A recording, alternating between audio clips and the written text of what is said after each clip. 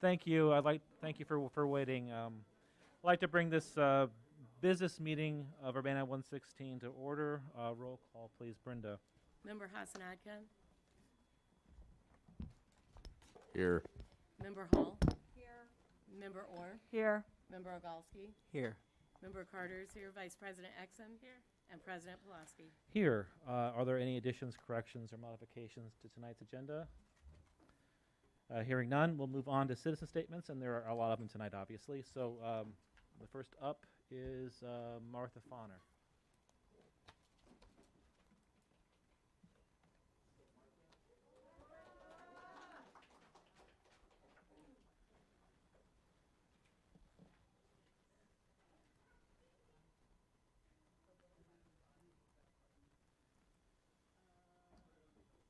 Yeah, just tap it once, and then it'll turn green.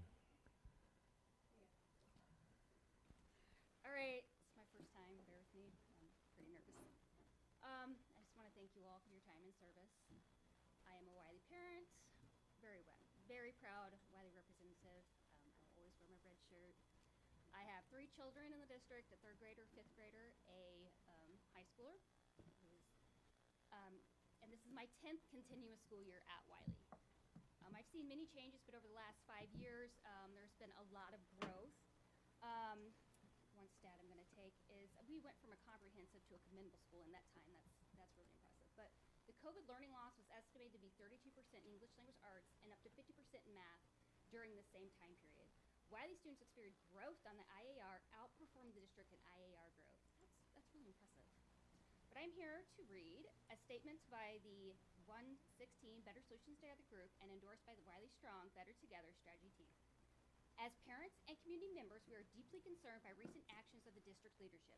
The proposed measures, which need board approval, would affect the education of hundreds of children and deeply impact their families, district teachers and staff, and the community. These measures are being proposed without adequate community information or involvement. For the second time in recent months, USD 116 District Administrative Team has proposed on very short notice a major initiative that would destroy a school community, displace hundreds of children from their school, and result in de facto redistricting and resegregation without involvement, let alone support from the affected staff or families. All without any evidence that the plans would improve students' learning outcomes or well-being. This has damaged trust in and commitment to the district. We understand that the pandemic forced a great deal of rapid adaptation and change. However, we believe this crisis response approach is no longer needed.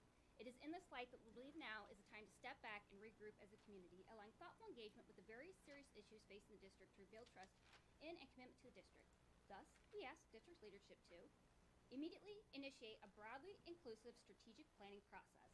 Use that process to inform the district's actions on resolving major issues such as the renovation of the Wiley building and decisions about its future uses. The renovation of the district's ongoing work to refine and improve effective curricula for all students, including the pressing needs of the dual language and English learning program. Revisiting and defining Urbana's commitment to neighborhood schools, the decennial redistricting processes, suspend the Wiley abatement and renovation process until a community-engaged and community-inclusive process has determined the future use of the building. Commit to the following 3 criteria that must be included and spelled out for this and all future district initiatives. Improving student learning for the district as a whole and for all subgroups as defined by ISBE with metrics how progress will be evaluated and measured and milestones or checkpoints. Meaningful staff involvement from all affected teachers and staff using models of effective community engagement. We understand there are multiple constituencies and stakeholders affected by any proposed changes and that their interests may not always be aligned. This is why we need active involvement across the community. We pledge our commitment to working with the Board of Education, district leadership, and staff on the complex issues facing our schools.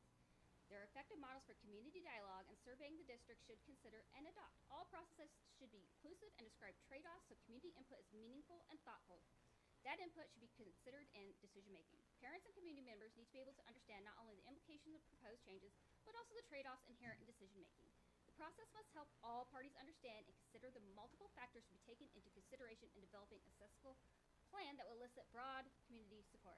To be considered a success, community members must experience a genuine sense of participation that comes from not only having the opportunity to express their ideas early in the process, but feeling that their input is genuinely heard and taken seriously. We believe being afforded that opportunity early and throughout the decision-making process will help the board for Urbana School District 116 actions. That's the end of the letter. I'm just asking the board to vote no. I will cite this. Suspend the Wiley abatement and renovation process until community engaged and community inclusive process has determined the future use of the building. We look forward to collaborating with you. Thank you. Thank you, Ms. Fauner. CK Gonzalez, Tina.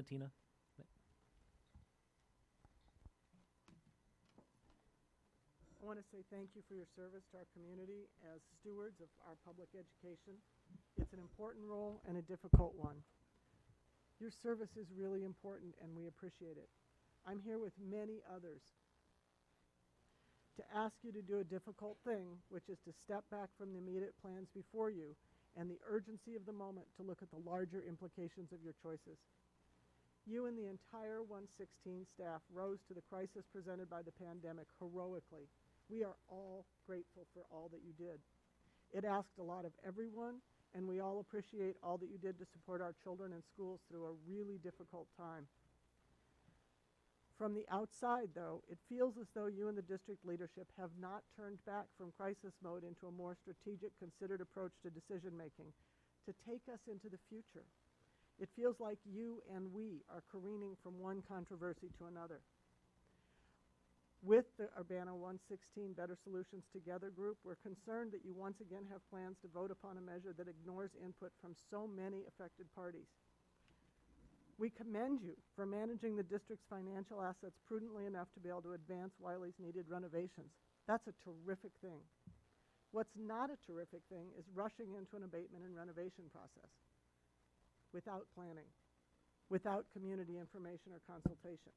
In fact, without any process that allows input and questions and developing an understanding of how a huge range of issues, how this affects the Wiley community, its children, its teachers, its families, what the usage of the building will be, the effects on other school communities, the implications for redistricting. There is no rush here. Remember that as recently as December, the Wiley building was presented to you as a solution for the placement of LEO students who would be moved out for a whole DL school. The building's inadequacies were not so serious then, and immediate renovation was required. They still are not 2 months later. There are so many serious issues facing this district.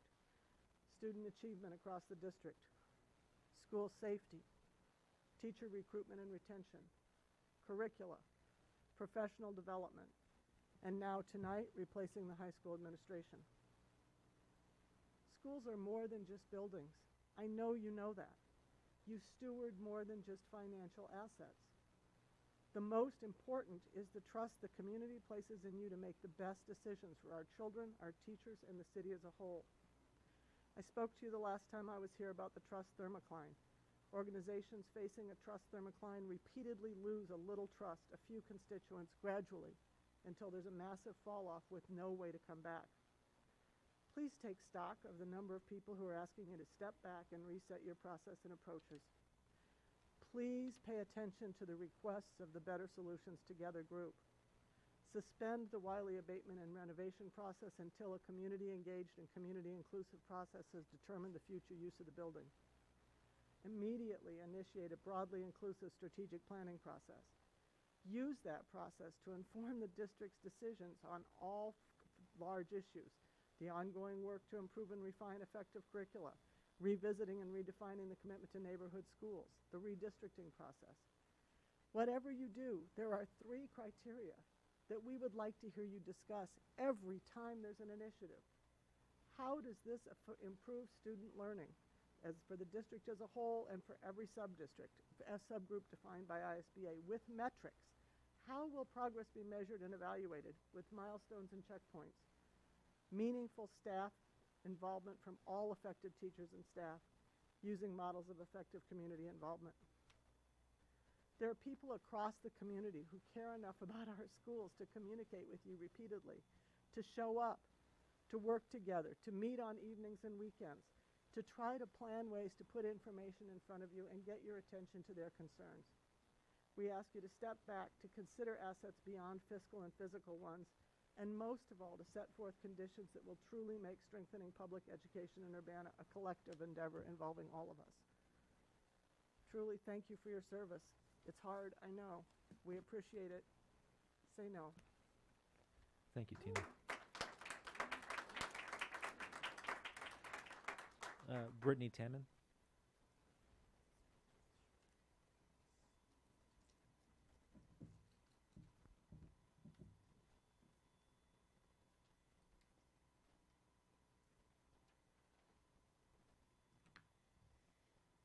Hello, everyone, and thank you for letting me speak before you this evening. I'm sorry I'm going to be reading from a paper.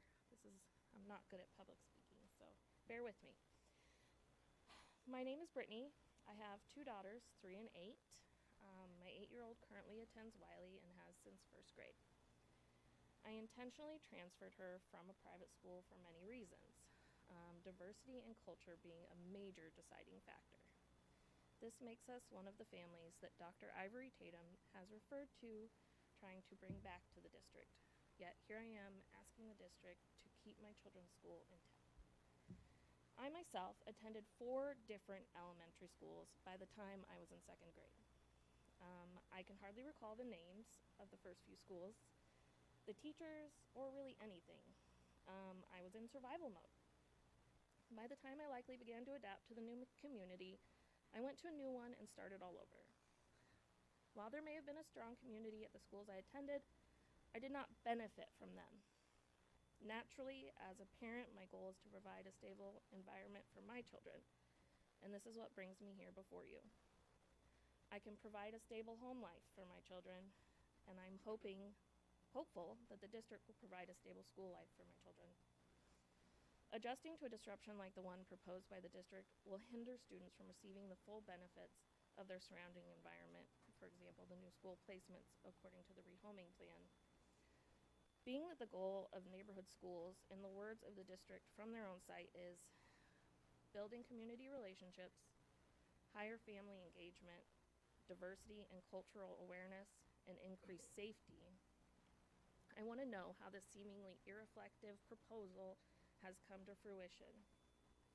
It would effectively destroy the strong community that teachers, staff, and families have worked to build, particularly in the last 5 years under Dr. Heinhorst. This planning has had 0 family engagement. It feels that Wiley families in particular have been historically undervalued by the district, as evidenced by the state of the building, the play structures, the lack of staff, or an assistant principal. There is a clear disregard for diversity and cultural awareness, considering the method with which the district plans to segregate the school amongst the remaining schools, and the increased dangers of having our students learn new walking paths, 50% of which would include crossing a busy road, Philo. All of this is to say, it does not feel that the district has taken their own goals into consideration when proposing to dismantle the Wiley community. We are very aware that Wiley needs a makeover and grateful that the district has started to consider repairing our school and providing the shiny new learning environment that our students deserve. In closing, we ask the district to move the Wiley community as a whole while you renovate our building and return them to the highly anticipated school that we have long awaited. We demand that you have meaningful teacher, staff, and family involvement so that we may reach the common goals of building community relationships, higher family engagement, diversity and cultural awareness, and increased safety. Provide studies to back your plans that will result in measurable academic improvement, cultural awareness, and equity among your students. Board, we appreciate your continued support, and we are counting on you to keep our Wiley Strong community intact and maintaining a stable learning environment for the sake of our students. Thank you. Thank you. Mike Anderson. We're being told that people online are not hearing very well. I'm getting messages. I don't know if there's anything you can do about that, but. Also, if you would, when you speak about 4 to 6 inches away from the mic. Can you guys hear me okay? Is that good? Okay. I'd like to start by saying thank you all for everything you do, and thank you for listening to me. I know school district is Had a rough time, but I'm just going to get right into my speech here. My name is Mike Anderson.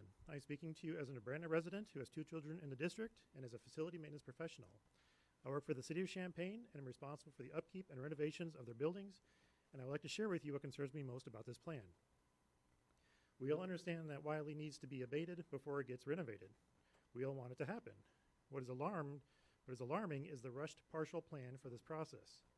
Looking at this renovation timeline solely from the perspective as a facility maintenance professional, I would say that the 14-month goal to get students back into the building is doable, but tight, but only if all the build-out decisions and architectural plans are approved tomorrow.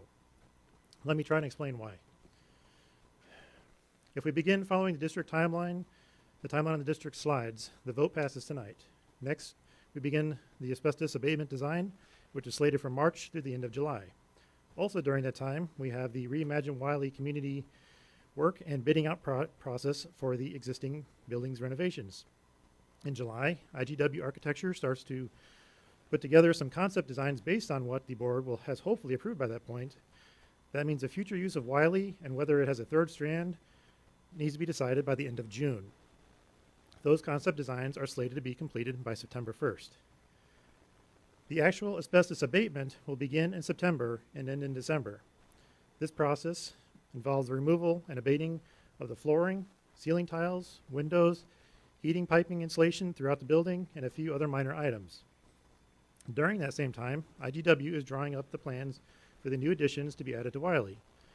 According to the schedule, those should be completed by the end of January of 2024. The bidding of the new additions should be completed by the end of February 24.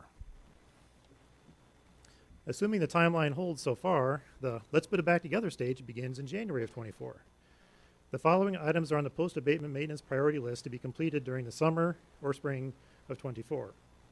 Bathrooms, flooring, windows, doors, and a new roof. That means things are mostly put back together for students when they return in fall of 24. This is all possible up to this point. The problem I see is that HVAC is listed as timing is undetermined for 2024. What does that mean? Heating and cooling are pretty important if we want to get the students back in the building in August of 24. I am aware of the process of I'm in the process of ordering a chiller for the City of Champaign's Police Department, and the lead times for chillers right now are fluctuating around 8 to 12 months out before they're even shipped. Because HVAC equipment is determined based on the building's size and specs, you cannot order one until the final building size has been determined and drawn up. According to the district's timeline, February of 24 is when those plans are finalized, so the equipment cannot be ordered until March of 24, when the winning bidder's contract would be executed. That would mean that the new boilers and or chillers probably would not arrive until October of 24 or even February of 25. That's 2 to 6 months after the students are back, according to the proposed timeline. At the tail end of the parents' meeting that took place at Wiley, I asked Dr. Ivory Tatum and Mr. Ashman what the HVAC plans were, and I didn't get a straight answer. I believe the plan is to keep the current boiler and classroom radiators in until the new fan-coiled HVAC system gets installed in the summer of 25. From the asbestos report, it says there is asbestos on many of the current boilers' heating pipes and fittings, so all of those would need to be re-insulated to get 1 more year of use out of that boiler and radiators. What is the plan for the under window cabinets that house those radiators in every classroom? When are those getting removed? It doesn't make sense to remodel 80% of one classroom or 80% of a classroom 1 year and then the remaining 20% to the next year. What about cooling? Are we reinstalling all the window AC units in the new windows for 1 year? What does that mean? Does that mean we have to get custom windows or new window panes installed for those AC units? When will those be ordered? The main question I hope you ask is, what is the plan to deal with the long lead times on major HVAC components? I would like to quickly suggest a modification to the proposal that I think is better on many levels. It would be to replace the roof on Wiley this spring or as soon as possible to mitigate the roof leaks and alleviate the wet asbestos spot and moisture concerns. Pause the abatement for 1 year, but keep the proposed timeline for the Reimagine Wiley Committee and all the district program planning and designing phases. With all these tough decisions to be made, the prints can still be finalized in January of 24 with bidding in February of 24. Start the abatement in the summer of 24, with the old building being renovated in spring of 25. This timeline allows for the possible 12-month lead time of the major HVAC components. Students could then return in fall of 25, and the remaining new building additions, such as the gym, art rooms, and or the possible third strand of classrooms, can be constructed while students are still back in session, just as they are with the other schools. Another bonus may be that Brookins might be available as an option in that year to keep the Wiley family together for the 2024-25 school year that we have to be relocated. Thank you for your time, and thank you for listening.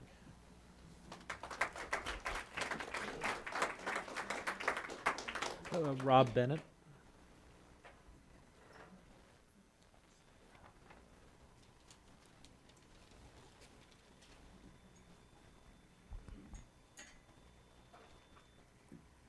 Again, I want to thank everybody here for your time and your service, and again, for hearing us all out from the Wiley community.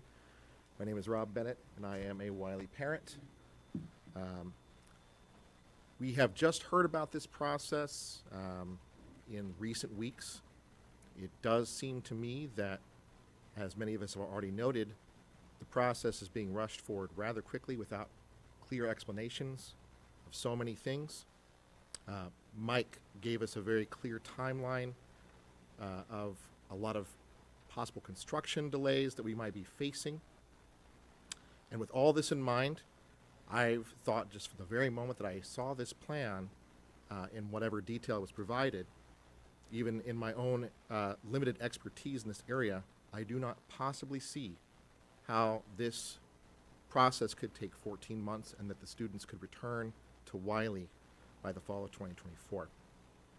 I do note that the district has been listening to many of the comments that parents have been making, and that slides have been appearing as points are made by the Wiley Strong Better Together community. For instance, this slide on equity and diversity analysis is a relatively new addition since last week's meeting with the Wiley community on Wednesday night, the 15th. I am noticing that this says that student placements will have a net positive effect on racial composition between the schools. And that sounds wonderful on paper, but the reality is that our student and family feedback surveys also say that our students feel very comfortable and safe in that Wiley community. If we just disperse them and break up that community without good reason, and prematurely so, without good, firm, fiscally responsible planning of this abatement and remodeling, we're going to be breaking up that safety and that security. Simply creating additional diversity and adding to percentages at all the other schools in the district is not equity. It is simply a PowerPoint slide. Something else I have noticed, there was a survey that was sent out last Wednesday night, 6 days ago. We've, again, only had this plan in front of us for about 2 weeks. And the survey, I'm very appreciative to the district for offering this. I can't help but notice that only 23% of Wiley parents had time to respond to that survey in these 6 days. So again, I do not know that the administration can be said to have given the community time, reasonable amounts of time, to talk with us, to hear our voices, and to see how we can all compromise on this issue and find a solution that works best for everyone. In short, again, I would simply ask that we stop this process, take some time, get a clearer plan, and above all, have a very honest depiction of what we really intend to do with Wiley after this process is complete, before we move a single student. Thank you.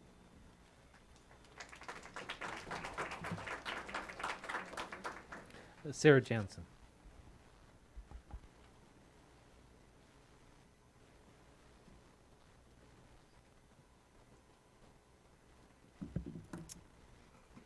I'm here to talk about class sizes. The average monolingual class size throughout the district is 20, and this is similar across schools and across grades.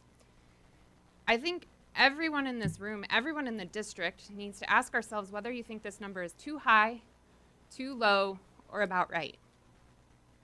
The answer isn't obvious, and it has huge implications. Lower class sizes improve learning outcomes, but higher class sizes reduce costs. Wiley is a two-strand school, which means it currently uses 12 classrooms. 12. Under the proposal, the 232 students in these 12 classrooms need a place to go. To determine what will happen to district class sizes under the Wiley proposal, we need to know how many empty classrooms exist in the district. The renovations at Thomas Paine, which you'll learn about tonight, should be finished by fall, which will open up 8 brand new classrooms. 2/3 of the Wiley students could fit into those Thomas Paine classrooms without impacting class sizes throughout the district.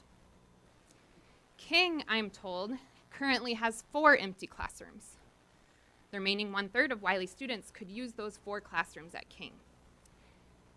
Now, I am not suggesting that this is the proper reallocation of students in the short or the long run, especially in the long run. There is a formal redistricting process for that. I'm simply trying to understand the impact on class sizes. To summarize, Wiley students currently use 12 classrooms, and there are 12 empty classrooms at King and Thomas Paine. Class sizes will remain at 20 students per classroom. If you're okay with that number, 20 students per classroom, then the administration is right. Our existing 5 other elementary schools have the capacity to take the Wiley students into their classrooms. But this raises a much bigger question about why we are renovating an existing elementary school without a plan for its future use in the first place. On slide 21 of tonight's presentation, the project's total budget, including renovations, is $20 million.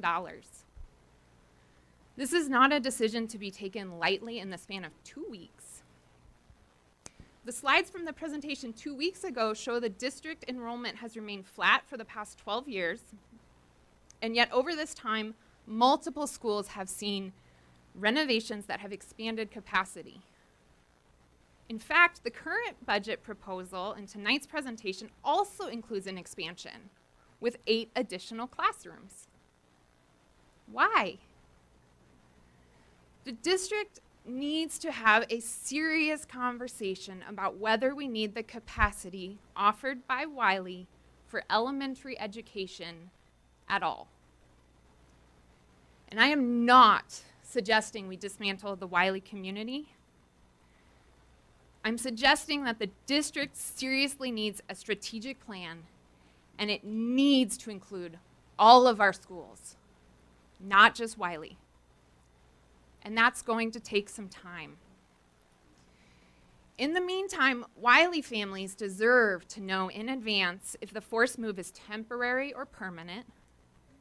It will affect the strategies they use to cope with this very difficult situation.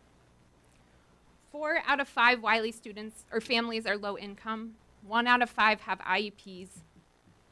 These families deserve to know what's ahead of them. We need a more inclusive decision-making process. I strongly encourage you to vote against the proposal. It is irresponsible to use public funds to begin renovations on a building without knowing its future use. And it is unfair to Wiley families. Before disrupting the lives of 232 students, please insist on 2 things. Number 1, a comprehensive plan that determines the future of Wiley School. And 2, if the plan does not involve Wiley as a neighborhood school, then please complete the formal redistricting process prior to moving those 232 students. Thank you.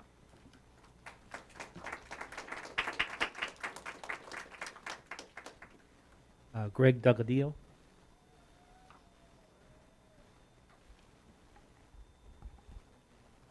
Do I need to press something? I turned it off. Hello.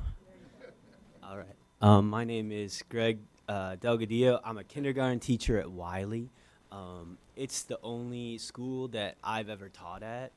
It's the only job in education I've ever interviewed for. What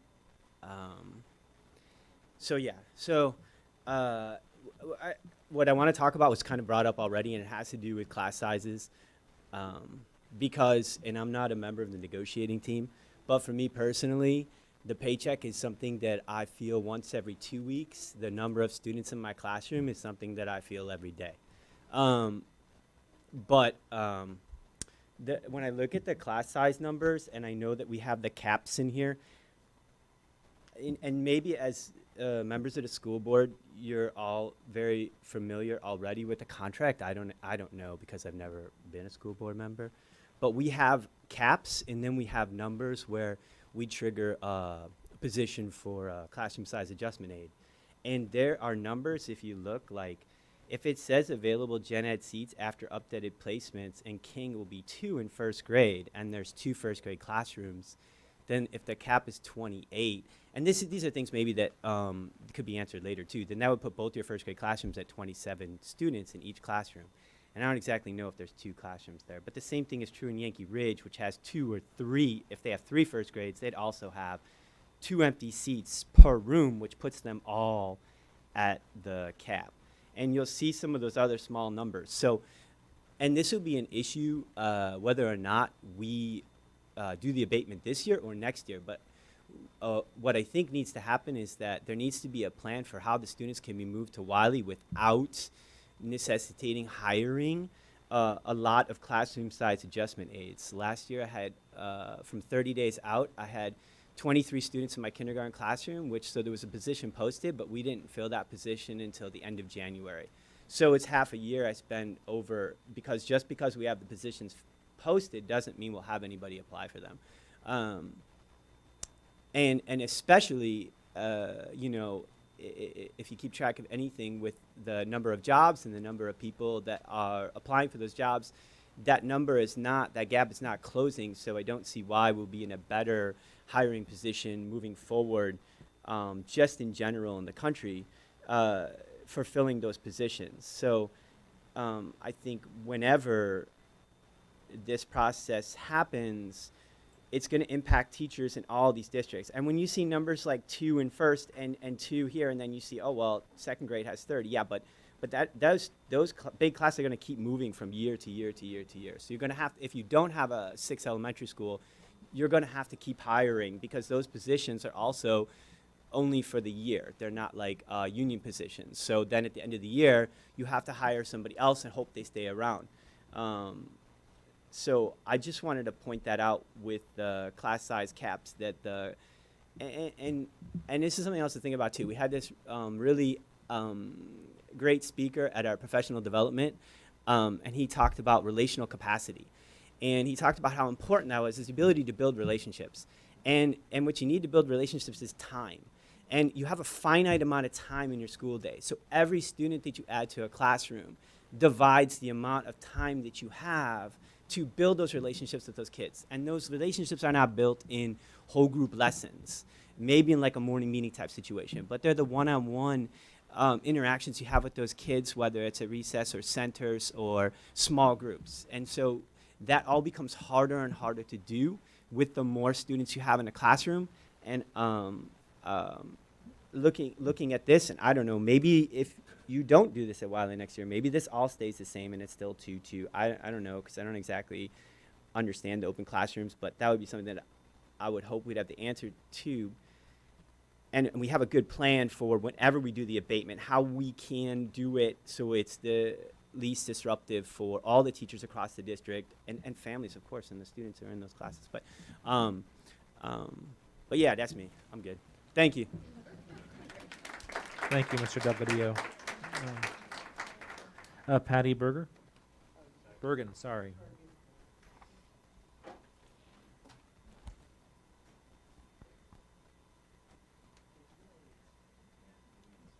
Katie Porter is my legislative hero, so I had to bring in a whiteboard. Good evening. I appreciate being here, although this is my first time with a yellow slip, as I have previously helped present information over different programs, or if one of my children was receiving an award. So it is a little nerve-wracking, but I am proud to be an Urbana teacher still, and maybe it could be important to know just how long I've been here. I was hired in October of 1984. That October, previous to that, the teachers in Urbana were on strike. And one of the things that was very important to them was their class size. So I was the TA that was hired for that, went on to teach a little bit at Yankee Ridge, at which point there was another change in all-day kindergarten, and then moved over to Wiley, where I met another great group of people, and then the kindergarten teachers returned to their building. And that was a time when Wiley was the central office, and actually my oldest son went to Wiley for early childhood. That was on one half of the building. Since that time, I've been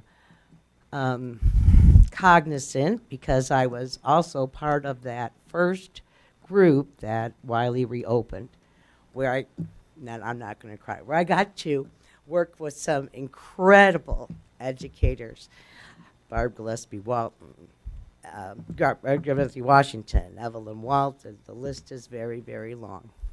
So I was thrilled and happy when a couple of my old friends from Yankee Ridge, and we made a really great community from the redistricting that was done then, which would include all of the Washington kids and then added children in that immediate neighborhood. Besides that, there's been that remodeling project at Leo. There's been the sixth grader. My sixth grader was at the Jewel School. So I've seen many of these things happen in the district, never once thinking or taking pause to think that anything but a thorough, planned, that everyone was committed to children, and was happening. So I never had interest or a reason to feel concerned. And I'm here today because I am concerned today. Although I retired from Wiley after the last 28 years of my career there, I continued to work. I anticipated working solely at Wiley here and there, and instead of a 60-hour work week, having a maybe, 16, 24 hour, because being with children is still my most favorite thing in the world, along with learning with them. So I was beginning that situation. I had old friends at Leo ask me to work, Janet Leroy, who just retired. While I was over there, I've long had an interest in Spanish. At college, worked at a migrant camp, had been widely traveled in Spain, DR, Mexico. So I have a really great travel Spanish. And the ability, I've also worked in programs like Even Start. I never really imagined, after a lengthy interim of not speaking regularly Spanish, that I would be needed at Wiley, because there are very, very, not Wiley, at Leo, because there are very, very few subs that speak Spanish. And many of our especially in the younger ages, don't speak very much English at all. And so, in the last 2 years, I have spent at Wiley, and almost, I would say 90% of the time, I'm responding to personal requests from the teachers at Leo who know I speak Spanish, and I still love being with children. And also have been at Wiley quite a bit, especially for during the COVID, and actually worked a program there 3 days a week doing math tutoring. Not oddly enough, but in the last just couple of weeks, and this just came out on Friday, that Friday at 4:54, I was reading it. So I say you have to do no. and I'm sorry it took so long to get to that point. But the 2 weeks to plan at first, and let me finish this point too. The numbers that were used to add up to some of those things are using the highest limits of class size. And so, given that I know those fourth graders at Leo, and I know the monolingual kids, and I know those fourth graders at Wiley, it is heartbreaking to me that there's any consideration of having 2 classes there with 34 children. Sorry, I went over. Maybe I change my hat and come back as a parent this time. That was maybe my community hat, because it is a triumphant kind of grief right now for me that this is being considered this year. Thank you. McKenna Lane. McKenna Lane.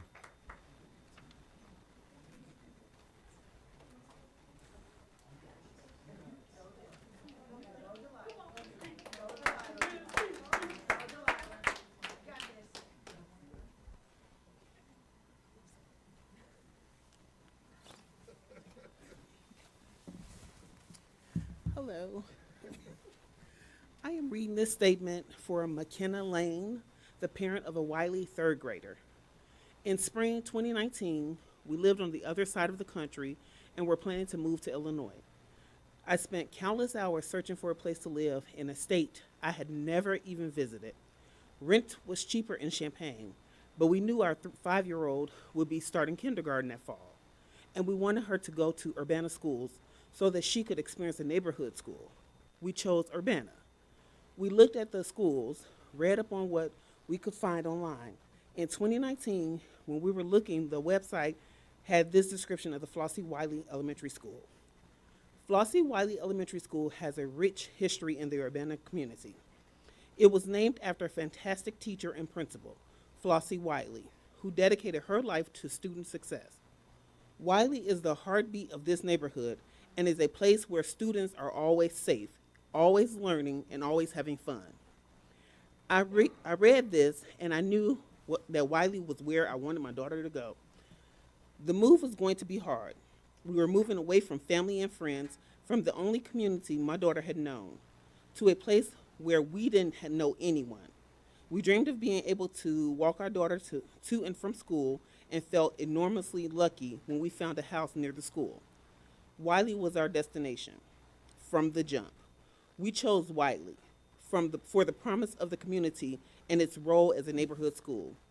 When my daughter started kindergarten in 2019, my youngest was 3 months old. I walked the stroller to pick her up from school. I met other parents and grandparents and Wiley staff and teachers who walked out with the kids. I saw the friendship that the adults had with the kids, the laughter and hugs. My daughter loved school, loved her teacher, Mr. D, and her new community group. Then the pandemic happened, before my daughter had even completed kindergarten, and yet the Wiley community rallied. We learned to appreciate Wiley in new ways. I can't tell you what it means to us as parents to know that our daughter still had positive interactions with teachers like Miss Q and her peers, even virtually when everything else in her world had changed. The community that had been built before was still strong.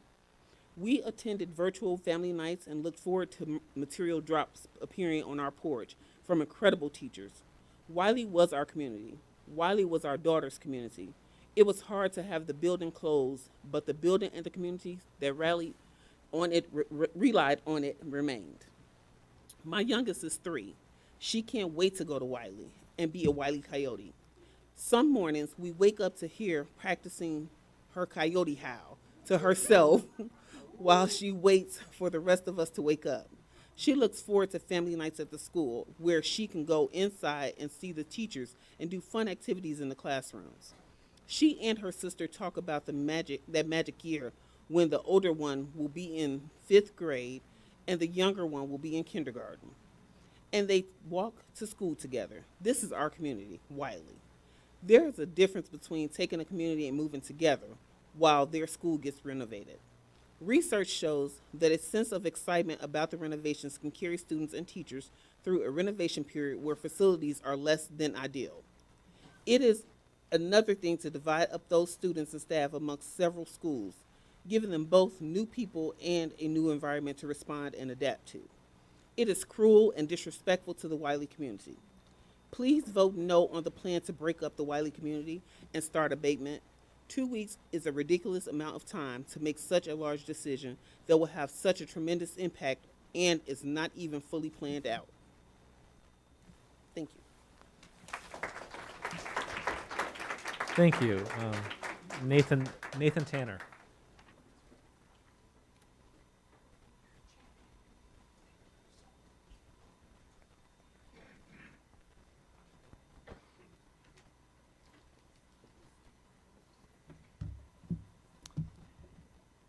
Right, I got to read fast. My name is Nathan Tanner, and I am a former teacher and a current PhD student studying the history of education policy. I am also a parent of a third grader who attends Wiley Elementary, and I am your neighbor. I say neighbor because how a neighbor is defined will inform the future of education here in Urbana and the rest of our country. Because I study the history of education policy, I want to say that while you cannot see the future, because none of us can, we can examine and learn from the past because we are living out its consequences in the present. Since the early 1980s, political leaders of all parties have increasingly approached education through a business lens, emphasizing P&L statements and finances, as opposed to viewing public education as a public resource for the public good, financing be damned. Since the 1980s, districts in urban areas have systematically closed schools, typically citing low enrollment, but also emphasizing what school administrators have called utilization crises. School boards and administrators who have historically closed schools have done so deferring to their bottom line. But the data used to make those decisions are the same data that have been used to demonstrate accountability to problematic federal and state policies, like No Child Left Behind, Race to the Top, and others, that privilege standardized achievement over the public good. The result of these historic decisions, placing policy over people, what are they? Family trauma, increased segregation, increased suspensions, challenges for students with disabilities. The list goes on and on. My mentor and collaborator, Dr. A.J. Welton, whom many of you may know, has written that decisions to close or reconstitute schools and/or displace children and teachers evade or wholly discount race in their considerations to repurpose an education space. Thus, districts and administrators ultimately exclude mostly non-white families from community self-determination, which is inherently anti-black and most definitely racist. Furthermore, Dr. Janelle Scott, who is likely to be elected as the next president of the American Educational Research Association, has, along with numerous others who I could cite here, have published peer-reviewed academic research demonstrating that closing or reconstituting schools and displacing school communities, as is being proposed before the board tonight, contributes to unfair personal and professional competition between and within communities and schools for already scarce resources, and without increasing the academic achievement of children and youth. Now, the board's current plan, released to our community just 2 weeks ago, as you keep hearing, is up for a vote, and our children and educators' futures are in jeopardy. Please do not repeat the blunders of history. Closing Wiley entirely and removing Wiley student, teachers, and staff from the school and divvying them up like pie at Thanksgiving would disrupt necessary and even life-saving services for students and Wiley families. It would displace teachers, some of whom have dedicated huge portions of their entire lives to this school and the community. A yes vote on the district administration's plan tonight would effectively negate the Urbana School District's mission statement, which is on its website, that declares it is, quote, committed to educational excellence, ... while engaging each student, every family, and the entire community. That has not happened. This plan was dropped on us 2 weeks ago with no input or feedback from Wiley students, families, or our community. This plan would limit our agency, the vision and dreams that Wiley parents and educators have for our children. Dr. Eve Ewing has written that a school means the potential for stability in an unstable world. Voting yes on this plan before the board tonight would be committing to destabilizing the lives of our children, our teachers, and our own selves. And this just after experiencing a destabilizing and very traumatic global pandemic. Dr. Bill Tate, the former president of the AERA and current chancellor of Louisiana State University, has written that when school leaders ignore geopolitical interdependence, or the ways that communities operate as fragile ecosystems that rely on one another for support and survival, when you ignore this, you create political fragmentation and you construct concentrated economic, education, health, and other social disadvantages. Place and space play a major role in the educational opportunities available to children and their families. Geography, where we live, where we engage together, influences our collective opportunities and does and will continue to significantly impact our social outcomes. The board has the chance to rise to the power of the district's vision statement tonight. It can begin by voting no on the plan concerning Wiley, and then engaging the community in an equitable and socially just way to develop a plan that actually does foster caring and nurturing relationships, just as you aspire to. I don't know the future, but I do know the history, I know the policy, and I urge you to vote no on the plan as it currently exists and do more to engage us, your neighbors, in the long-standing investments that we have in this community. Thanks. Thank you.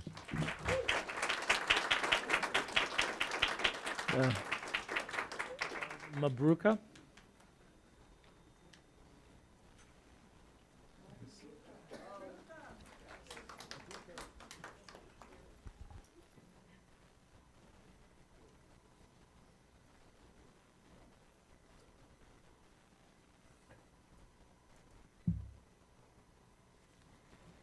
Hi, my name is Mabruka Yazidi. I'm a parent of a kindergartner at Wiley. I just want to start by thanking all of you board members and Dr. Ivory Tatum for all the work that you do. The last 2 weeks has really highlighted how much effort goes into this, and you guys are doing this multiple times a month. So we really appreciate it. Thank you. So it was important to my husband and I that Naima, my kindergartner, was surrounded by people that looked like her family. Sorry, I'm a nurse, so I hold it in at work, but then it comes out everywhere else.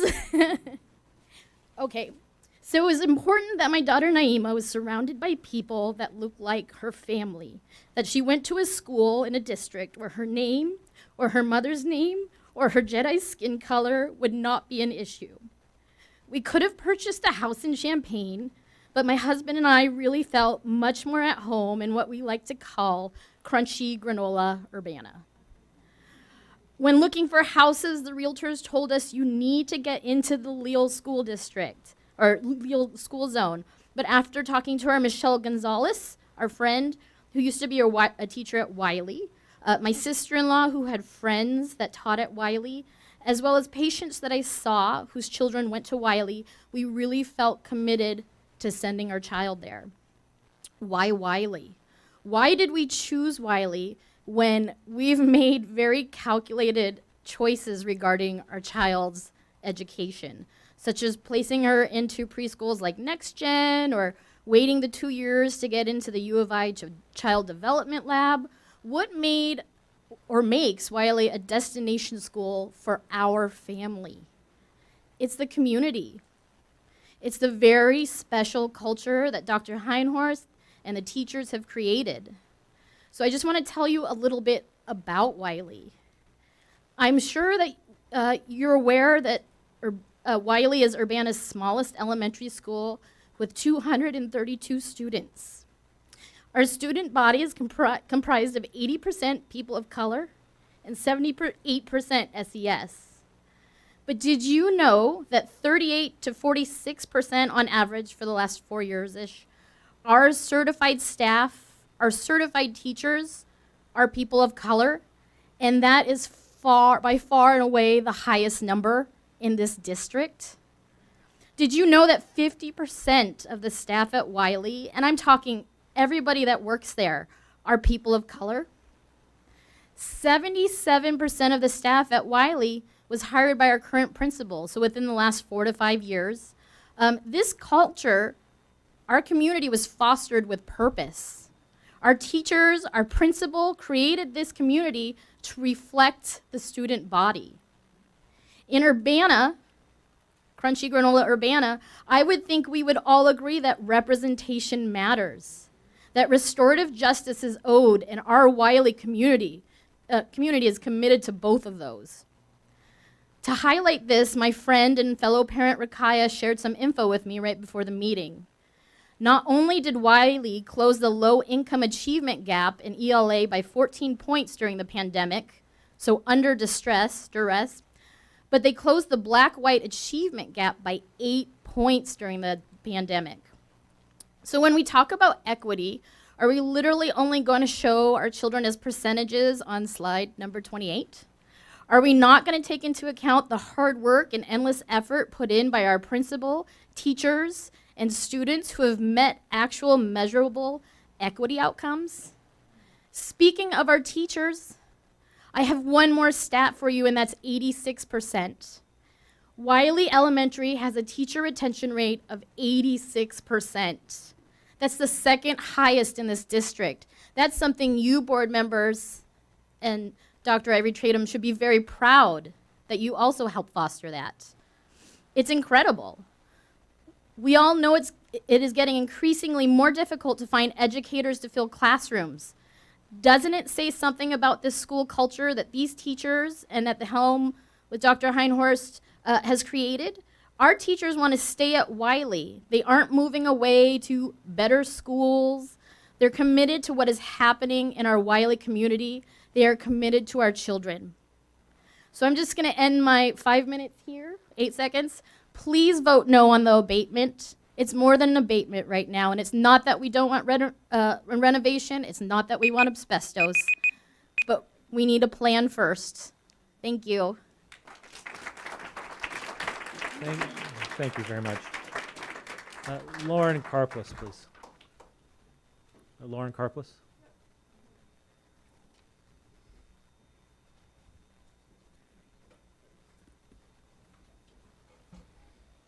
Whew, how to follow that. So I sat here several months ago and I told the board that I would be happy to send my child to any Urbana schools. And while I stand by that statement, you'll remember I also said, if the basis for busing is to create a more balanced school system with regard to race, income, and educational attainment of the parents.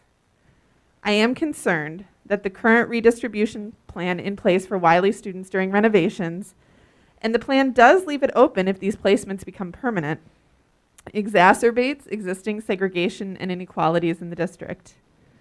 In particular, where I live, the North Wiley zone, so north of University Avenue, sends half of, according to the plan, as I understand it, and again, I've only had 2 weeks to absorb this, and I haven't really had a chance to sit down and ask a lot of detailed questions yet. So I could be operating out of bad information when I'm saying this, right? So half of my zone gets sent to King, which according to the Illinois School Report Card is already 64% black and very low income. So sending my neighborhood there would presumably increase both of those percents to my knowledge. And again, I'm open to being corrected on that. The other half of my neighborhood, which would be bused all the way to Thomas Paine, which is the furthest school in the entire district from my neighborhood. I cannot imagine how parents without transport in my neighborhood will be able to get to parent-teacher conferences, school events, or even pick up a sick child, as there is no convenient bus route to the school either. I'm also concerned about overcrowding at Paine. The parking lot's already full every day, so the district will need to figure out a traffic flow plan and overflow parking when you have that many more staff and students joining. And I'm also concerned that this plan kind of leaves out Leal, which has 49 seats, according to the charts that we were shown, and is only 9% black, and is the same distance from my neighborhood as King. And don't get me wrong, I'm not gunning for my child to go to Leal. Like, don't misunderstand that in what I'm saying. I was very excited to send my children to Wiley, and I was excited for the diversity there, and I would be thrilled to send him to Wiley, having seen this community. But I find it a little concerning that we're leaving out the whitest school in the district from this plan when it has seats to give.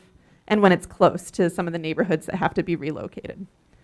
So we know Urbana urgently needs to redistrict. I'm worried that Wiley students might get doubly screwed, pardon my French, when the new boundaries are drawn. So it was mentioned in the presentation that Wiley students will be given the option to stay at their desired schools.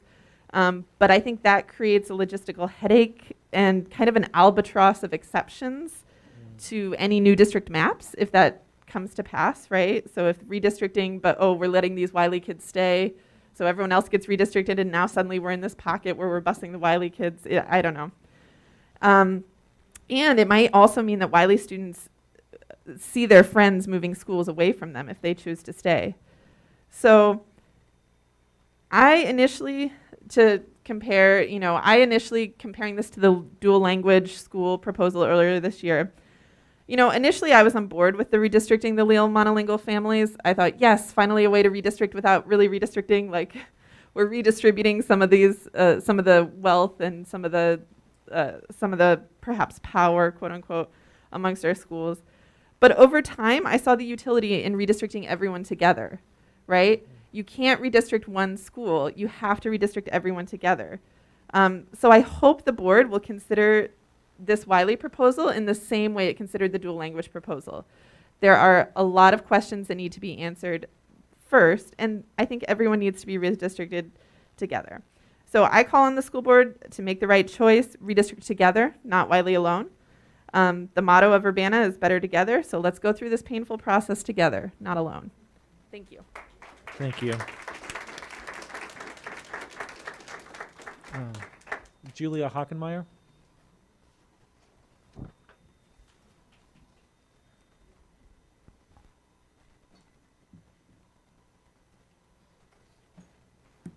Hello.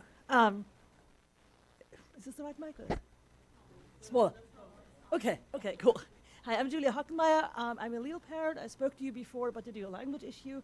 I also wrote to you. I've been to some meetings here in the fall. I'm basically just here to declare my solidarity with the Wiley families. As somebody who lives in the so-called neighborhood of privilege, I'm really upset by this. My daughter burst out in tears when I told her that she would have to leave Lille.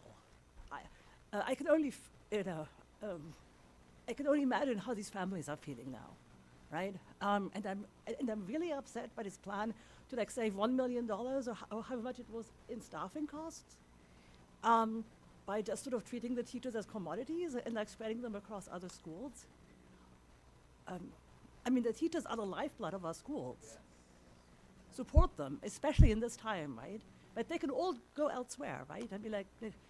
It's not in the middle of nowhere, there's no other school district nearby, right? They have lots of other opportunities, right? Please don't do this to them, to those families, and to our town, right? Listen to this community, right? There's so much here that's just amazing, right? We have the time, we don't have to do this now. Thank you. Thank you very much. Crystal Hall.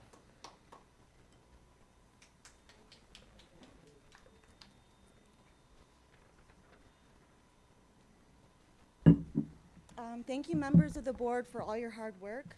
My name is Crystal Hall, a parent of a third grader who has attended Wiley since kindergarten, with a stint of homeschooling due to my son's serious health condition called cystic fibrosis. I'm also a daily substitute teacher for the district, a Wiley volunteer, and an active PTA member. Please vote no to the asbestos abatement for the 23-24 school year until we have a strategic plan in place that clearly states the future of Wiley School.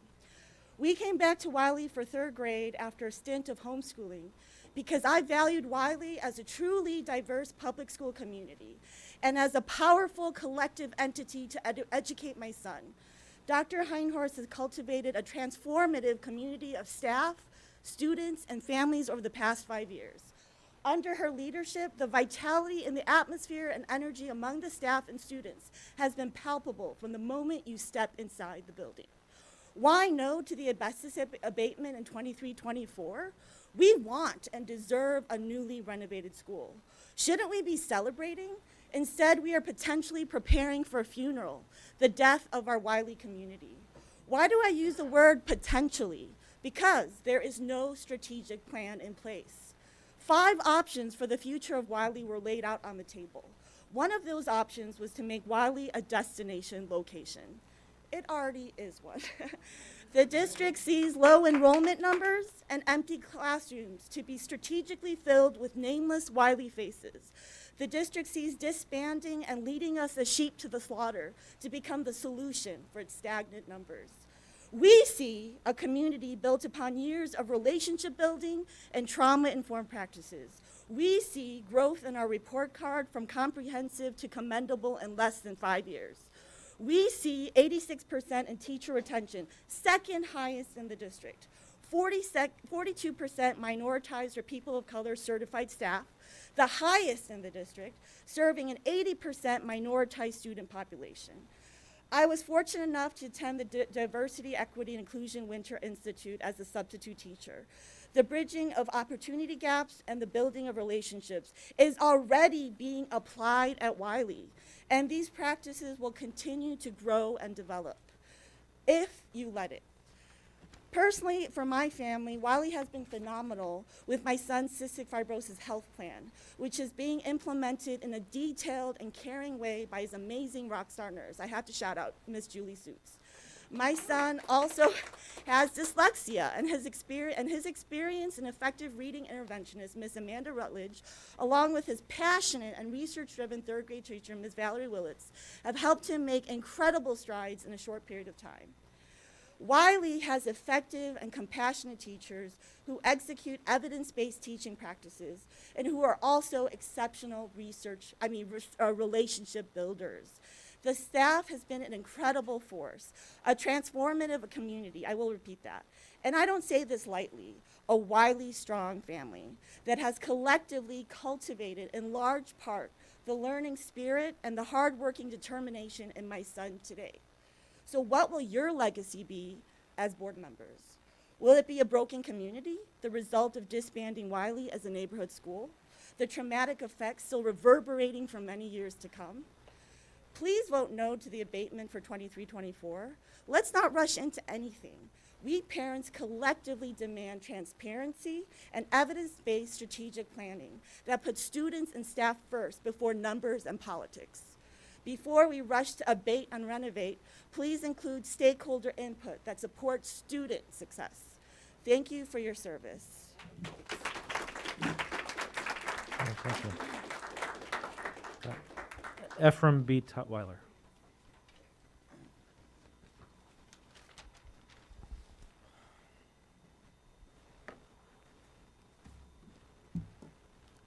Hello, board.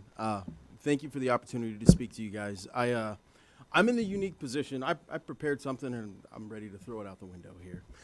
I'm in the unique position where I have 2 kids that go to Wiley and a wife who teaches at the school, right? And I feel like, okay, you gotta hold it back here. What makes this school different, in all honesty, is the stability that it has. So looking at the same teachers that are there that reflect the people that are there in the community really makes a big difference, right? My son is in the SPED program, and right now we have no plan as far as what is going to happen next. As far as voting, like the plan that we have in place is working, right? And we're going to break that up and go somewhere else temporarily, quote unquote, without the other plan. Like, there is no plan in place for the other ideas that are on the board as well. So when you look at destination school, whether that's a fine arts academy, a STEM school, you should have some sort of idea of curriculum in place.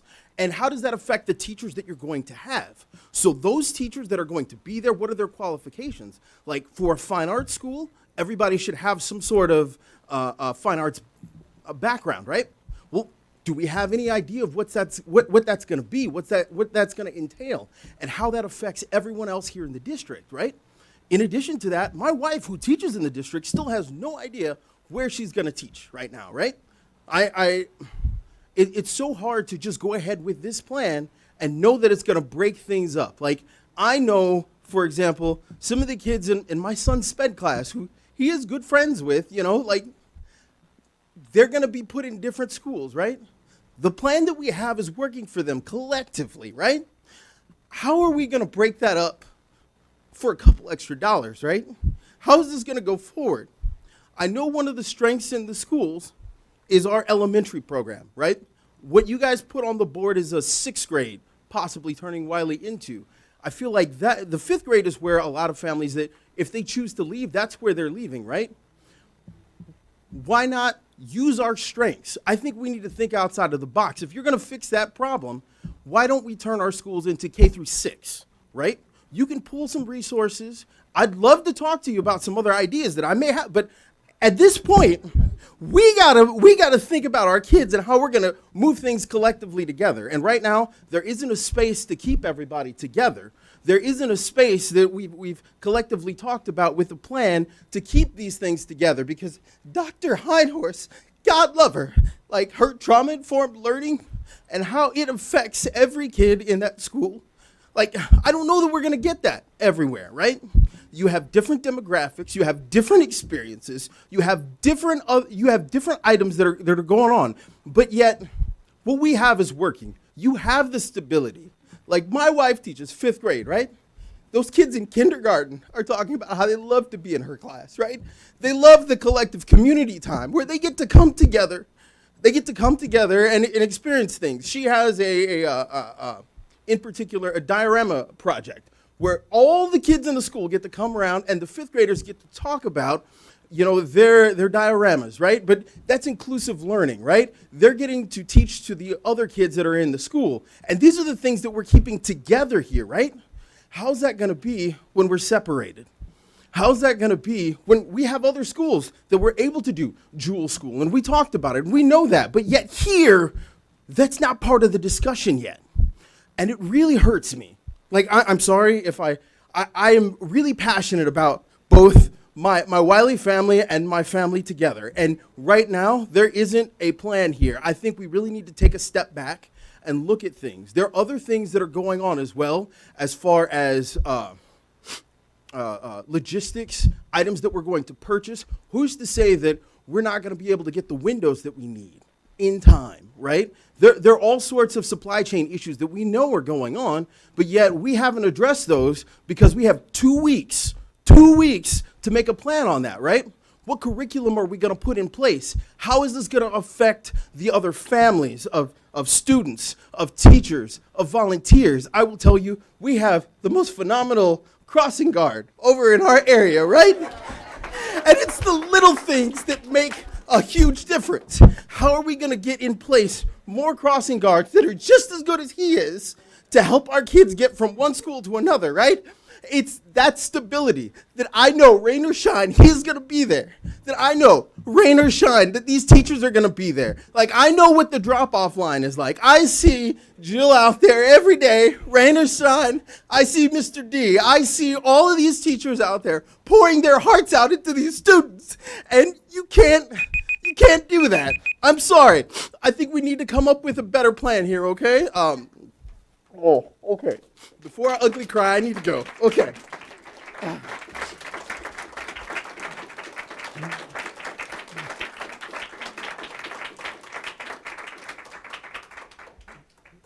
Thank you very much. Jennifer Hickson.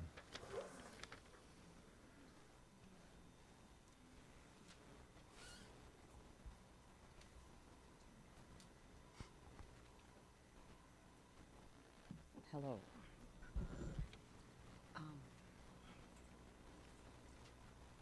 Sorry. I am Jennifer Hickson. I am a community member and retired district staff. You guys do a lot of good work, and you may think it's laudable to move forward with such speed to help the staff and families at Wiley to finally be addressing the building issues that they have dealt with for a long time. But pushing them out of the building with no plan is not a favor to anyone. I worked at King's School when the ceiling in one of the classes fell down on top of the teacher and students. Chunks of ceiling. The classroom was in the old Hayes School. It was a very old 2-story building that a newer part of King was attached to. You talk about a difficult place to work. Wow.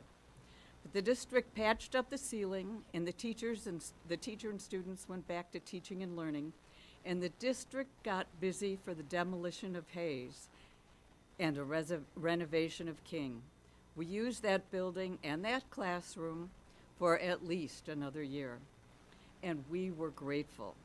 Having that time gave the district time to meet and plan for the new building. It gave the staff input into the plans. We were able to give input into what rooms we needed and what we needed in them. We got a say into little things. How many outlets do you need and where do you want them? Which rooms need the big grown-up sinks and which ones get the little ones for the little kids? We also helped plan what happened during the year while the building was being worked on. K through 3 stayed at King. The older kids went to classrooms at Urbana Middle School. David Adcock remained our principal. The kids at King had no gym, and I think everyone ate in the classrooms. Our duty-free lunch sort of disappeared. But we were grateful because we were able to stay together as a community. We had staff meetings together at King. We continued our celebrations, and we celebrated Martin Luther King Day at the UHS auditorium, and we celebrated United Nations Day at the Illini Union.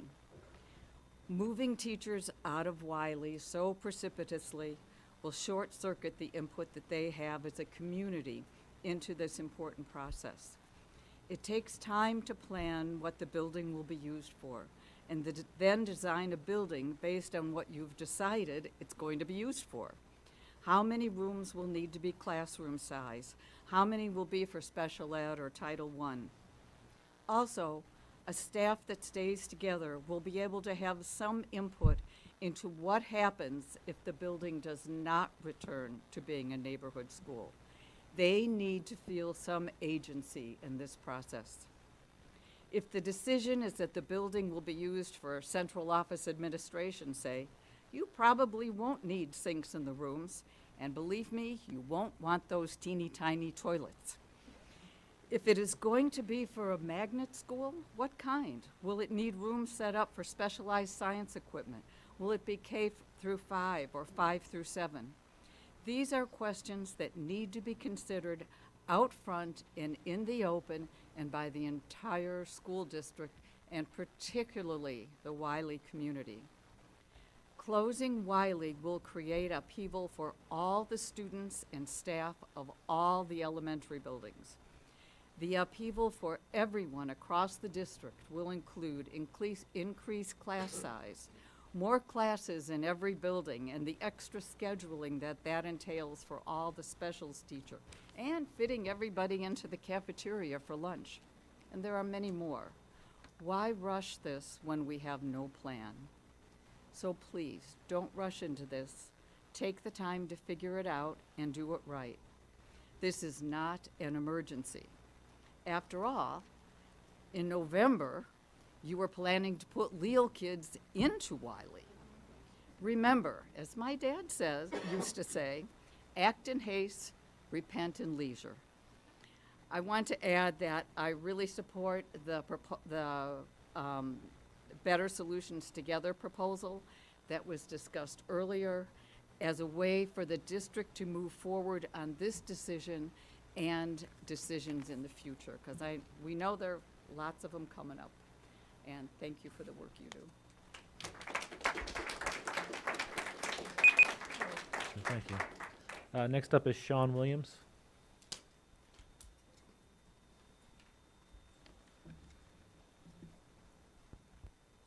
Good evening. Thank you for allowing me an opportunity. My name is Sean Williams. I'm actually a graduate of Urbana High School in 1987.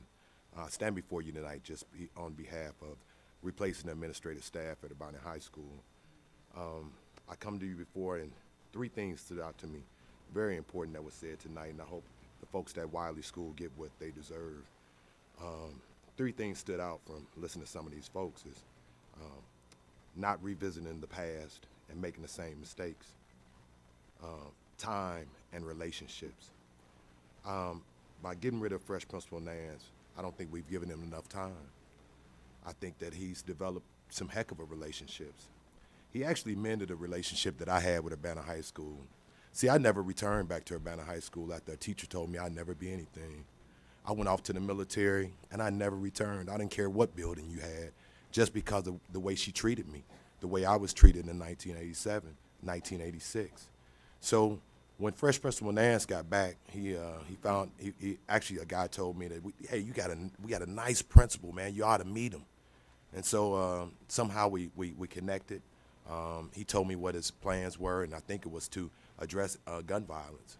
And I think because we don't have gun violence, we don't. It's funny how time where we don't remember. But he invited me to some anti-gun violence initiative programs with different community leaders, and I probably got almost every award that both cities could probably ever offer, Schools Foundation, everything. So I said, man, let me go back to my old school and see if I can contribute to try to help out with the Urbana students, because I always address with Champaign students, but never with Urbana. And so I came over and I started applying myself to every meeting. I didn't get paid to be at the meetings every Monday through the summer as everybody else was vacationing. I was trying to come up with a conducive plan that I thought would work. So finally the school season started, and Nance called me. He said, Sean, I need you to come over to Urbana High School, man. We got some students that's suspended, but they're causing a lot of havoc in the schools. And we went and picked those kids up, those two young men, two brothers. We took them to get something to eat. I kind of briefly talked to them just to kind of get a overview of what they were going through. And then we took them to the community garden over in Urbana just to spend some time with those young men. And then we took them to Pastor Johnson's read-in with her Head Start students, her daycare. And I think we made a difference that day. We changed those young men's lives. And I think those are the type of relationships that you have to have. If you try to replace this guy, then what's that going to look like? How many kids do we let down during that process? I think we, listening to those folks from Wiley, I think we do a lot of musical moving of the chairs without thinking. And I know you guys have policies, procedures, and I know a lot of politics go into play when you're dealing with a lot of boards. But I think we need to revisit this. When you try to uproot a young person from their life, you brought him here, you vetted him, you checked his background, and then you give him 1 year to make a difference, or a year and a half to make a difference. When we've been dealing with this here, and I go back to the Ellis Drive 6, Dr. Underwood and them, 1962, they were dealing with the same issues that we're talking about in 2023. It's unbelievable, and so we got a lot of issues going on, both Champaign, Urbana, and around this country. But as we have black educators that come to our community, why do we get rid of them when the rest of the country is looking for them? I just can't understand that. So I know you have, I've been to a lot of meetings, and I know we have meetings before the meeting and meetings after the meeting. I hope we make the right decision after the meeting. Thank you very much for your time. Thank you, Mr. Williams. Trinity W.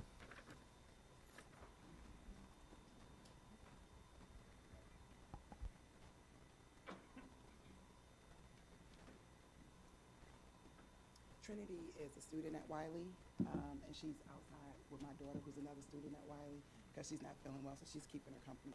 So Asha, I stacked all ours together, so we're just gonna go back to back, if that's okay. Read Trinity's statement. I love Wiley. I don't want to shut down. Here's my reason why. I made so much memories here at Wiley, and if I have kids, I want them to go here too. Also, the teachers are so nice. I'm not sure if other schools have color runs, but Wiley tries hard to make us happy.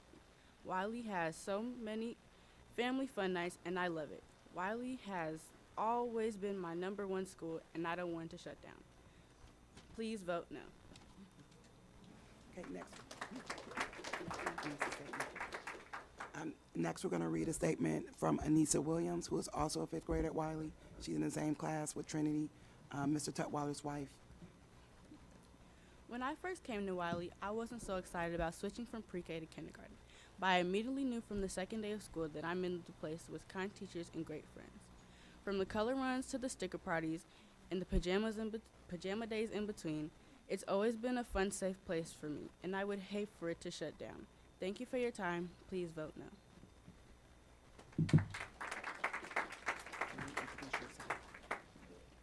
This next statement I wrote myself.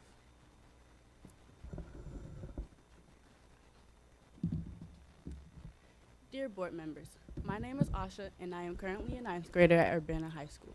Me and my family moved to Urbana in the late summer of 2017.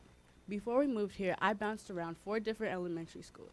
We never stayed longer than a year or two because either the neighborhood or my mom switching schools to finish her PhD. Constantly moving at that young age was hard. I was always a new girl and always felt like an outsider. Of course, I eventually made friends, but it was still hard having to start over and reintroduce myself. I felt I had lost a part of my identity, always trying to fit in and not be lonely. When we first moved here, I had the expectation that we were going to have to up and leave again, so I shouldn't get too attached, and neither should whoever I met. But being at Wiley changed all of that. Unlike the other schools I went to, I felt like I was actually part of a community. Within that first semester, I had made 7 new friends, and it felt like I knew them my whole life. They accepted me into their school instead of me trying to force my way in. The next year, we had grown so close that I told my mom I wanted to stay here long enough to at least finish middle school with them. I wanted to experience having a solid group of friends and growing with them, and that's what I did.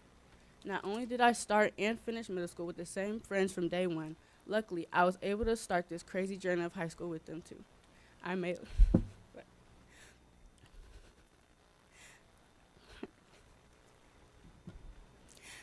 lifetime bonds at Wiley that I wouldn't exchange for anything. Without them, I honestly wouldn't be who I am today. My story is the reason why I'm asking you vote no for closing Wiley this upcoming school year. Thank you for your time.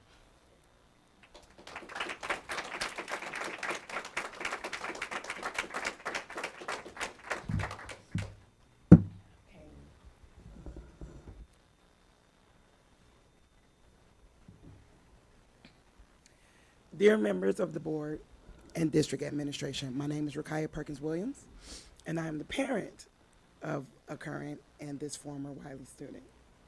I am also a doctoral student at the University of Illinois in education policy. Thank you so much for taking time out from your very full lives to serve the community in this manner. Your presence is not taken lightly, nor is it taken for granted. By now, most of you should have received at least one email from me regarding the Wiley Asbestos Abatement Plan, in which I have laid out several research-based reasons why you should vote no on beginning asbestos abatement at Wiley during the 23-24 school year.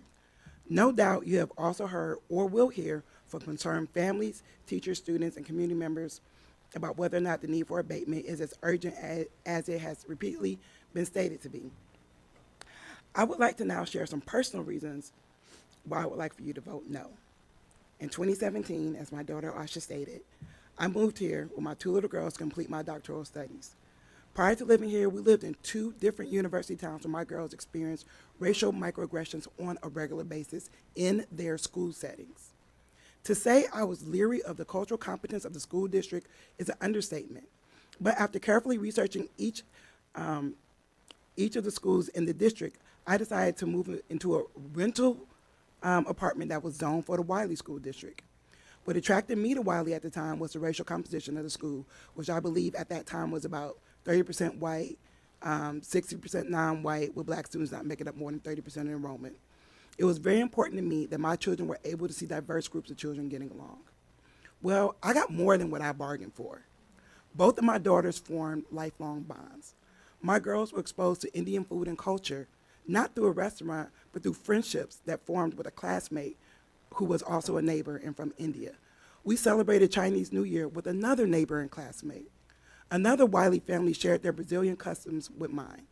Over and over again, my children made important global cultural connections through the diversity of Wiley. But not only are the families diverse, but so is the teaching faculty and staff. Research shows that having at least one teacher of color increases the overall academic achievement of students of color.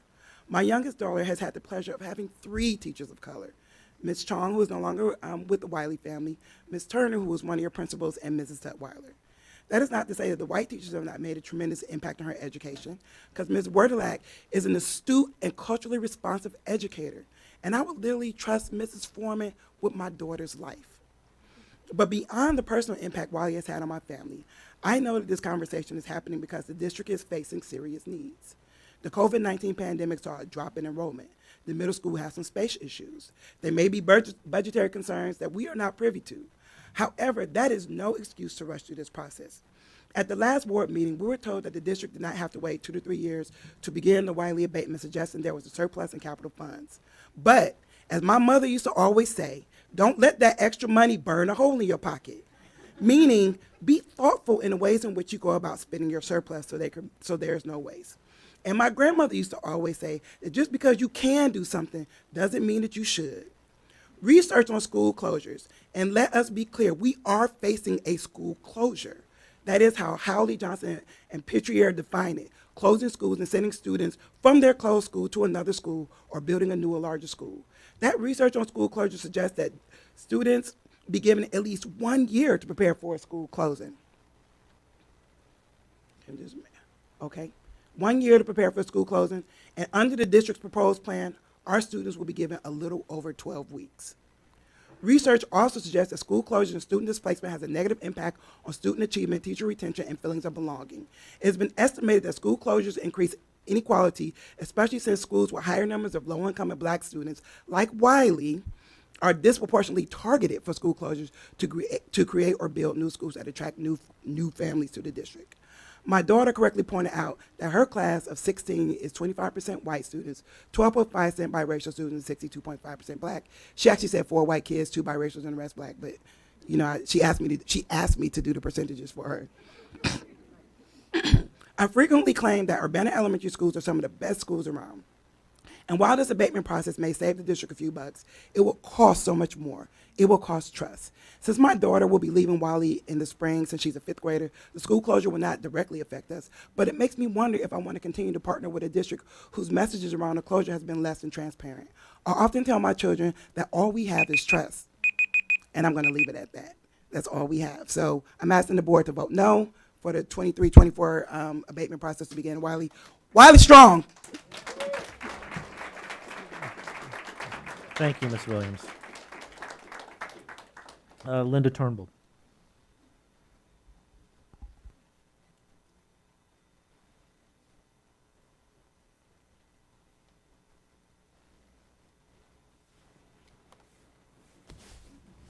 Again, hello, board. I don't come here that often.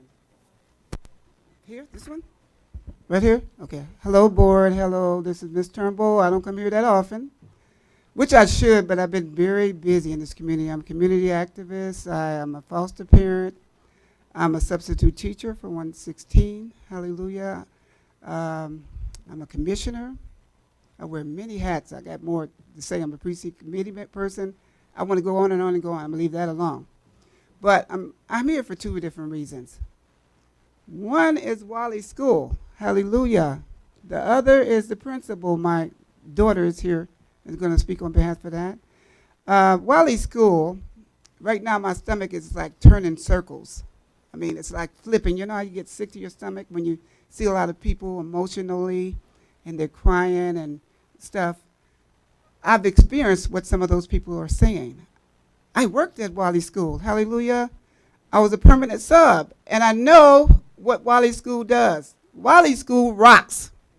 That's a rocking school. Hallelujah. And you don't find too many schools that are good schools. And good schools, you don't need to close. Hallelujah. You need to get more of them. So what I'm saying to you guys is all these comments and all this crying and everything people are saying, take it serious. Don't take it easy. Take it serious what these people are saying. What they're saying and what they're feeling is real. Because how could you not feel it? I mean, if you're not feeling it, are you human? Hallelujah. Because I feel it. That school does not need to be closed. Hallelujah. And I'm just speaking, that comes out of me because I'm a Christian. You need to keep Wiley School, and you need to get more schools like Wiley. And I'm not going to keep you guys long, but be considerate about all this stuff that people are saying about Wiley School, because it's real. And it's true. I know because I've experienced it. I was a sub there, and I was a permanent sub there, and I know what they do. I'm just not making this stuff up. You know, I just walked in on this. I wasn't planning on it. I didn't come here with a piece of paper. I didn't come up nothing written. I'm just speaking from my heart on Wiley School. I'm here for another situation, too, with a daughter that's at the high school. But I'm just saying to you, this is not made up. This is nothing writ out. It's just coming from my heart. Be considerate about what all these people are saying about Wiley School, even what I'm saying. And if I'm not foreclosing it, no. That's it. Love you guys. You're doing good work, and you continue to do good work. And right now, we're going to touch and agree that you don't close it. Amen. Thank you, Ms. Turnbull. Serenity Dodge.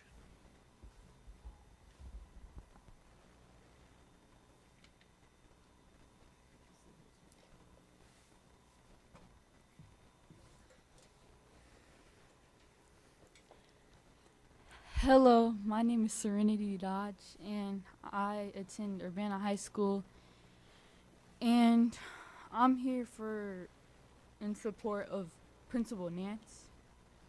Could you hear that? Okay, in support of Principal Nance. My bad.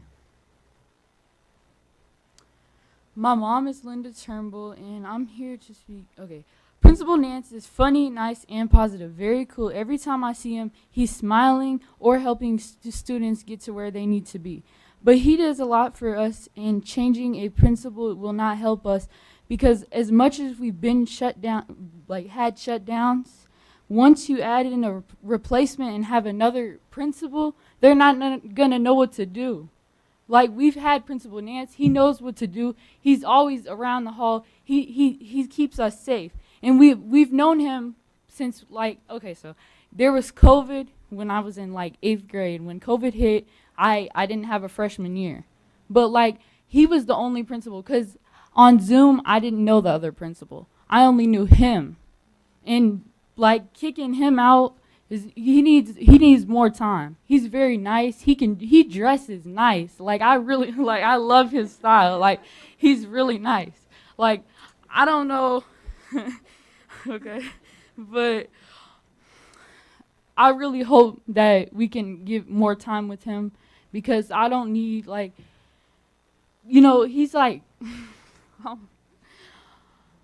she's saying is, when she first came to that school, she's getting Fs. She's getting straight A's right now, almost. Hallelujah. Yes. This young lady right here, she's planning on going in the Air Force and the Army.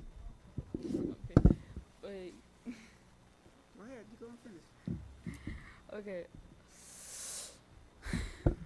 But like I said, all the shutdowns and stuff, and we've had him for a while now, and he knows how to handle it. If we put in another principal, they're not gonna know what to do, especially if somebody you're trying to hire somebody off the bat because he's leaving, and they don't know what's gonna happen. What if something happens bad, and then they don't know what to do, and then something bad happens to us? I'm saying, we need to keep him as long as, we need to keep the same stuff, Miss Blixen, too. I know, you guys said that you was going to get rid of Miss Blixen, too, but, or, go a different school or whatever. But, she needs to stay, too. I've known her since kindergarten. She's really, really nice, and she gets people, they all get people to class. They like to keep people in class because they want people to learn and stuff. And, I really don't want any of them, they need more time, I'm saying, for real, but thank you. Okay, thank you guys for listening.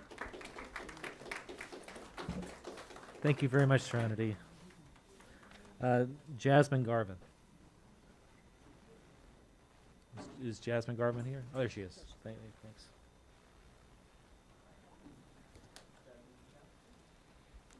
Can you guys hear me? This small mic, please. Can you hear me now?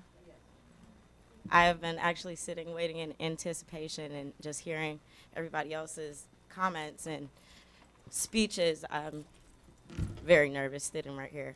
I didn't come prepared, but I was able to prepare a little bit of something since I've been sitting here listening to everybody else.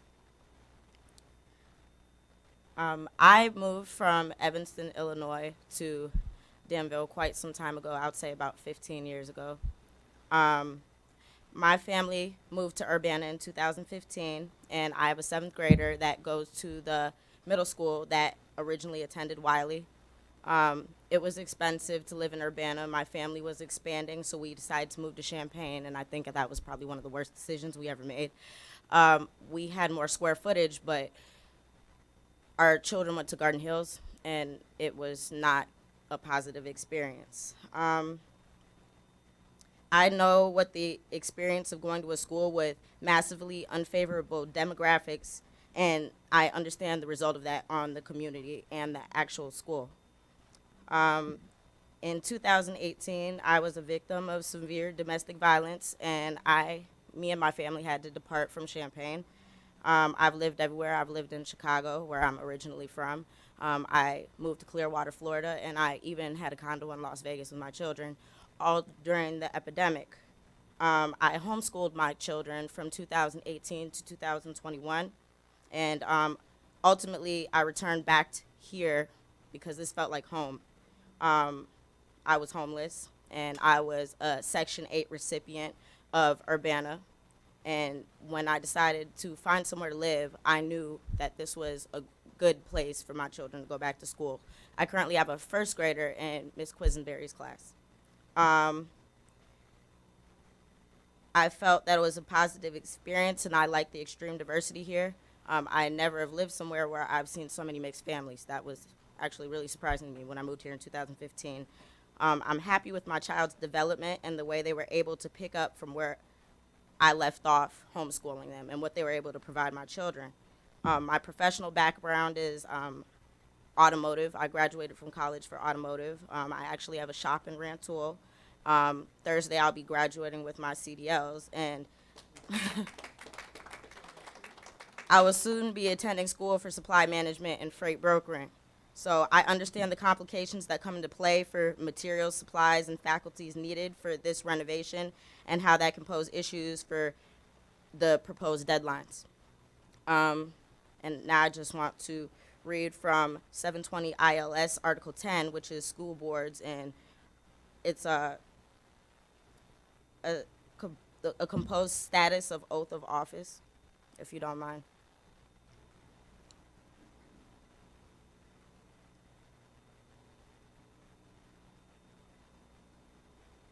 I'm sorry, guys. Okay, so you all guys, all of you took an oath, am I correct, as educational board? And it says, as part of the Board of Education, I shall accept the responsibility for my role in the equitable and quality education of every student in the school district.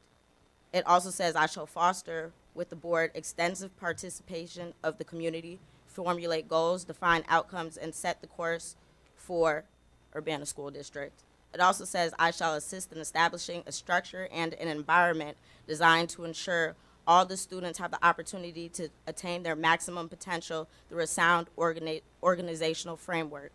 And I shall strive to ensure a continuous assessment of student achievement in all conditions affecting the education of our children in compliance with the law. And then I want to read one more thing. I'm reading this from a portion of ICSA, which is the Illinois Council of School Attorneys, which is not by law something to follow, but it's something a lot of people, well, a lot of boards base opinions on or refer to. And what is the significance of the school board member oath of office? Board members are required to take the oath of office administered as determined by the board and substantially the statute I just read. In addition to fiduciary and other duties imposed by the statute, the oath of office could be a basis for it could be a basis for people considering impropriety. And I'm sorry, I'm just a little bit over. What does the appearance of impropriety mean? The appearance of impropriety is not a legal standard, but it refers to the conduct that appears questionable, although it may be legal. Community members might assume, based on their knowledge of the facts, that a board member has violated some rule of law because his or her conduct appears suspicious, self-serving, or improper. And just closing Wiley or not having a set idea or letting our community have an input on such a decision that affects our community, I think it might be considered slightly an appearance of impropriety. And that is all. Thank you. We are on our last public comment. If anybody else would like to submit a request for public comment, there are forms in the back of the room, and please fill them out and hand them to Lori Johnson. But our last speaker for now is Valerie Willits. Oh, okay.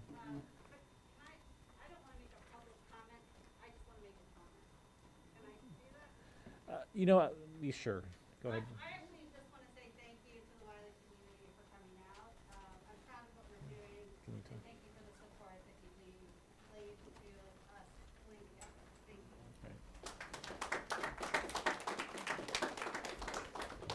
Thank you. We did get one last request here. Kanita Faye. Oh, and one other one after that. But go ahead, Kanita. Hi, can you hear me? Hello. Take a breath, guys. You okay? It's okay. Hello. It's a lot of love right now. I was like so impressed by the Wiley community, and to the point one person made. My daughter is a freshman at U of I. She sometimes still howl. Because like once Wiley, we always Wiley. Yep. Well, today I here in front of you wanting to share 3 things.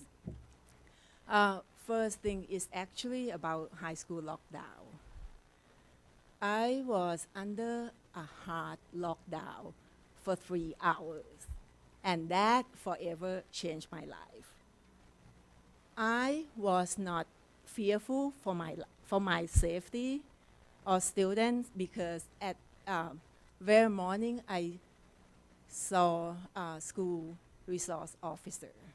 I have been observing him all year long. I noticed that he knows what he's doing. He's very connected and he's very planned. So I was fearful for that.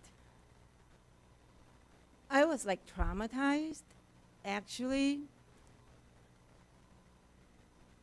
by the fact that I saw the admin from the district talking to the admin at high school, back and forth, like very, very intentionally. And it got me to feel that this is horrible, how our admin has to suppress their own trauma and take care of us.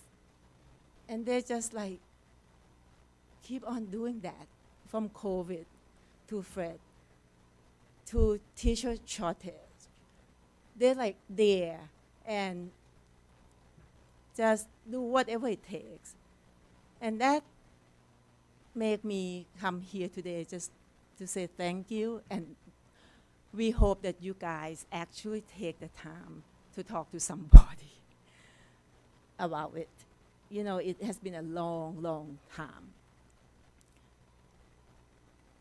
3 hours are a long time, you know, and I thought a lot about many things. I thought about the board members, believe it or not. I thought about each and every one of you, how hard you worked, and you know, we were appreciated. I also thought about how your vote affected us in real life. I asked myself, I'm wondering if the board ever felt how I felt right now. I was a community volunteer. I always at the high school doing something. But it's not the same as when I was under the hard lockdown.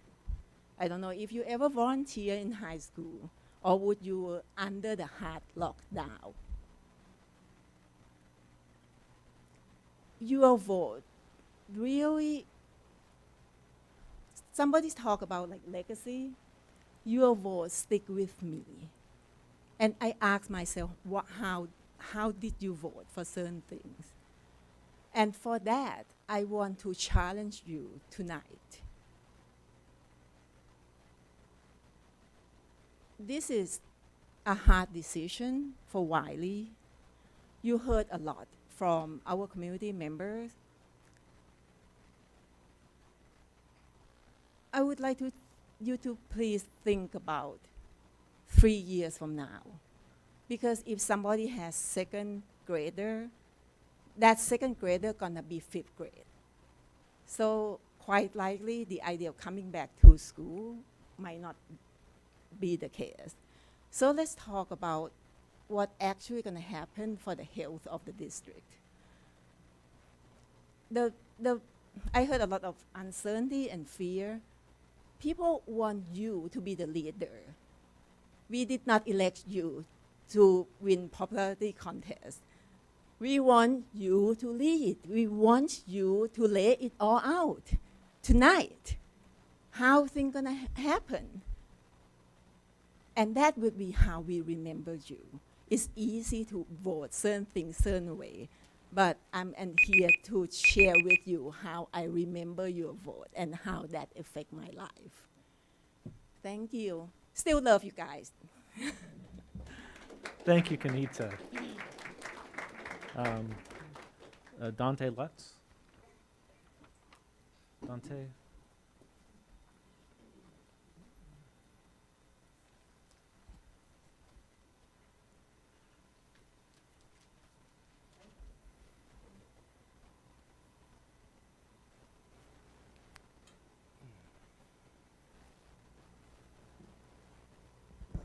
Hello, most of you already know who I am. This is my community, number 1. Wiley is my school, number 2. And I love each student, each staff, and each family member that's a part of Wiley. When I started in the district, this young lady that just turned 5 yesterday was 6 months old. And so she's been a part of my sacrifice to Wiley. I don't want to be anywhere else but Wiley. I go across town and back in the morning, go across town to pick her up and back home. And I have no complaints about that. Going through this process is equivalent to my afternoon today at Wiley. My afternoon consisted of being a part of a individual problem-solving meeting on a student, one of our 4th graders, whose family was evicted within the last couple of days. Unable to go back into their home to retain their items, just kicked out. Don't know where to go. The stepdad has been in and out of the hospital. And the hospital stays have been weeks at a time, dealing with high blood pressure. And the young lady has been dealing with lice for weeks. We've been doing what we can at the school to help the situation out. I finally got a hold of stepdad, and he didn't have time to talk, but he wanted to help. That's progress. Earlier this year, he didn't want any help. We were trying to help this family any way we can, trying to enroll them in the McKinney-Vento homeless program or form or what have you, so we can get transportation any way that we can help this family. And so in many ways, us going through this process and being asked to trust the process is a challenge, especially with the families that we deal with on a regular basis. This process didn't really hit me until I walked in the room and started hearing the stories of our families and the appreciation. We love Dr. Heinhorst. Her and I came into this together, and she made me pinky swear that I give her at least 3 years, and I've been there. We've done that, and I still am at Wiley. She came in, she rolled her sleeves up even before I came on the scene, cleaning up the filth up under the stage. She brought her family in, painting the walls. She didn't pay them, but they were in there rocking and rolling, trying to at least get Wiley to be presentable. She has challenged our staff and encouraged us, made it a part of staff meetings and a book club as far as unconscious bias. It was very uncomfortable for a lot of people. This is the person that she has been. This is the leadership that she's provided. I know she might not be the most liked person. I'm not the most liked person. Regardless of the seeds we're planting, the work that we're doing, people are always going to have to say what they have to say. But the climate at Wiley, since I've been there, I've seen Wiley do nothing but rise to the top. We are not on the bottom. We have the proof in the test scores. Man, Lord forbid if COVID didn't happen, because we were rocking and rolling. And we hold that near and dear to our heart that we can do anything, and we continue to hold that. So, board members, I ask that you just listen to the people that came previously before me, because we deserve that respect. That community deserves that respect to just pause for a moment and not vote yes. And that's all that we can ask, and I thank you very much. Thank you. One final call. Does anyone else wish to make a statement for the board tonight?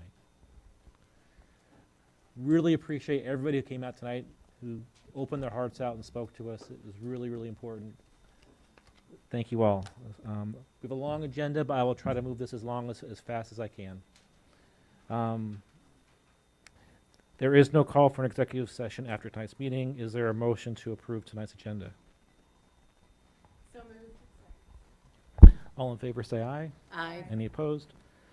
Motion passes. There are no accommodations, recognitions, communications. Our student ambassadors have gone home to study. Our first administrative report tonight is an update on the band renovation project. Okay. I will invite Scott Wachter from IGW up with Mrs. DeBush, a retired teacher from UMS, who is leading our band booster fundraising. That's okay. So if you want to just share. We can share. Yep.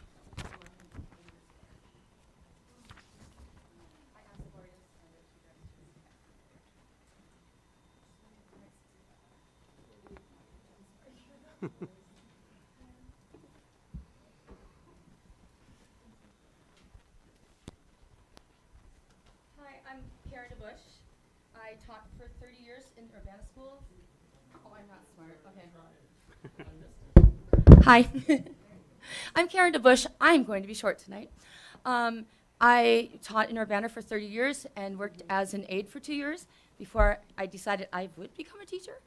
I do some subbing now that I've retired, and I got this initiative to do with the Friends of Urbana and was asked to do that. And because I think our kids are so deserving, and I've had such a great experience teaching band in Urbana, I said, sure. So on the handout tonight, I have some thank yous. Dr. Ivory Tatum and the whole admin team, thank you for all of your support throughout this. We're not done, but thank you. John Nimmet, thank you. He did so much to make this happen. This wouldn't even be a thought without him. We have an amazing steering committee, and I especially want to shout out Julia Guth, Angie Dimmitt, Deborah Larson, John and Linda Miner. There were so many hours of research, looking up addresses. I've learned a lot. Writing, planning, and making this actually a reality when there were many times we said, no way, we can't do this. The amount of time and commitment has been astounding. Pat Meyer, who donated the design for this wonderful brochure, if you've not seen it. CU Schools Foundation for taking on the donation portion. It would have been a lot of work, I think, if we continued doing it here. It would have been crazy. Anonymous individuals who contributed immensely to this project.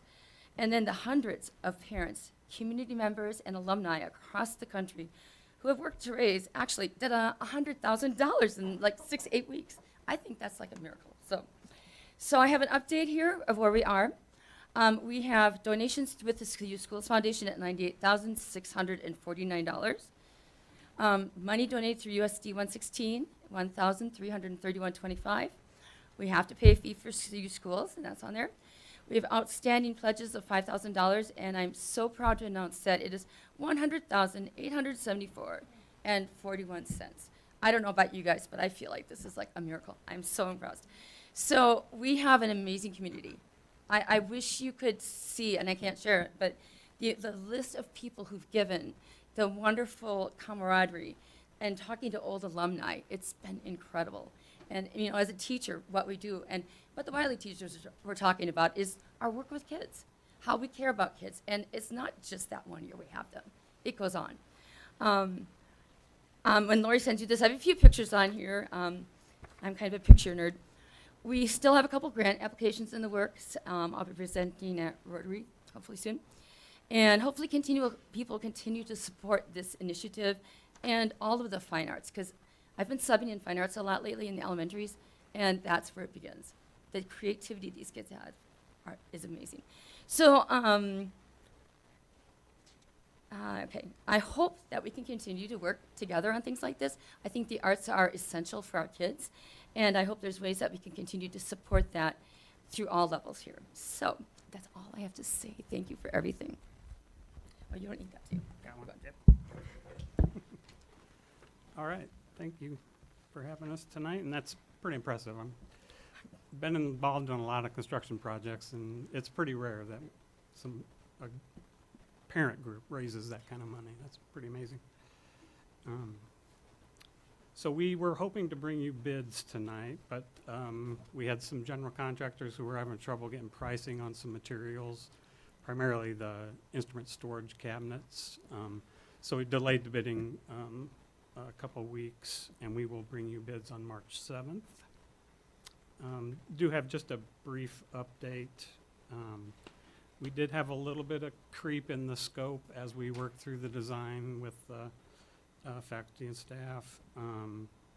So we've identified some alternate bids. So the base bid is still about where we originally planned. And we have a couple, let's see, alternate number 1 is interior finishes in the instrument storage space. That wasn't originally planned for, but since we're going to replace all the cabinets, kind of made sense to go ahead and get a price for replacing the finishes, as well as the ceiling and lighting. And then there's just some adjacent spaces, some offices, some other practice spaces that we didn't originally plan on replacing all the finishes, and ceiling and lighting. But we're get price on that, and we'll see how it comes in, and we can decide at that point whether we want to accept that. And then we have trophy case and plaque rail. That was just kind of an added scope. And then the sound panels and the instrument storage and music storage cabinets. We're getting pricing directly from one of the manufacturers, and they can do the install. So we made those alternates so that we can compare that to what we get from the general contractors. So again, we can make that decision once we get the bids in. And then just briefly, the follow-up schedule. March 7th, we'll be coming back to you with bids. Hopefully award contracts shortly after that. We'll get submittals, and contractors will order materials and anticipate starting in May construction on the addition. And then once school's out, we'll move that construction into the renovation of the existing space and substantially complete at the end of the summer, ready for school. Scott also shared some new photos that, oops.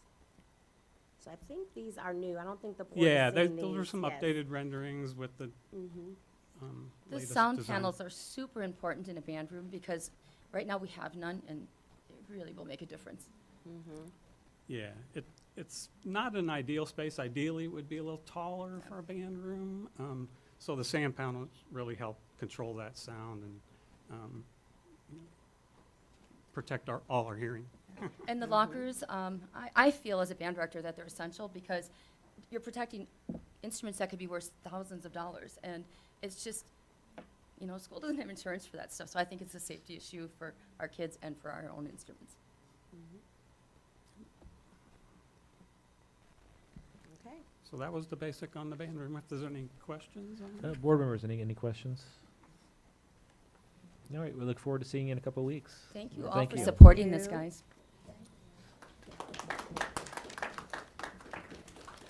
Next up is our update on the Thomas Paine renovation project. So, John, we're going to actually show the photos first before we talk about money. We want to have some positives.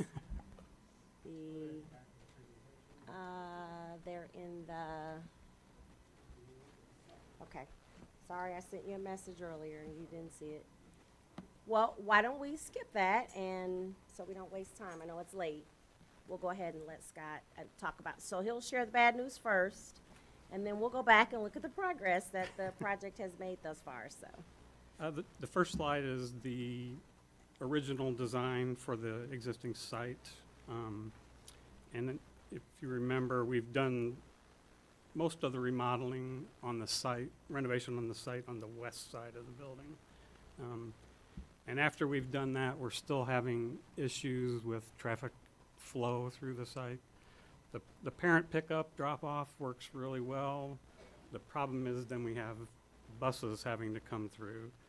And we have a lot of parents that like to show up an hour before pickup, just so they're first in line. So then the buses can't get through. So right now the buses have to go the wrong way on, you know, through the car parking, and sometimes they get hung up on the circle drive, you know, with parent pickup and drop off. So we looked at a lot of options. We worked with the principals, transportation, our civil engineers, and if we go to the second slide, the recommendation is that we actually separate the bus traffic and actually take that bus traffic. We had a separate service drive, so push the buses over with the service drive, have a turnaround on the north side of the school there, and we've actually added a small canopy out of that north entrance and exit to the school so kids can be out of the weather and wait for their bus. It does push our playgrounds a little bit further north, but it's probably similar to what they had originally out there. So this is the recommendation.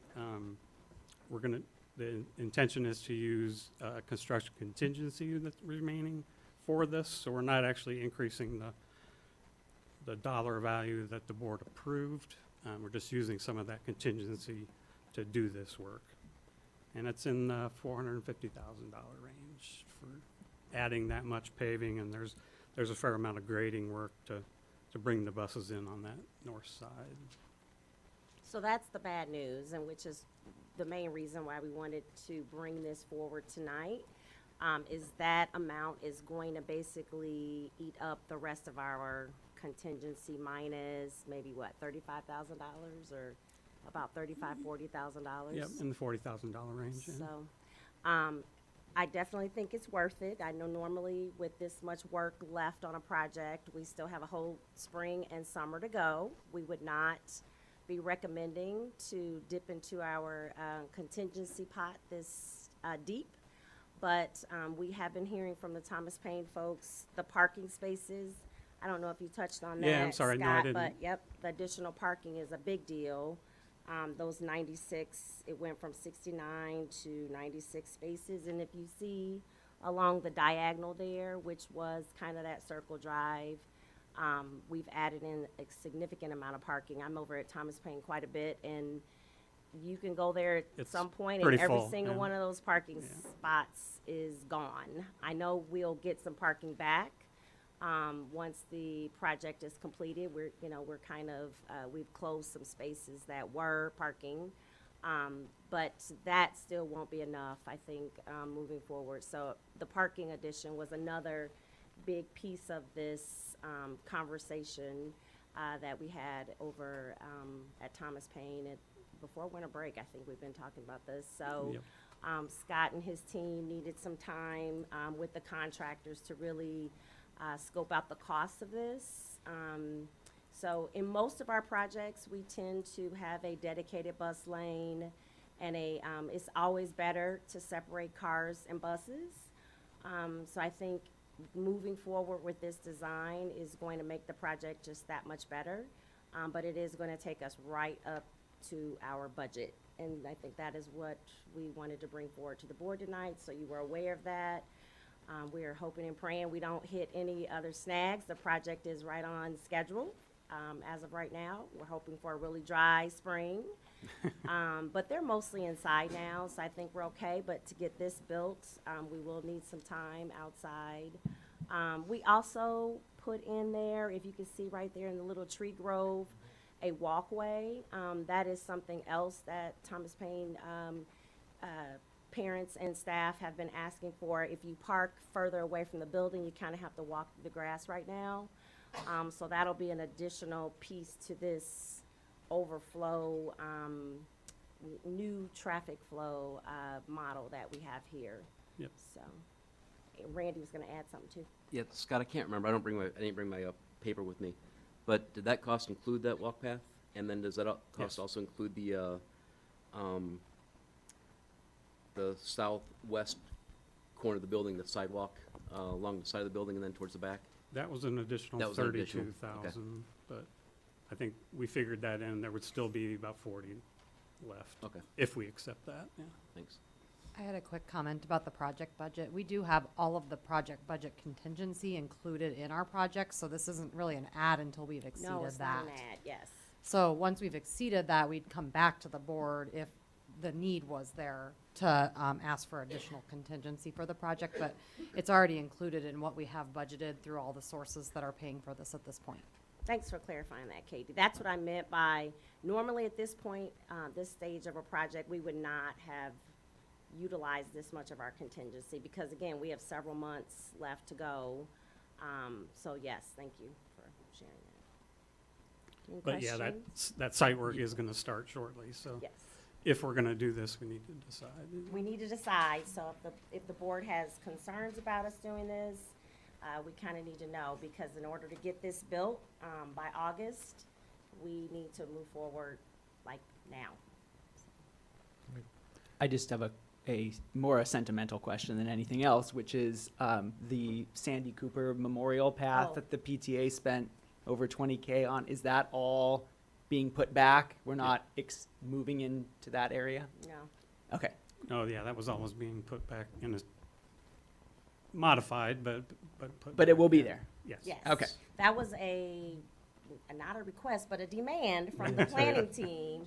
That was a design Absolutely. requirement, It was yeah. a design requirement from the very beginning when we were talking about this, so yes. Any other questions?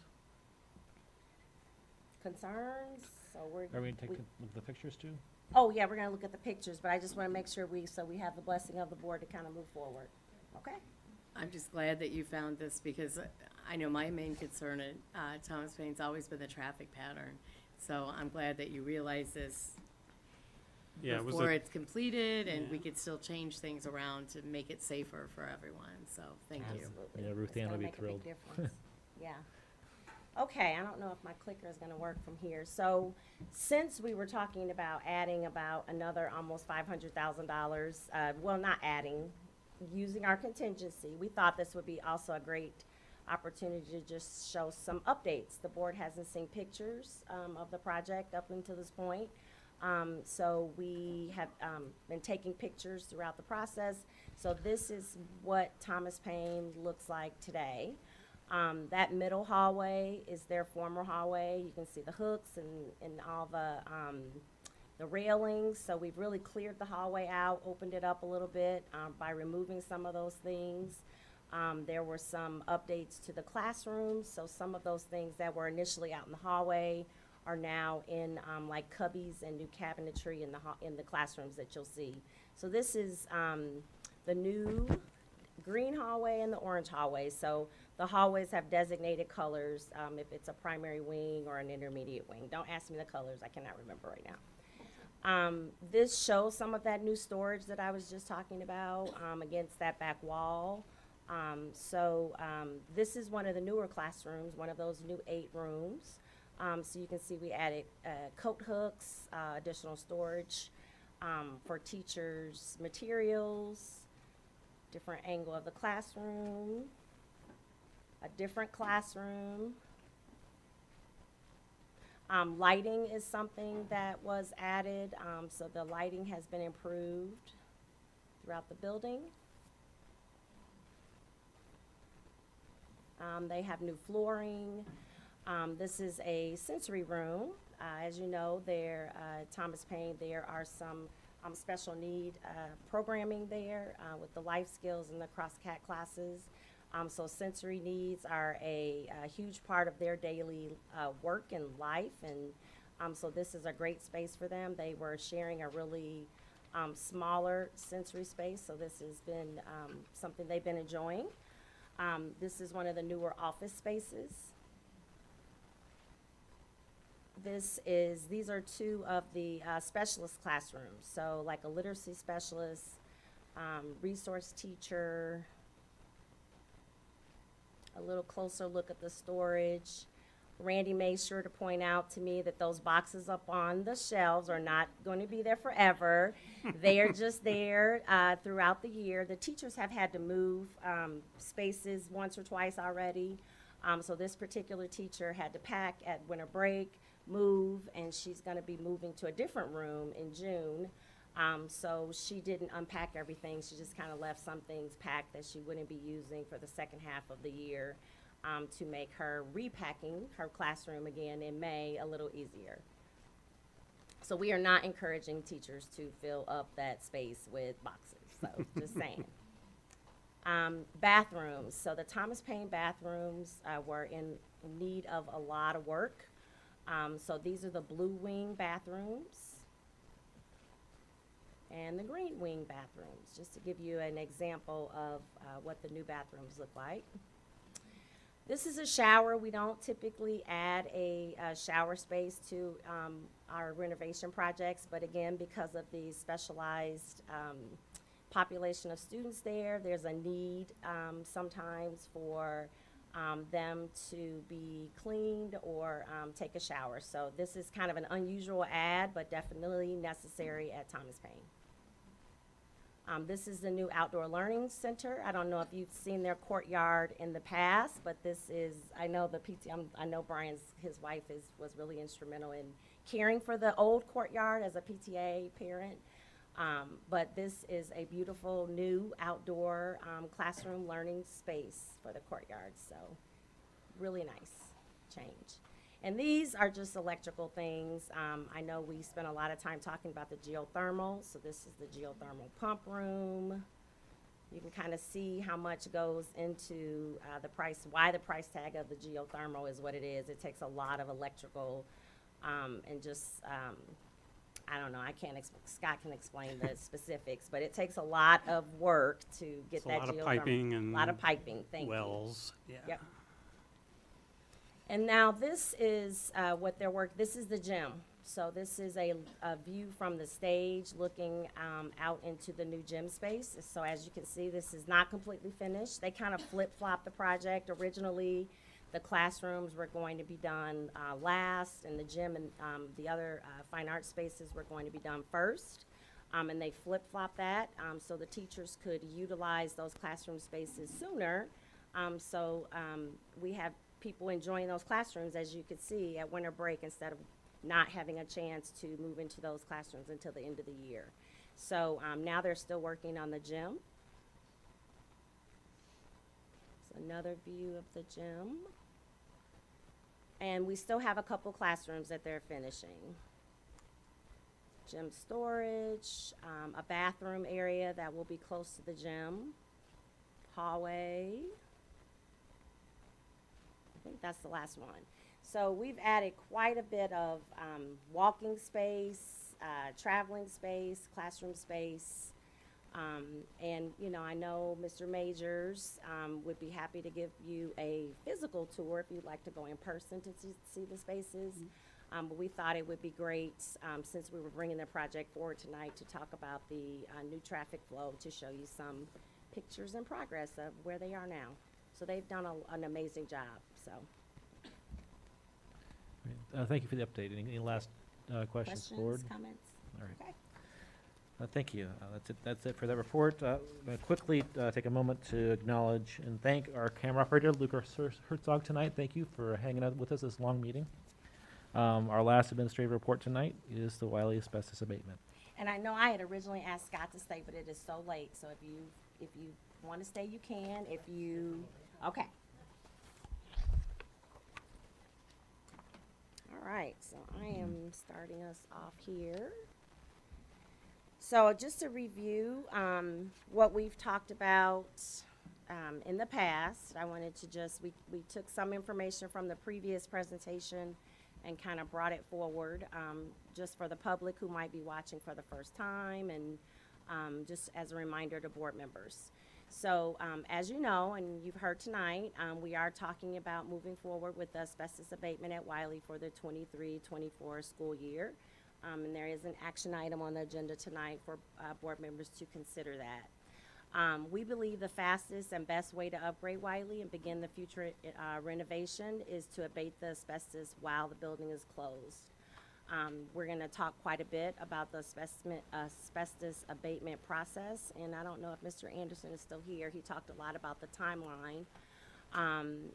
But one of the reasons we're able to move our timeline so aggressively through the project is because we're going to be able to do a lot more work because the building is closed.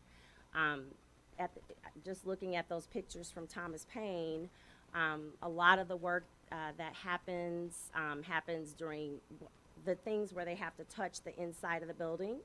That can only happen in summers. We do some work over like spring breaks, winter breaks, but with the building being closed, it really will accelerate our timeline a little bit. And I know one of our parents talked about that tonight. He talked with me and Randy quite a bit about that after the last meeting. So I just wanted to kind of reiterate the reason we're able to move pretty quickly with this and do it in 2 summers in a year is because the building won't be occupied during the course of the school year. So how did we end up here? Just as a reminder, I know I continually have been getting this question via email and when I'm having one-on-one conversations with staff or parents. This came up due to a presentation from our financial advisor from Stiefel, who came and shared with us that we would not have to wait 2 or 3 years to start the Wiley renovation project, and that we could move forward with this project way sooner than we thought. We have some funds on hand from our facilities sales tax dollars that we can utilize toward the abatement process now instead of waiting. Another question, and whoever said tonight, yes, we have been responsive and added some additional information to our slides based on feedback we've been receiving from the public and from staff. This is one of the questions that has come up from board members, just from Wiley staff and parents, is are we moving forward with this project because we're trying to offset our ESSER funding, moving those funds back. So I don't know if board members remember, we do our tentative budget in the spring and our final budget in August. So we had already developed a plan to move the ESSER funds into our ed fund. Katie and I worked on that in the spring. We talked about it with Carol before she retired. So we've been talking about that part of our funding, the ESSER 2 grant, the ESSER 3 grant, and we had a very intentional plan, which was listed in Katie's budget assumptions back in May and June, and we finalized that in September. So I just wanted to reassure those thinking that the cost savings that have been coming up is our way of kind of avoiding that return of the ESSER funds back to the ed fund. We have a plan for that, and we had already budgeted for that and are already thinking about that budgetary savings. So I just wanted to share that. The cost savings that people have noted on that particular slide is because of the fact that we would be able to, just for the year, have some of the Wiley staff members covering vacancies and open positions in the district, some positions that have not ever been filled, but there have been several staff vacancies throughout the district that have been filled by subs, and by doing this plan where we would be able to utilize veteran staff and some of the wonderful teachers from Wiley, that is where that cost savings amount came from, not from we're saving money through the offset of ESSER's funds. I don't think I need to spend a lot of time on these two slides. These are carried over from the last presentation, but so instead of spending a lot of time kind of talking about these bullets and why the sense of urgency is, this is an older building, and we are starting to have more complaints and more concerns brought forward to us this year about concerns about asbestos glue dots. Just the health, life, safety concerns have just felt way more prevalent to us this year than they have, well, ever for me. Maybe, I don't know, Randy might be able to have something to compare it to. But that has been a concern that has been voiced from the Wiley community. So instead of really talking about the toilets and the moisture issues and the leaking, we thought maybe giving board members a perspective, personal perspective through photos. I know it's not the same as being there in person. I did want to thank a couple of our board members who did go to Wiley last week and spent some time walking around the building and talking to staff. So you may have seen some of these things, Brian and Laura, firsthand. But we thought adding some photos would be a nice way for everyone to kind of see some of the things that we're talking about. HVAC issues, the blowing warm air. This is the, what is it called, Randy? Formica on the top that has kind of gotten warped from the really intense air that kind of blows out the vents. This teacher with the blue trays, they've kind of covered the vent because the air blows out so much and just warms the room up. So those are areas of concern.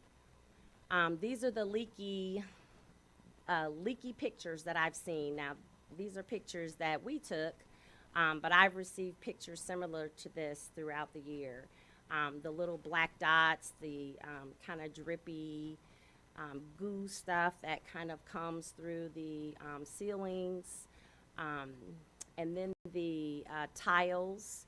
One thing that we have to assume, because there is quite a bit of asbestos at Wiley, that anything that we touch or repair in certain areas is what you would say would be hot, or you just kind of have to assume that there's asbestos there. So that tile, Hank, I don't remember whose room that is, unfortunately, sorry, but there is a teacher who has to look at that tile, and we cannot replace it because we know it is asbestos. And if we touch it, if we paint it, if we do anything to disturb that tile, that ceiling tile up there, then we are going into a full containment because we know that that is an asbestos tile. That little corner there with that little broken drywall, we have to assume that any area like that is that is disturbed or broken or chipping, we have to assume that that is asbestos as well. The windows, I know not every single classroom window maybe looks like this, but there are quite a few that have the cloudiness. You can't really see it from this picture, but cloudiness, condensation, and the building would need completely new windows because those also, we can't change this window unfortunately because everything around it does have asbestos. So we just thought having some visuals to kind of go with those two other slides would be helpful. So one of our board members asked, and we had shared in our earlier slide presentation, conversations about how much we're spending to repair items, just the maintenance work. So I'm going to let Randy talk about this. So what this slide is showing you is at the top is Wiley, and we're comparing it to King, Leal, and DPW, three of our older buildings. And then you can see the cost for Thomas Paine and Yankee Ridge now that they have been kind of renovated and remodeled. So, Randy. Okay. So you can see the cost for 2021, 22 year, and 22, 23 year are sort of similar to Wiley's cost. The King, Leal, and Dr. Preston Williams are all within, say, $10,000, a little bit more maybe, of maintenance costs. But those buildings are also 20,000 square feet bigger, and which with a 20,000 square foot bigger building, you're going to have more time and space that the building's used by outside groups. Our staff use the buildings more, weekend events, and you know, they take more heating, cooling, and get used quite a bit more. So stuff will break down a little bit more, and those costs are higher from that. What I kind of like to say about the Wiley repairs that we do are they're expensive Band-Aids instead of repairs. Examples like the pneumatic lines going to the thermostats, the steam lines are just breaking down in the walls, causing air leaks. The thermostats are obsolete. Luckily, we've been able to salvage and repurpose some from the Thomas Paine construction. And when we are able to find those thermostats, find a company that has one in a back closet somewhere, they're $300+. We do have a new compressor in Wiley that runs nonstop because of those, which is another cost to keep maintaining it. The system's so outdated that it's simple to fix because it's just replacing pipes that go to the steam coils, stuff like that. But it takes a lot of man hours, so we spend a lot of time in that building, man hours, doing repairs. So it's more about the man hours for that building than it is the actual materials. When we do repairs, like around with valves and stuff, sometimes we're going around the valves instead of replacing them because we can't get the valves loosened up and out where they're kind of tucked in. Some of them are like buried in the concrete or almost buried in concrete from previous construction. Lines are decaying. It's a safety issue. Just last week we had a steam leak in the office. If a kid had been sitting in that chair where Dr. Heinhorst has the seat set up, the steam could have burnt that kid and we'd have a little bit bigger issue. And those happen a few times a year. I'm sure Dr. Heinhorst can admit to that. And it also happens in some of the classrooms. Luckily in the classrooms they're along the wall and usually contained in the cover, so we just might have to deal with the dripping onto the floor, making a wet spot on the floor, and actually not the steam blowing onto the, possibly blowing onto the kids. Some other costs for this building that aren't really reflected into Wiley is the air conditioners that we put in there. Luckily, we've been able to salvage some of those too from Thomas Paine. And I'd say on average, we'll probably replace 4 to 6, maybe 8 or 10. It just depends on the year. And if we were to have to buy those are $1,000 a unit now, maybe a little bit more. Haven't price went out this recently. The return fans in the gym are loud, outdated, and not efficient. And we put a lot of man hours into those, try to quiet them down, just because we can't afford to do the replacement because we've always been kind of waiting for possible renovations. Again, like I said, it doesn't take a lot of money to do the repairs, but the man hours are super high. Like I said, I just wanted to touch base again on the steam. It's kind of a big deal. You know, we could have had a bad situation last week over there at her building with if a kid had been in that seat. Things that we've done to King, Leal, and DPW. Some examples would be Leal. We've replaced the chiller. That's not in this cost, but what is in this cost is the mixing valves for the chiller and the expansion tanks and the valves that go with with that. We tried to get by with not replacing those items because I think they were fairly new, but it ended up that we had to end up going ahead and replacing them, and those are reflecting some of the costs there. Like I said, at Leal, with their $44,000. I can't remember if I said it. We also did lighting upgrades at Leal too. DPW, Dr. Preston Williams, kind of along the same lines as Leal. We've had some heating and cooling issues to take care of, and as you can see this year, our costs are seeming to be staying a little bit lower. And the other thing I want to point out is when we have these fancier systems, that they are a lot more efficient. So our gas and electric use might be a little bit better and like more efficient, but the repairs to them are very expensive. So just hope they don't break down and we don't have those expensive repairs. Some of the reasons that King's numbers are so high is we have had a $10,000 VFD, some other cooling issues, heating issues, and then some gym light ballast were replaced. I do want to mention that 3 years ago we added some new coils to Wiley at a cost of $30-some thousand, but we didn't replace the valves and we didn't get new piping that was needed in those areas. Again, to me, that's what I'm talking about, kind of an example of like what I'm saying is a Band-Aid, where like, we put $30,000 into it and we should have put, I don't even know what it would cost, a couple $100,000 maybe. We didn't do every coil, but we did about 2/3 of the building. I think that's all I have for that's fine.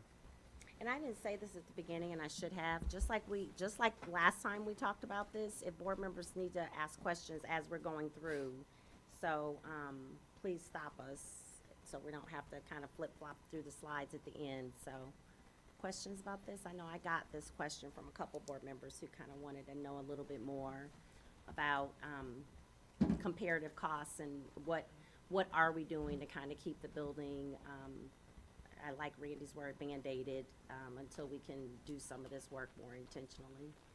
But I just wanted to ask really quickly, where it says last renovated in parentheses, and you've got 1957, is that when it was last renovated, or is that when it was built? That was the last renovation. When was it actually built? 1950. 1950, okay, thank you. Okay. And I do want to point out too, sorry. Nope. Thomas Paine and Yankee Ridge, newer remodels, you can see that the costs, especially for the 22-23 year, are fairly low. We haven't had too many issues there. Okay. So we're gonna show you some, I've had a lot of questions from board members, staff, and parents asking about asbestos containment. And we're gonna look at the timeline in a few slides coming up, but we also thought it would be helpful for people to kind of wrap their minds around when we say things like a containment process, that people, not having seen one, you might not understand what goes into it. Unfortunately, we are experiencing an asbestos containment right now at UMS with the gym floor. I've received questions about, why can't we abate the building while the students are there? We'll show you the pictures and you'll see how disruptive that would be to the learning environment for us to do that. It takes a lot of time to stage the containment, as you'll see in the picture. So they literally build a fully contained space around wherever the asbestos is, through wood, through plastic, and they work within that space in the building, and no one else is allowed to be there for safety reasons. So the way this would work, we'll show you some of those pictures here in a moment, is the building will be closed in June if this is approved, and emptied. So we would have to move out. Most teachers would have to clear out their bulletin boards.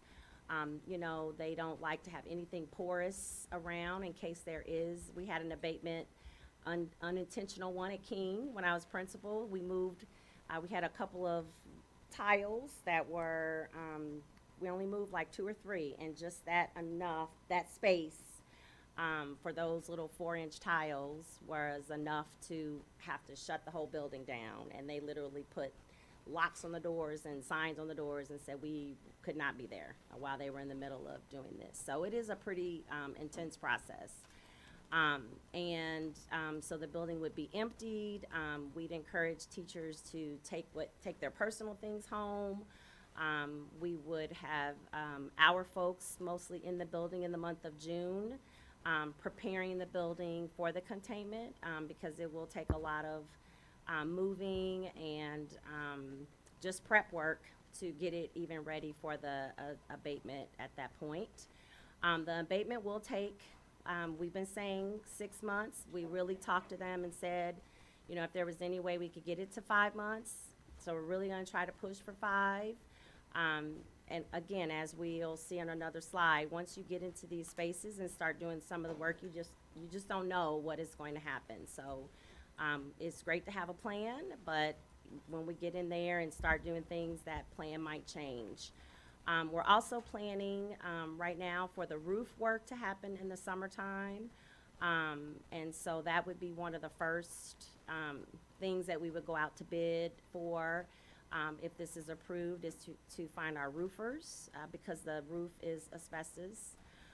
Once the building is released back to us following the abatement, they're saying by December, we would hopefully have the building back, and then we'd be able to move forward with updating and replacing all of these things. So once the building is abated, they remove all the ceiling tiles. The flooring will be gone. You'll see the pictures as they come up. The windows would be taken out. There'll be a lot of plaster and drywall work that needs to happen in addition to the roof. And so once all those things are abated, then we have to replace them all. And so that's what the additional 6 months and into the summer would be used for. As we mentioned, the fact that the building is closed and no one is there allows us to be able to move in a much speedier time frame than we normally get to when we do these projects while kids are in the building. And another reason why we're really stressing timing is just like the gentleman that was here, the Wiley parent, Mr. Anderson, said, we need to get a lot of these things ordered and the supply chain issues as soon as possible, so we have them all by January. Randy, you wanted to say something before I show pictures? Yeah, I just wanted to add that things that we would start in June would be, so like you said, move everything to storage. We'd remove the AC units, any fixtures we want to save or repurpose. like lighting, faucets, sinks, toilet paper dispensers, paper towel dispensers, soap, sanitizers, maybe the faucets, flush valves. We just kind of go through the building and see what we'd like to keep and put into storage and reuse. At that time, we'd also work on we'd do a O&M, which is the asbestos abatement that we can do in-house. We would do that abatement, and that's like removing the cork boards and wrapping them and storing them until they can be taken away. The dry erase boards, the chalkboards are still in the building, and do the recycling of the old Promethean boards. And then you mentioned the roofing, and that could start as soon as possible too. I think you also mentioned asbestos in the roofing, and that's assumed. We don't know if there is yet. Assumed, yes. Yeah, okay. Yeah, thank you. So this slide is important because we've gotten multiple questions about doing this in 2 summers, and just to help people kind of think about, you know, the abatement takes a significant amount of time, several weeks, but then we also need time to put the things back that are abated. So if we go through in a summer and take out all the flooring, then we have to make sure we've allowed enough time in the summer to put all the new flooring back in. So that's just a part of it that I don't know that people are really thinking about. And I want to add, Jennifer, that all those are doable right now. If we start right now, we can, you know, we can afford to be aggressive with our plan because there's no kids or staff in the building, and the building will be empty. So, like I said, we can be pretty aggressive with what we want to do to the building. Okay, so what is a containment, what does that mean? And so here, Randy's gonna talk through these. These are some pictures at UMS. So right now we have an active containment. The reason this is able to happen at UMS while the kids are in the building, because again, we've gotten that question, why can't we do this while school is going on, is because if you've been at UMS, the gym is kind of a section off by itself. So we were able to kind of lock that space down, and it doesn't interrupt the traffic flow and the daily goings on. It's, you know, school is continuing to happen because this gym is kind of away from most of the major hallways. So, Randy. Yeah, so left to right, you can kind of see the way they wall off or seal the building on the kind of top half of that first picture on the left. And then the bottom half of that picture shows a, coming out from the gym, shows a 2-stage, lost for the word right now, but it's an area where they come out of the gym into the first stage, into the second stage for safety purposes, and then they can come into the building. The middle picture is actually viewed from the stage across the gym, and you can see that they're heavy-duty poly visqueen. I think it's 6 mil. Is supported there by some heavy-duty ropes, and also attached to the basketball goals on the sides of the gym to help keep it up. And then the picture on the right, just a microscope for their air sampling for safety purposes. John, help, it's not clicking. Thank you. Left to right, you can see the equipment in the gym for the asbestos removal. Again, the double ply, double layer poly walls and ceiling in there to help keep everything contained. They even, in the hallways or the stairs, you can see in the next 2 pictures that they even put 2 plies of plastic down on those to help with the cleaning. And then the one on the right is also just another picture of the gym with some with a machine for the air, and the gym floor with the, some of it's missing, some of it's still there, you can see, but it's just again to show the 2-ply visqueen that's used to help make the containment. And this is a good example of like the flooring, like when all the flooring is removed, they kind of have to take out all the old flooring and then to the bare, and then we have to come in and put in all the new flooring. Yeah, the picture on the left shows the where the asbestos is actually contained in the mastic, the glue on there, and then it's like the wood they're just able to wrap up and throw away. But I mean, they'll do the same thing with the glue, but it's the glue that's actually the hot part. And then this is just some visuals to kind of show you how they enclose themselves into this space. Yep. Yeah, just some plywood walls. On the other side of the plywood walls is the double ply plastic barriers, but this just kind of helps. It does help keep the kids and staff from poking at the plastic or prying on it and trying to get in there and see what's going on. Middle picture is hallway in the middle of the building. Picture on the left is the northwest corner of the gym. And then the picture on the right are the exterior doors from the gym, where they're hauling the material out to the dumpster for disposal. Picture on the left is just one of the many air samplings that they do, one of the machines that they use for the air samplings. Picture on the right is the door where they vent all the air from the gymnasium, or you saw that machine pumping the air in there. These are all, it's then tubed out, and you can see there's a asbestos sampling meter, what do you want to call it, up there at one of those, so it's capturing anything to, if it's coming out, so they can figure out where they're having their exposure at. And then the one on the right again is another one inside the gym, up on the stage, another air sampling. Thank you, Randy. So our intention here is just to, I think just as I'm a visual learner, and I know a lot of people are, just to kind of give people that visual of how much is involved in the process. When we say we're containing and abating, and so questions about that? Okay, so this has been something that has been also a question we've received from several people, including board members, is this Illinois Asbestos Abatement Act. We have been, we've talked to the IDEAL folks who we've been working with for many, many years. We've been trying to get more information from our legislators about this. And all we've been able to find is that, yes, back in 1986, there was this act.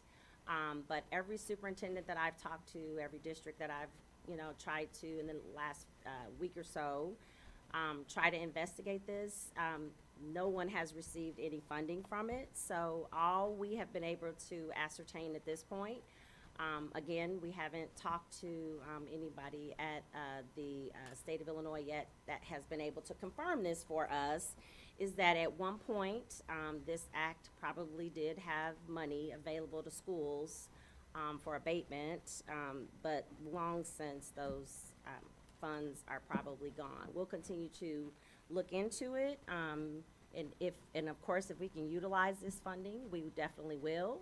But we have the funding that we need to move forward with the project without this. But again, as good stewards of taxpayer dollars, we will definitely continue to look into this. There are other grants that we have taken advantage of, like health safety grants. The Illinois State Board of Education has a couple. The state of Illinois has some. We've used those for roofing work and for other like maintenance, safety things that we brought forward. So we have tapped into those. They're usually smaller, $50,000 here, $25,000 there. So when we can use those, we have. But this one we were not familiar with, and we'll keep doing some digging. So I just wanted to put that up there because this link has been shared with me probably by 10 different people now. So I just wanted to put it on a slide. Jennifer, we want to share the IDEAL Environmental, the company that does our abatement. They spoke with the lady there. It's been there since the 1980s, and she's never heard of this. And she thinks that the funding, whether it was state or federal levels, has been depleted if it was even available. Yep. So again, if anybody returns my phone calls messages that I've left about this and we get new information, we will definitely pass it on. So I know this timeline has been discussed tonight, and so I'm gonna look at my paper copy because I don't know if I can see that one. So again, this timeline starts like if this is approved and if we agree to this, like now. We would be pulling together a committee. There's been a lot of conversation this evening about the quick turnaround, and I know we've talked about that. We're going to share the survey data fairly soon here in a couple more slides, and I agree it was a very quick turnaround. We shared the survey out multiple times. The reason we waited until I intentionally didn't want to share it because there was a lot of misinformation out in the community and just in a lot of different spaces, and so I really wanted to have a face-to-face with the Wiley parents at the PTA meeting before just sending a random link and say, hey, here, answer these questions. So it was a really well attended. I want to thank there were a lot of people here from the audience who attended that meeting. There were people watching live stream. I don't remember how it was being live streamed, maybe Facebook. And a lot of really good questions that I think really helped inform some of the things that we've added tonight to the presentation, so I really appreciate that. But we did not share the survey until that Wednesday evening because we really wanted to make sure people had a chance to ask their questions and kind of have some FaceTime conversation around it. So it really was a short turnaround. However, moving forward, this Reimagine Wiley committee, and I'm already I asked a parent that was there that night, it sounds like you really would be a great person to be a part of this committee. So I think putting together a group of representative stakeholders from not just Wiley, but from all of our schools to really talk about what this, what this project might be reimagined to be, or if it would continue to be a 6 elementary school as Wiley is today. So renovation, bidding, all of those things do need to happen pretty quickly in order, as like I said, the gentleman who was here who does this work, and that is a reality. It's a true story that there are supply and demand issues with materials. So in order to do this, we really want to get on top of the bidding process. We've been working with the asbestos folks, so we feel like we have a pretty good idea of how much time they're going to need to be in the building. They feel like we would be able to get the building back in December, and then it would very quickly move through getting all that other work done in the spring. So not new construction, but touching the existing building there. So we have added in, after talking with Scott from IGW, this is a pretty typical timeline for what we do in other projects. So once we spend several months kind of talking about what we reimagine the building to be, or if we're just going to be updating Wiley as is, then we have time to do that. So we would have a committee. Every time we do a project, we have a programming committee, we have a concept planning committee, and they are the ones who, I can't remember who talked about it tonight, talk about the toilets and where the toilets are and where the electrical outlets are and, where we put all those things. So there would be people from the building who would be part of those conversations. Scott and his team are part of those. They lead those conversations, and it's all the way down to where we're going to put this office versus this office and where the intercoms are going to be, all the things that we get to talk about is part of that concept planning. And then the new construction and the bidding. So again, this really does line up with what we've done in the past for Thomas Paine and most recently Thomas Paine and Yankee Ridge. And we do feel pretty confident that if we have a decision about moving forward fairly soon, we will be able to do the abatement, touch the existing building, and make a lot of those improvements, similar to some of the improvements you saw on the Thomas Paine pictures, as well as have enough time to, whatever we reimagine the building to be, or that space to be, 2 summers and a school year to get the new construction added. Okay. So here are just some of the preliminary costs. We've talked about a lot of these things already, but we wanted to put some numbers to them for the first time for the board. So bathroom renovations, new sinks, new toilets, all new hardware would be done this summer. Well, not this summer. Yep, not summer of 2023, summer of 2024, and springtime. New windows, doors, interior doors, exterior doors, new flooring throughout the building, bathroom flooring especially, ceiling and lighting would be added. You saw the Thomas Paine pictures of the cabinetry and storage, so those would be items added to the existing classrooms, and then the new roof. The first time we shared this out, I think with the Wiley community, at that meeting we did have HVAC on here. We've since removed it because we want to spend a little more time talking about the HVAC piece and the timeline for that. So if you saw this slide last week and it looks different, then we did intentionally take the HVAC off. That doesn't mean we don't know that we would be able to do it. We just want to spend a little more time talking to Scott and contractor and figuring out supply and demand and making sure that we would have what we need to get the HVAC completed by August of 2024. Questions? Okay.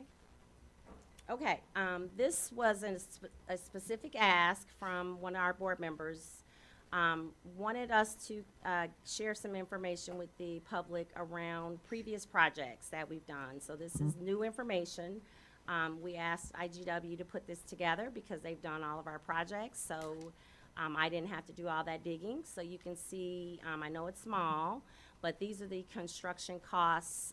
It's kind of a cost comparison for our previous remodels.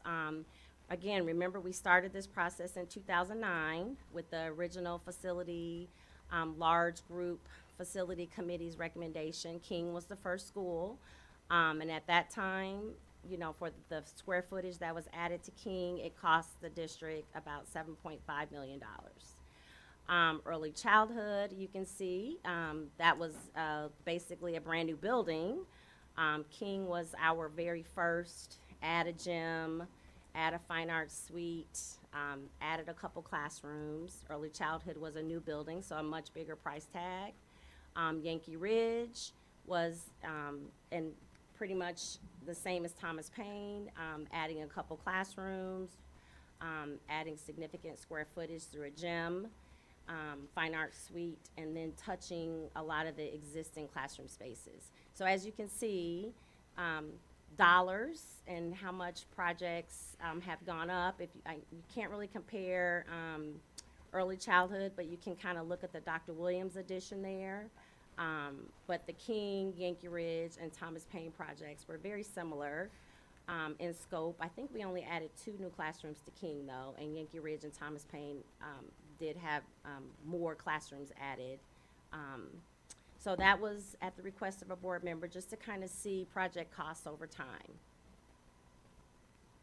Questions? Okay. These next 2 slides are basically what, you know, I asked IGW to also kind of give us a supposal, right? Like, this is not set in stone, but this just kind of gives us an idea of using Thomas Paine as a model. We know that a lot of the materials and supplies that we've been using since COVID, prices have gone up, everything just costs more. So since we just are in the middle of Thomas Paine, these are way better numbers than we had when we started the Thomas Paine project. We had to come back to the board several times to kind of increase our amount. We feel like these would be pretty good numbers in terms of helping us plan what we would need in terms of our bonding for the financial piece of it all. I did ask Scott, I know someone brought that up tonight, the fact that we added these 3 additional, this 3-strand, 8 classrooms. I kind of intentionally asked him to put that there, not knowing what the scope of the building might be. So I am not saying that we would, you know, add touch Wiley and then add 8 classrooms. We've been talking a lot about the flat enrollment, and so if we don't do anything different here and it just continues to be a 6 elementary, or if we did continue to have a smaller size elementary there, we probably wouldn't need these 8 classrooms. But if we did decide to do something bigger or more, you know, a K-6 or something like that, or adding that 6th grade center, which was on one of those other slides, knowing how much these 8 classrooms would cost was helpful for us to have from the very beginning. So you can see that I think is at 2.6 or 2.8. So 8 additional classrooms, which would fit on the site, would cost us that. Now, if we decide we don't want to do that, then we're removing that $2.6 million from the scope of this project. But if we say, hey, a new gym, fine arts suite, all the health life safety upgrades that need to be done in the building. Typically when we touch an old building, we try to go in and add sprinklers and some of those things that are not 2023 codes, but we would do that while the building was being renovated. And the additional classrooms are just here just so we could kind of have an amount of what that would be. So that project would fall within the scope of what we feel like we can handle via our bonds, which would be around $20 million. So we talked about the student placements. John, I'm going to defer to you from that point on. Yep, so I have a couple slides here. So one of the things, and I think there was a lot of confusion about this slide in the packet that went out on Friday. So this is not to say that any of this is good or bad, but this is kind of our current allocation of students through the district. And just to be very clear, this is not kind of equally distributed across the district. There are a lot of pockets throughout the district where there are classes that are very close to the caps and classes that are nowhere close to the caps. But if we look at the utilization of classes throughout the district, this is kind of what we end up with. I don't think anybody would like us to be anywhere close to having all the classroom caps in each building. But there is some kind of ideal amount that's probably around 80% where we're utilizing our staff and utilizing our teachers, but still have small classroom sizes where we can have positive educational environments. So looking across this, the district currently has about 600 open elementary seats.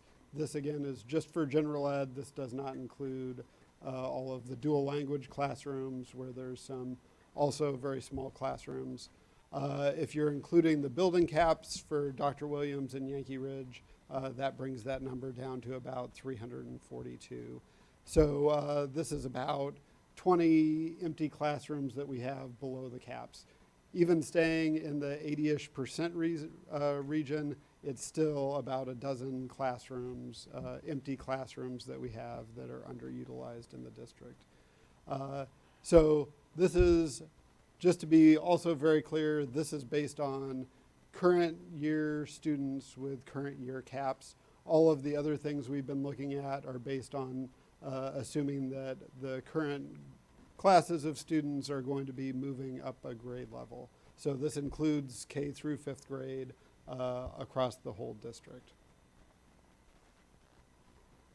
So this is the option that we talked about last year. I think I was hopefully made it clear at the time this wasn't the only plan that we could put into place, but that this was one of the plans.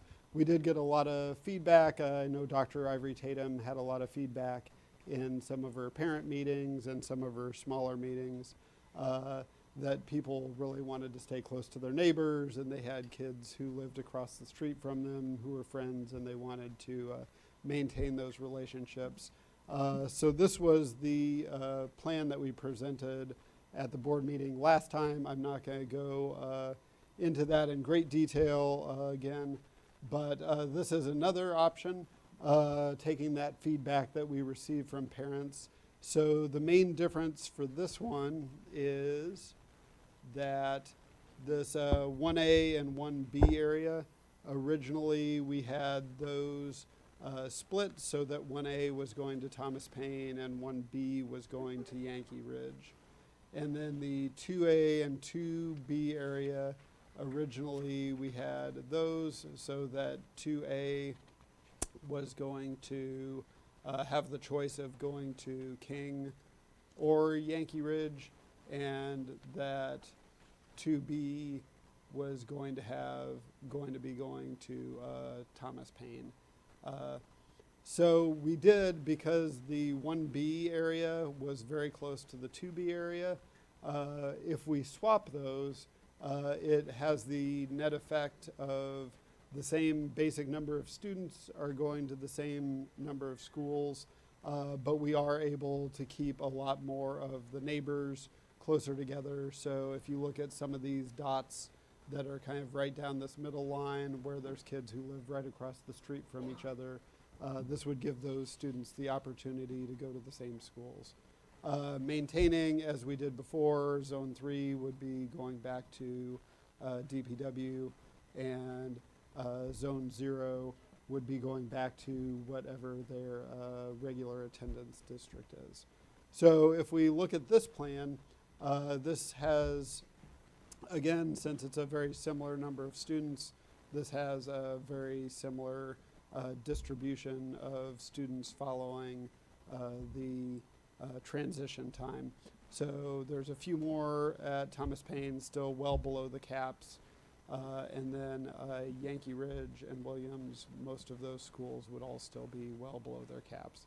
One other thing, as we were looking earlier at the kind of general distribution of students across the district, because the kindergarten caps are so much lower, even though we have more kindergarten classes, because we've had 2 bigger classes of kindergarten students coming into the district over the past 2 years, that has resulted in us being a lot closer to the caps in the kindergarten classes. I know that's something that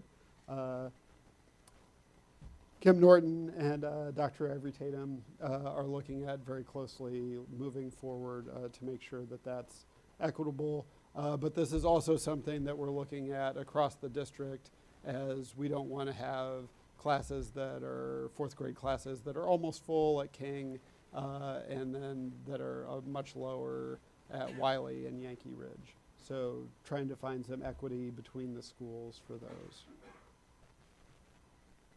One more thing on this, I apologize personally, in the packet that went out on Friday, the graph I cut and paste was the wrong graph, and it had some misleading numbers in there. These are the corrected numbers, and so I would be happy to share those with anybody who wants them. So does anybody have any questions about those before we move on? Yeah, one real quick one. So it looks like 15 students will be going back to DPW, but how close is that to the 450 cap? I mean, so with the 450 cap, they still have 22 available seats, so that would keep them under the 450. Is that going to all really line? I guess that could still work. Yeah, right now they have 438. They kind of range around that in the 440s. It's right, really close though. Mm-hmm. Yes, but they do still have a lot of classroom space, so bumping up against the 450 cap is not as concerning as bumping up against maybe the classroom caps, where you start to more adversely affect student-teacher interactions. thank you, that's a good question. The 73, that also does reflect the 450 cap that would be at Yankee Ridge if they got to that point. And Thomas Paine, if we ever got to that. Yep. So one other thing that we were asked to do was to look at how this would affect the equity and diversity among our different schools. So for each grade level at each school, we were able to look at the racial diversity, the amount of low-income students, our English language learners at those schools, and the students with special ed concerns. So by looking at those and comparing each school and how far they deviated from the mean of the district average for those schools, we're able to kind of come up with a standard of like how racially identifiable each individual school was. So that is this top number here that has, this is for racially identifiable here, for low income here, and for English language learners here. So this is using the option 2 proposal from tonight, but redoing that for each individual student at all of those schools. The deviation from the mean actually decreased by almost 1% for the racial diversity in the school. Because of some interesting anomalies, the low income deviation actually went up slightly, while the English language learners came down, and there was also a small decrease in the deviation for the special ed populations. Dr. Ivory Tatum mentioned that not everybody is into math as me, which is really hard to believe because I love math. But if anybody wants to talk about the methodology or anything else later, this is just kind of an approximation that we use to get how, like, what our desired goals are and kind of how close we are to getting those. So if you have short questions now, I'd be happy to answer them, but if you want to talk more about the math, I'd be happy to answer that later as well, and anybody else as well. So if you want to know how the sausage is made to get these numbers, you need to talk to John, not me. And I will be so excited to talk to you about it. Yes. Okay, so one thing that we heard tonight, I think from several of our parents and speakers, was really the notion about keeping Wiley together during the asbestos abatement process. So you heard Patty Bergen, is she still here, talk about the Jewel School. I know there are, maybe not at Wiley, but there are quite a few people around the district who are around and experienced teaching in the Jewel School, either from Leo or UMS when those buildings were renovated. These bullets here just really reflect some of the options that we've looked at, and I'm not going to spend a lot of time on those slides. I know we've made this information available publicly. I think everybody in this room has probably looked at the slides that are coming up, and I know board members have spent a lot of time with it. But I did want to just say, you know, we were asked to look for options.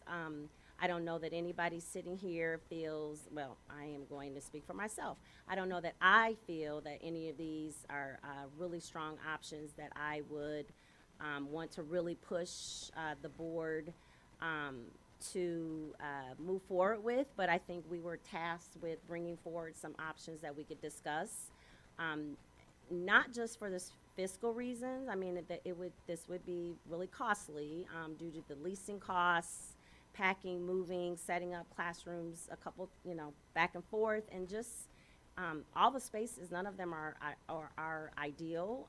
We've spent some more time kind of looking over at Washington School. That building would need a lot of work. We found out, as we'll see on one of the slides, Brookings, I know we thought might be an option, but is not going to fit the timeline. Maybe in the future, but not right now. Randy went over and spent some time over at Brookings recently as well.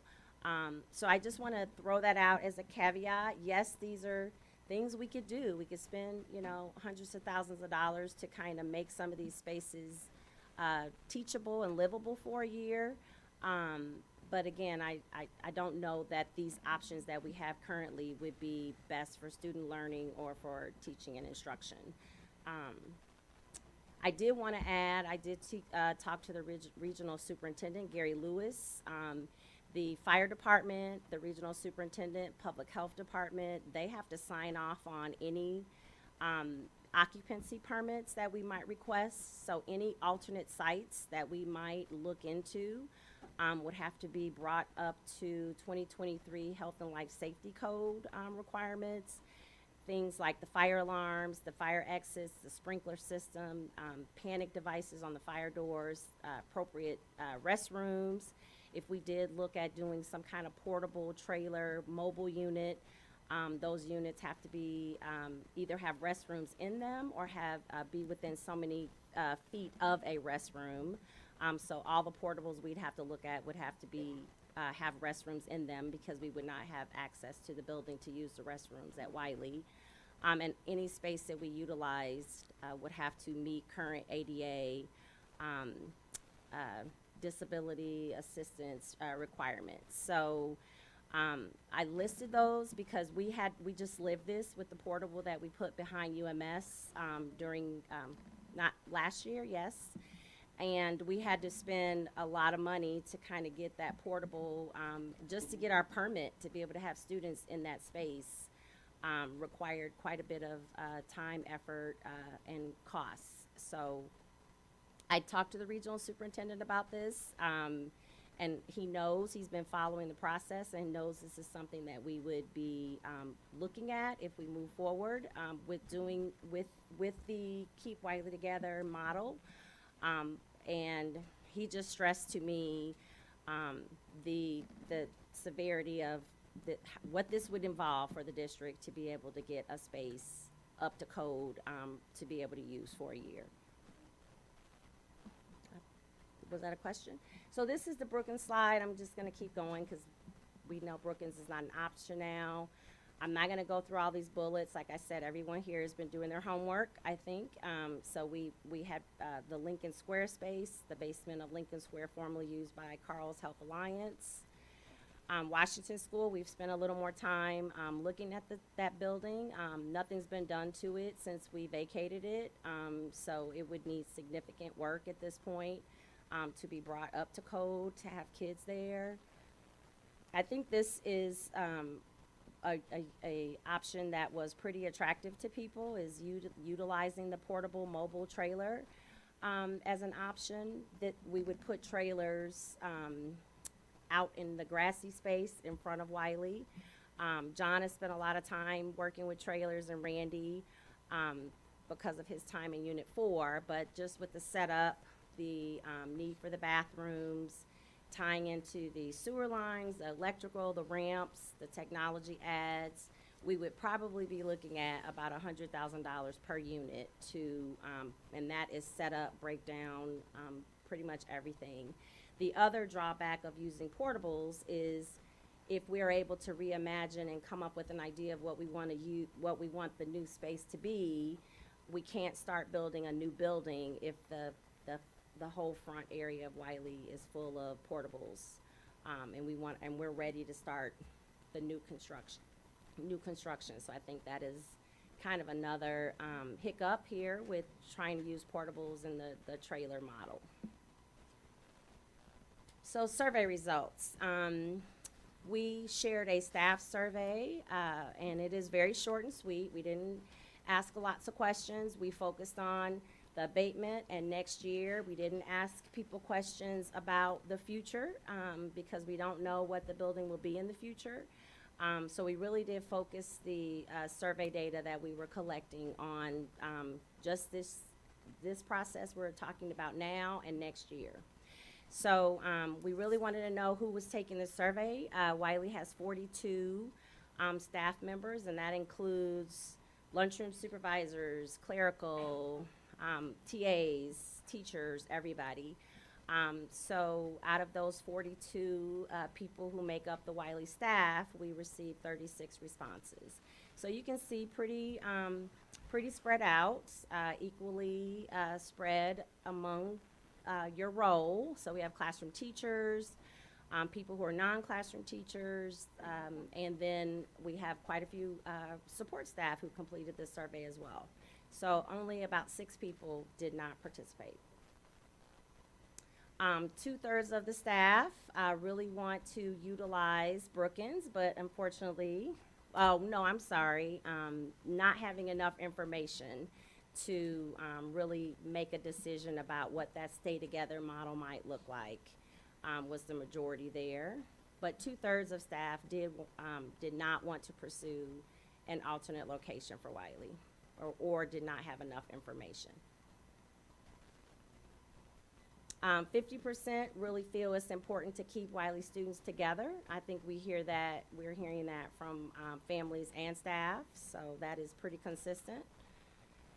61% of the staff support the recommendation to close Wiley next year and proceed with asbestos removal. So 61% of these 36 folks support us doing that, and then almost 39% do not.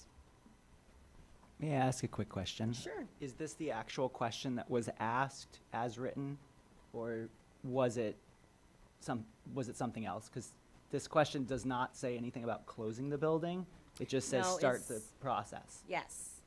Well, So- it doesn't say close the building, but that's what we've been basically talking about, so. But when they answered this question, it was just that question as written, right? Yep. Okay, just clarifying. Yep. Well, I would hope, as much as we've been talking about this, that everybody understood that that's what that question meant, but, okay. Okay, so we did have lots of comments, and this, I don't know who wrote this comment, because again, it was an anonymous survey, but whoever wrote this comment kind of hit everything that was pretty much across the board kind of mentioned. So this person said, yes, the building is desperately in need of repairs, and they really are concerned about their working conditions. But they go on, and we heard that from other comments.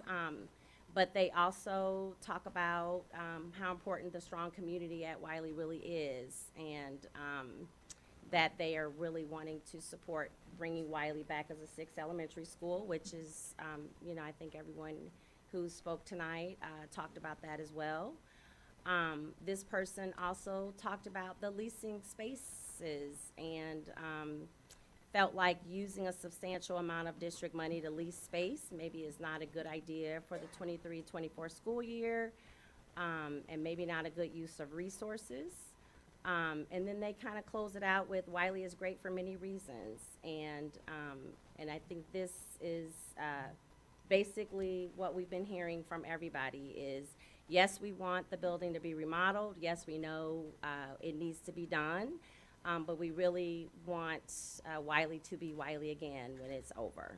So I don't know who wrote this comment, but they pretty much covered the spectrum of what most of their colleagues were really thinking. So parent survey, about 23% of the families responded, and again, as has been pointed out already tonight, families didn't receive the survey until last Wednesday. We did send a couple reminders, and so we had a couple people take it even this morning, but we did close it today. So 23% responded. That is, we use 20%. I know it's not a great threshold, and you've heard me talk about surveys before, and it's really hard to get parents and folks to complete surveys. It's hard. 20% is kind of the threshold that we use for things like the 5 essentials. And so some of our more national surveys kind of use that 20% threshold, so we're just barely there. Each family was allowed 1 response, so we sent a code out to make sure that we could keep it anonymous, but also make sure that we were only collecting 1 survey per family. And then 83% of the respondents, this was something that I think was really important to me, is I wanted to make sure that people who were filling out the survey had information. Either from previous board members, not board members, board meetings, having watched meetings through the YouTube, maybe gone to a parent meeting. I know the Wiley PTA had a couple of their own parent meeting discussions where I was not present. And then we shared the presentations out as well. So I feel like this was a pretty informed group. It was a small group of people, but they seemed to have the information, which to me I think is one of the hardest parts about taking a survey is when you don't have all the information and you don't really know how to respond. So 80% of the families were interested in the safety and quality of the facilities. So we talked about, you know, what are the things that are most important to you, your ability to walk to school, take a bus. People really did want to make sure that wherever their students might be, that Wiley staff would be there and be present in the building. But the biggest thing that was most important to the 40 people who completed this survey was the safety and quality of the facility for their kids. 60% of the parents did not really want to pursue an alternate location. I know or didn't have enough information, which was kind of consistent with the teachers and staff.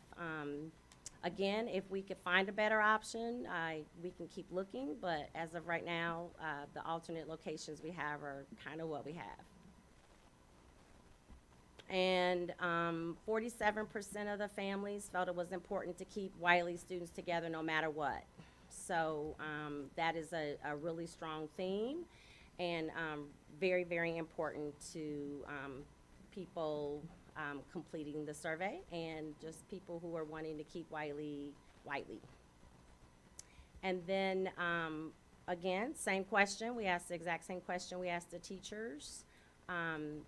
About moving forward with asbestos removal next year. 80% of the families, the 40 who completed this, support the recommendation to remove the asbestos next year. Or maybe it's 85, sorry. Here are some comments. Very similar themes. Assurances that once the building is remodeled, they use rehabilitated. That the former staff and students get to return.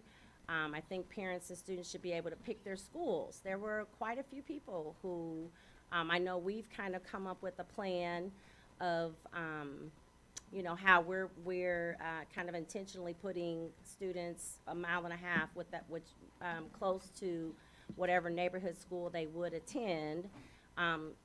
Just for future redistricting purposes, but there were several parents who said they would like to be able to pick the school that their student would go to instead of us kind of doing it for them. I understand that next year my child will move to a new building, but I am more concerned about making sure that we don't close Wiley permanently. That was mentioned in lots of comments as well. I don't think it's fair to renovate and then take the school away. There were a couple people who mentioned the middle school model because that has been discussed because it's on that one slide from the last meeting. That whole discussion about adding 6th grade. I know we had a parent here tonight who said that K-6 model. So there were a couple people who talked about the middle school. And how we might be able to do both things, support Wiley and also maybe help UMS. So I think this is the final slide, guys. We're getting close to the end. So future steps. Starting the asbestos abatement project is, as we've said, as soon as school gets out.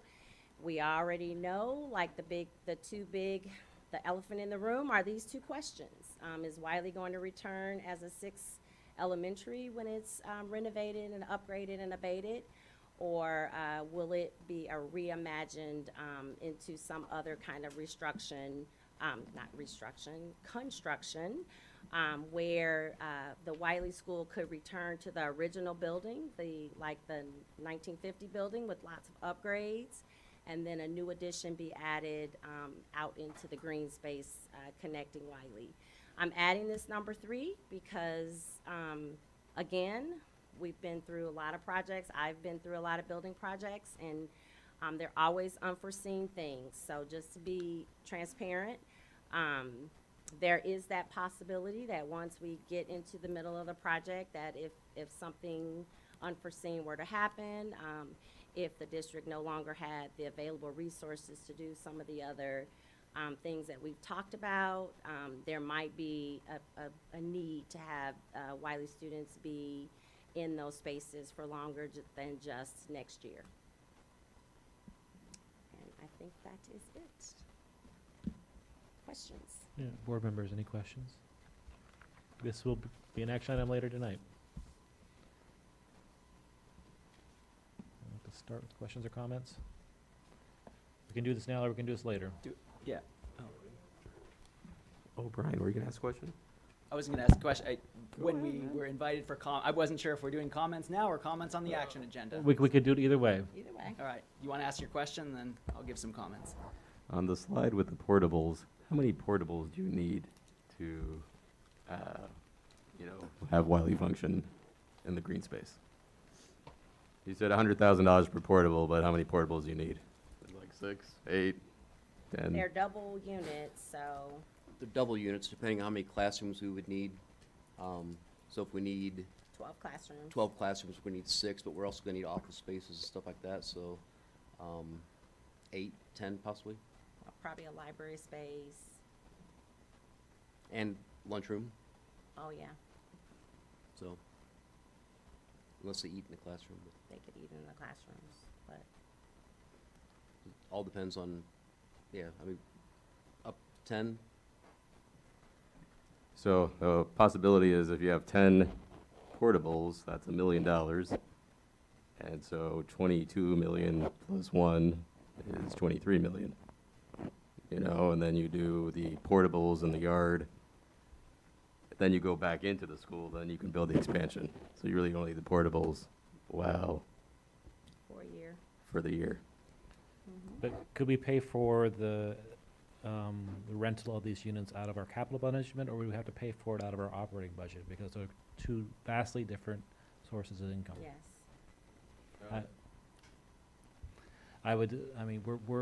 Thankfully, we're relatively cash rich when it comes to capital, thankfully, because the voters passed the 1% sales tax. But our dependence on property taxes and PTEL makes it much tighter for us to have additional spend in the operating budget. It's likely something we could pay for out of working cash bonds, but that would take away from other projects. Don't know about if we could, I don't think we could spend it, it's not really a capital expense, it's a rental. So it's a purchase service.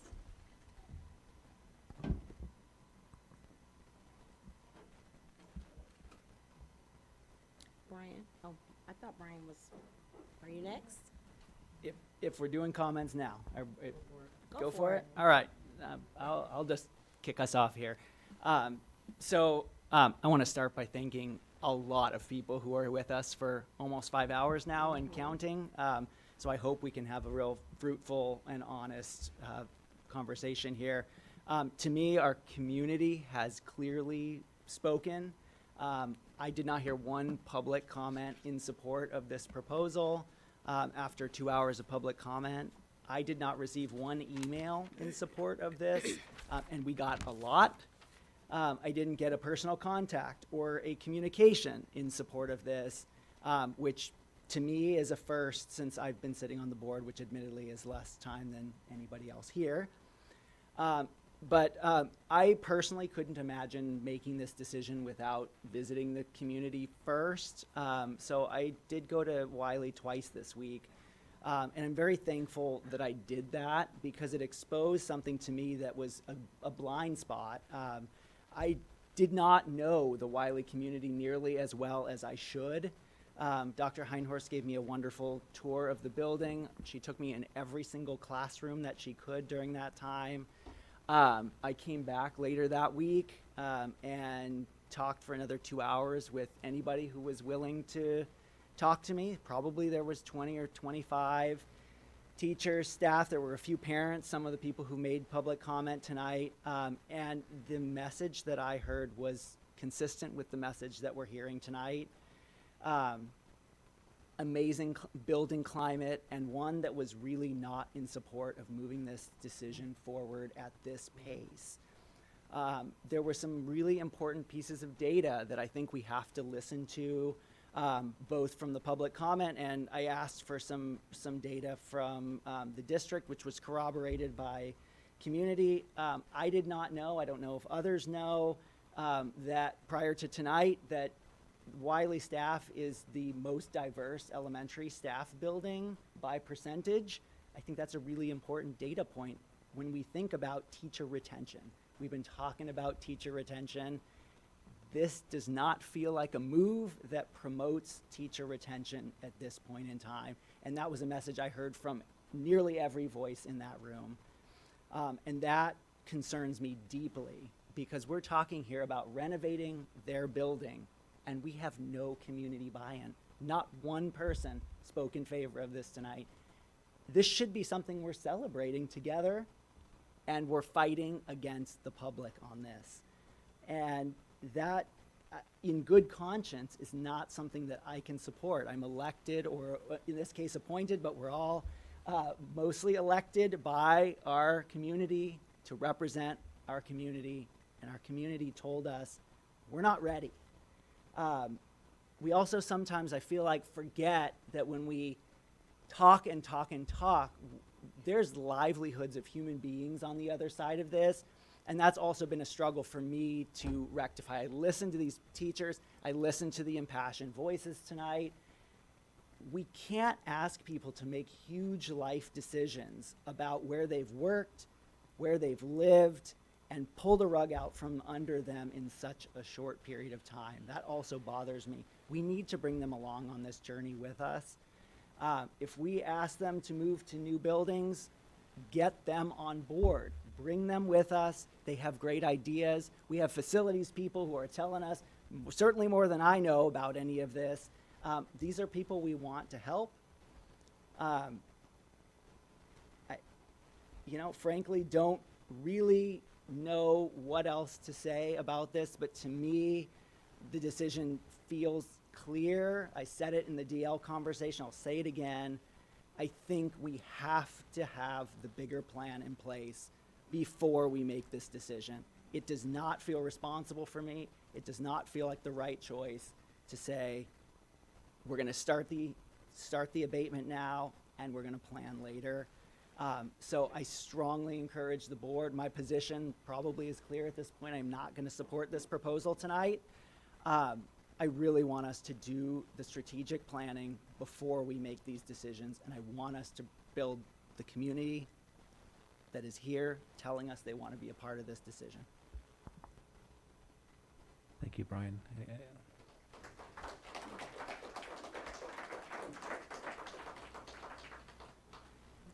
Anyone else with comments, questions? I had a quick question about the build and the construction, because I think I may have asked Randy this last week, but I wanted to do it out here in public, was, so in order, and I know I'm reiterating things that you mentioned, but I want to get my ducks in a row. To take apart everything to do asbestos, you're going to have to rip out a whole bunch of stuff, and obviously windows would be a part of that, flooring, all that stuff.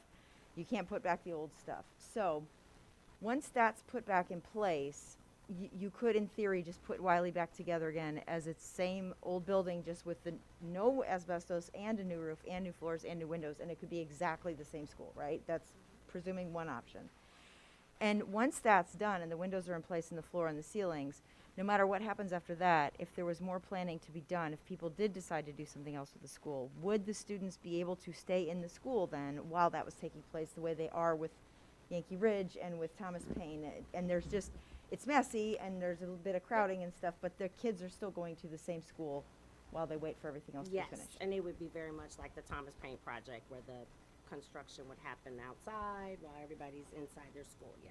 Okay, so, and then that would be being planned on at the same, I mean, that presumably over the summer we would know one way or the other what we were going to do, which, staying the same would be an option. But the other question I wanted to ask is, while any planning would be taking place, presumably over the summer, for what to do with Wiley, if the asbestos moves forward, would we also be bringing in people from the dual language committee to talk at the same time or even concurrently sometimes? Like, I know that I know that that doesn't sound right to a lot of people. That's like, what are you talking about? But to my way of thinking, like, we also said that we were going to be talking through those plans in the coming year, which Sure. would affect movement of students as well. So I'd hope that if we did do discussions from both groups, that they'd be able to come together at some point and talk to each other if that's the necessity.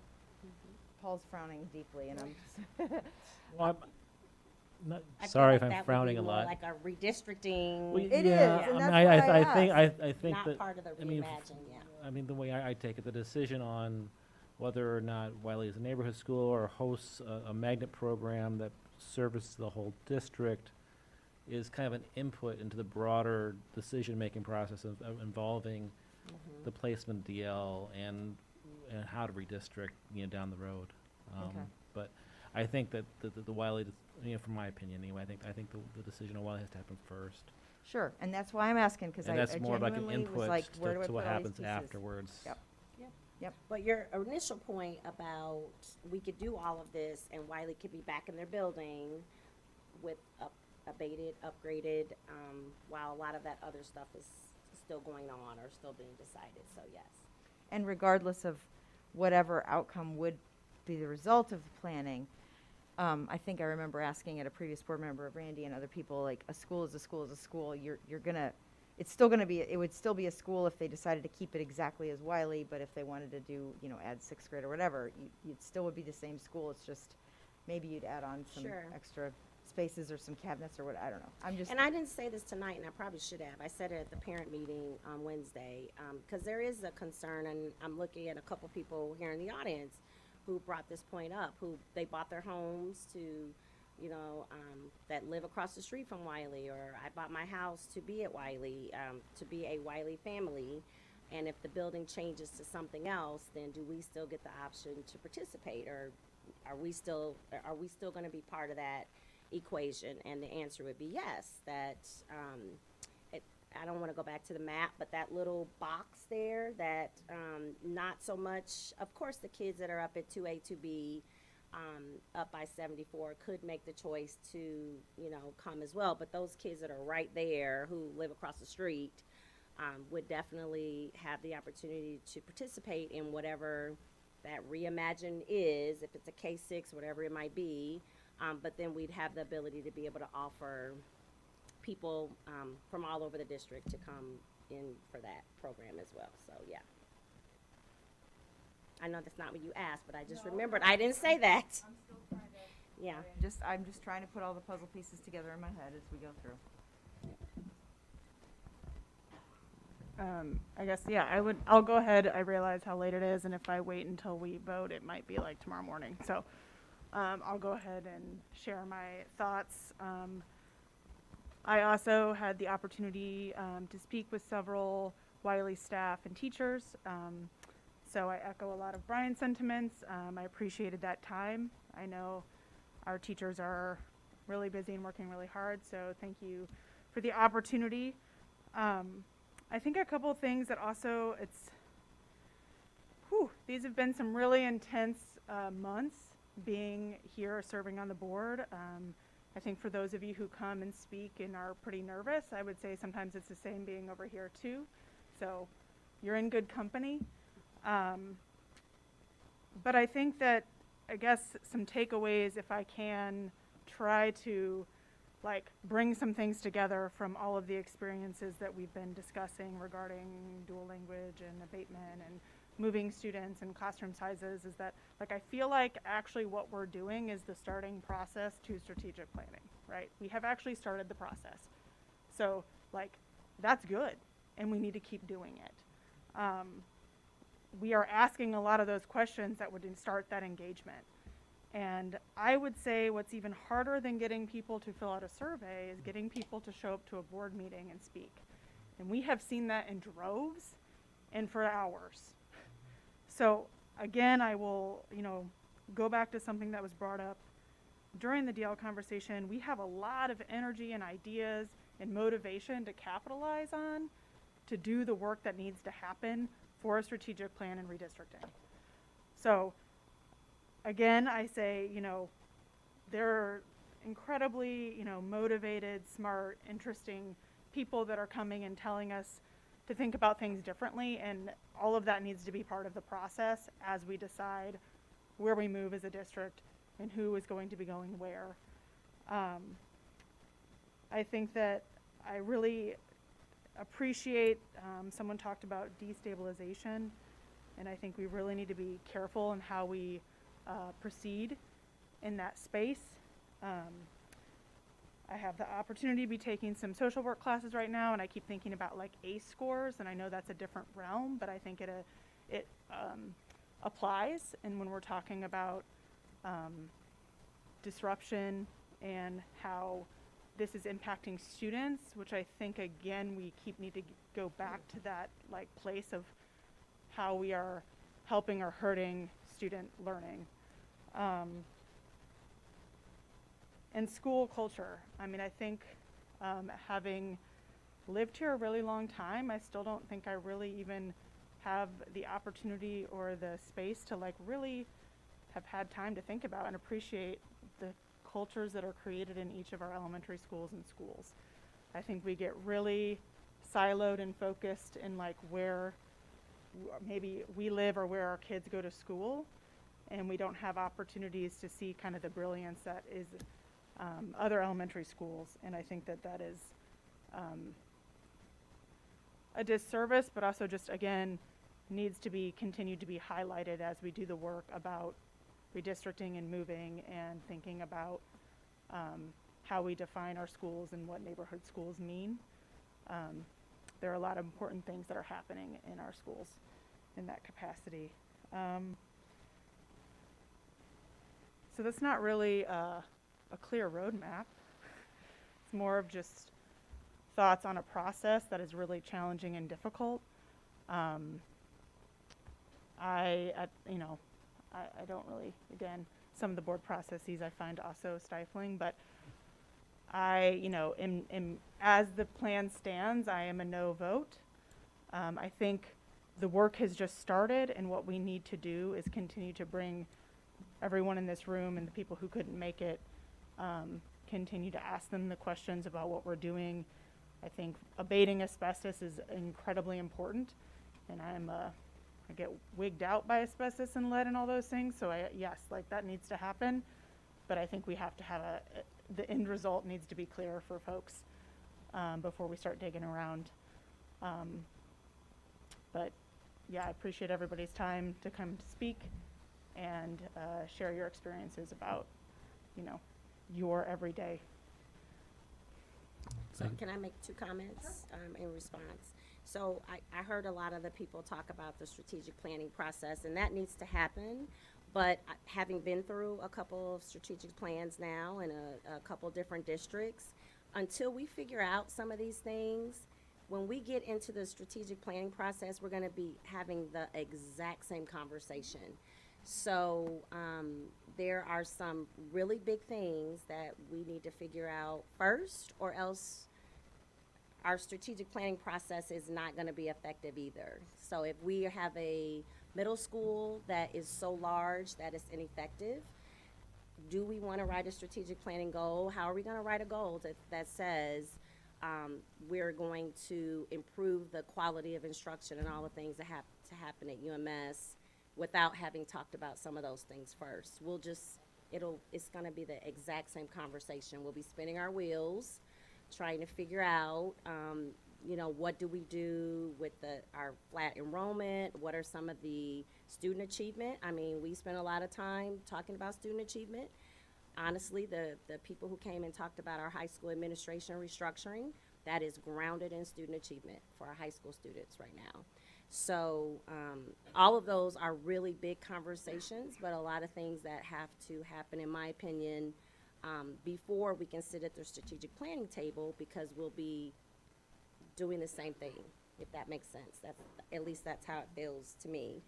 And I also wanted to just reiterate, and I know this is really hard for everybody to talk about right now, but all of the things that we've been sharing, all of the options that are in our current community, if we don't do this now, we're going to be having this exact same conversation in a year and still not have a space to move everyone together. I mean, some of these things are going to have to happen, whether they happen this spring or next spring or the spring after that. This is going to be what is going to have to happen if we want to do the things that need to be done to improve the working conditions at Wiley. So. And I know it all feels very rushed, and I understand that completely. But a lot of what we're, and again, having a whole year to plan for that and to emotionally prepare for it, I understand that as well. But I just wanted to say that out loud because I just want to make sure everybody in the room understands that the options we have before us right now are going to be the same options maybe in a year. So. And I fully respect Yeah, that so process. wanted to I say just think that allowing some of the hard conversations, like we're starting, that's what I guess that's what I'm trying to convey, is that we are actually starting that work. And I would hope that our community members and families and teachers, and that is like, there is I think we all sort of understand and know that change is going to happen in some way. And I, said this to some of the teachers. I said, there will be processes that require change, and you may lose some of the things that are really important to you because the greater outcome.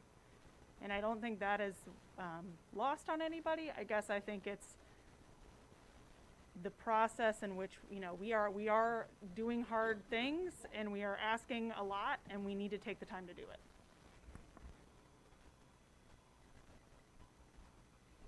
Anyone else like to speak now, or like to hold your thoughts until there's an action item on the floor? Anyone else? Robbie? Okay. This again will come up pretty soon for potential vote.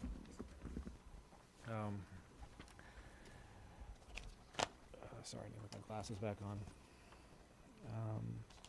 We do have a consent agenda tonight for 11.1. We have the minutes for our January 17th business meeting, January 18th special meeting, January 20th District Facilities Property Committee, January 24th District Parent Teacher Advisory Committee, and February 7th study session.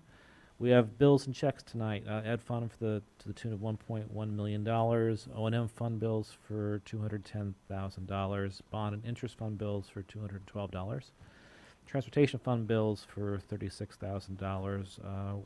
Working cash bonds for $285,000. School facility occupancy tax for $65,000. Tort for $72,000. Life safety levy for $29,000, payroll, salary, and benefits, the tune of $4.6 million, and Urbana education for $166,500. There's a list of various standard personnel items on the agenda to be approved. 11.4 is an approval for administrative personnel items. Go ahead and just highlight that real quick. Yes, since she stayed here till 10:30. Beth Ladd, would you come up to the table, please? I'll speed read Mr. Pawlowski. So, in October of 2022, Mr. Todd Taylor, Assistant Superintendent, who is ill this evening, of Student Services, announced his retirement effective summer of 2023. The position was then restructured and posted as an Executive Director of Student Services to allow the next leader more opportunities to participate in individual school planning and problem-solving meetings which occur during the school day. After several months of a nationwide search, Urbana School District had 2 viable candidates for the position. Both candidates participated in a series of 3 interviews where they were instructed to bring their 5-year plan forward to the interview teams, in addition to being asked several questions. Every staff member, administrator, and community member / parent who wanted to participate in the process were invited to be a part of the interview teams. Approximately 40 staff members filled out interest forms describing the qualities they wished to have in the next leader of student services, and many of those 40 participated in the interviews held on January 30th and 31st. The interview committees have recommended Ms. Beth Ladd to serve as the next leader of the Student Services Department. Ms. Elizabeth Ladd also known as Beth, began her career as a special education teacher at Robeson Elementary in Champaign Unit 4 schools. Following her time at Robeson, she worked as a district leader teacher supporting students with emotional disabilities. She worked closely with building and district leaders to support students at alternative placements as well as those in district programs. In 2006, Ms. Ladd returned to Indianapolis, where she grew up, to serve as a special education department chair for Lawrence Central High School of the Metropolitan School District of Lawrence Township. She also served as a district coordinator briefly before returning to this community to serve as the role of special education administrator with Champaign Unit 4 schools. In July of 2012, Ms. Ladd joined Urbana School District as the Assistant Director of Student Services, working closely with Mr. Todd Taylor to support staff and administration in providing meaningful and appropriate special education services. Ms. Ladd has also served Champaign Unit 4 as principal of Garden Hills Academy.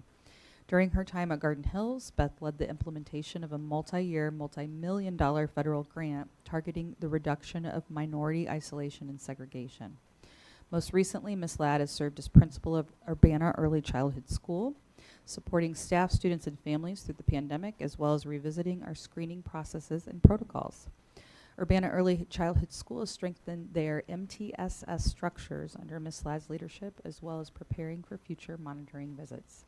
It is the district administration's recommendation to the board that Beth Ladd serve as a new executive director of student services.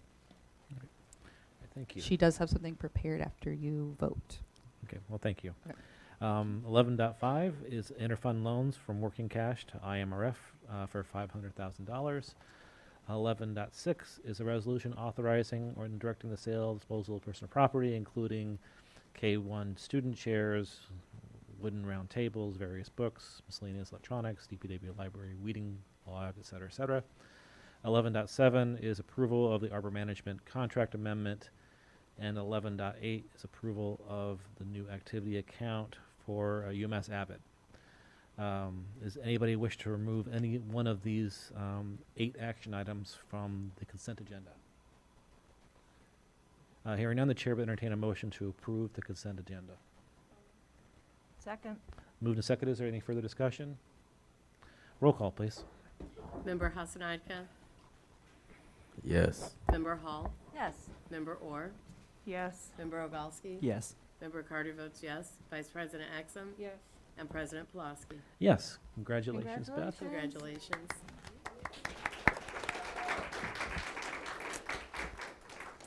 Thank you all. Thank you all very much. I am very excited about this opportunity. I know we, over the last few months, have heard some concerns from families about our special education services and programs, and I am ready to do the hard work to make sure we're meeting the needs of all of our students. Angie mentioned the interview process, and so I just wanted to highlight 4 of the things that I felt were real priorities moving forward in this department over the next 5 years. And I think one being accountability for our staff, our students, and our families. Another being our instructional practices and making sure we're really meeting the needs of our diverse student populations.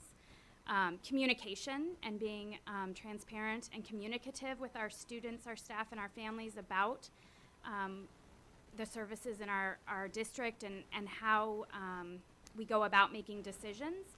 And then just rebuilding some trust amongst our staff and our families in this department are areas that I think are important as we move forward. So I'm excited to do this work. It's hard work. We're going to have to do it all together, and we're ready to go. So thank you. Thank you. 12.1 are gifts. The Latino Partnership of Champaign County provided funds of $537.78 to pay for a student's new glasses. EY Sumpton donated $1,000 to each of the following scholarships: the Cynthia Ann Johnson Scholarship Fund and the Doral Ann Johnson Scholarship Fund. The following donated to the Band Room Renovation Fund: Don and Gail Block, Arthur Sievers, John Angeletti, all gave $100 each. Fisher National Bank donated $750 to the UHS wrestling program. Is there a motion to accept these gifts and send out thank yous? Can't. All in favor say aye. Aye. Any opposed? There is a resolution authorizing and directing the public sale of certain property in accordance with state law, and that certain property is this building. So is there a good description, Katie? But basically, there's a motion to put this building up for sale, to list it with an agent, and there's a blank for a dollar figure, whoever wishes to make that motion. Is there anyone willing to make the motion? I motion to sell this building for $475,000. Is there a second? Second. Second. Any further discussion? Go ahead, Katie. I just wanted to say for the public comment on this that there's actually a public sale process that will take place at this point. So a minimum bid price has been set. There will be a 3-week-long notice in the newspaper once every week for 3 weeks. Following that, there will be a sealed bid opening. That date will be published in the newspaper, and if we do not receive any bids that meet that minimum, at that point in time, we can seek the services of a realtor to assist in the sale of this property. Thank you for clarifying the process. Roll call, please. Member Hasnadka? Yes. Member Hall? Yes. Member Orr? Yes. Member Ogalski? Yes. Member Carter votes yes. Vice President Exum? Yes. And President Pulaski? Yes. 12.3 is a resolution authorizing non-reemployment of full-time, non-tenured teacher not in last year of probationary service. Is there a motion? So moved. Is there a second? Any further discussion? Hearing none, roll call, please. Member Hasnadka? Yes. Member Hall? Yes. Member Orr? Yes. Member Ogalski? Yes. Member Carter votes yes. Vice President Exum? Yes. And President Pulaski? Yes. 12.4 is a resolution authorizing issuance of notice of proposed reclassification of principals. Again, this is a personnel matter which we can't discuss, the details of openly in public session, but is there a motion for the floor? So Is there a second? Second. Any further clarifications or comments? Hearing none, roll call, please. Member Hasnadka? Yes. Member Hall? yes. Member Orr? Yes. Member Ogalski? Yes. Member Carter votes yes. Vice President Exum? Yes. President Pulaski? Yes. 12.5 is two separate motions. The first being 12.5A, approval for Wiley asbestos abatement. So now would be the time, I guess, to bring a motion to the floor if anybody wishes to support this, and then we can comment on it before a vote. Anyone wish to bring it to the floor?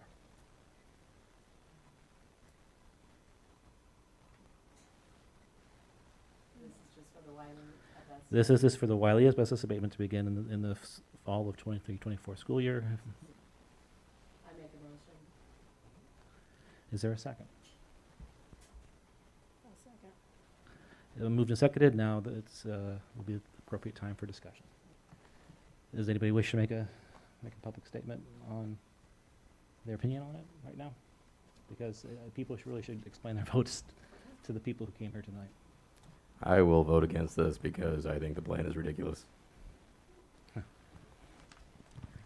In the DL conversation, the issues were you don't move a whole bunch of kids to a different school without their input or knowledge of the situation. And I don't know if you consider the last 2 weeks input and knowledge on the situation, but all the input I heard, as Brian said, is against it. And then the other thing is, so soon after the COVID pandemic, to have people move, there's a lot of trauma involved with that situation, and I can't imagine people doing well academically if that's the goal of education at the school district. So, if that's Go ahead and finish. I'm saying if those are basically the two major reasons I think shut down the single DL school, and then a month later here we are doing the exact same thing again. So, I don't understand why we are doing that. The reason why I voted yes is because I feel like the school is a healthcare crisis. One of my own children went to Wiley, and with some of the glue dots that are leaking, the heat, the steam, all of these are very dangerous situations. My daughter has asthma, allergies, And I'm sure that this situation that this building is in would not help her at all. So that is why I'm voting yes. I believe we need to do the abatement, but I also believe that the renovation needs to come from the community and its partners. This is just to abate the asbestos. It's not saying anything at all. It's to make our school healthy, which is what it needs. Our teachers need to be healthy. I understand change is hard, but the looks of this building, I would not feel safe attending there myself. Thank you, Brenda. Tori, you're in.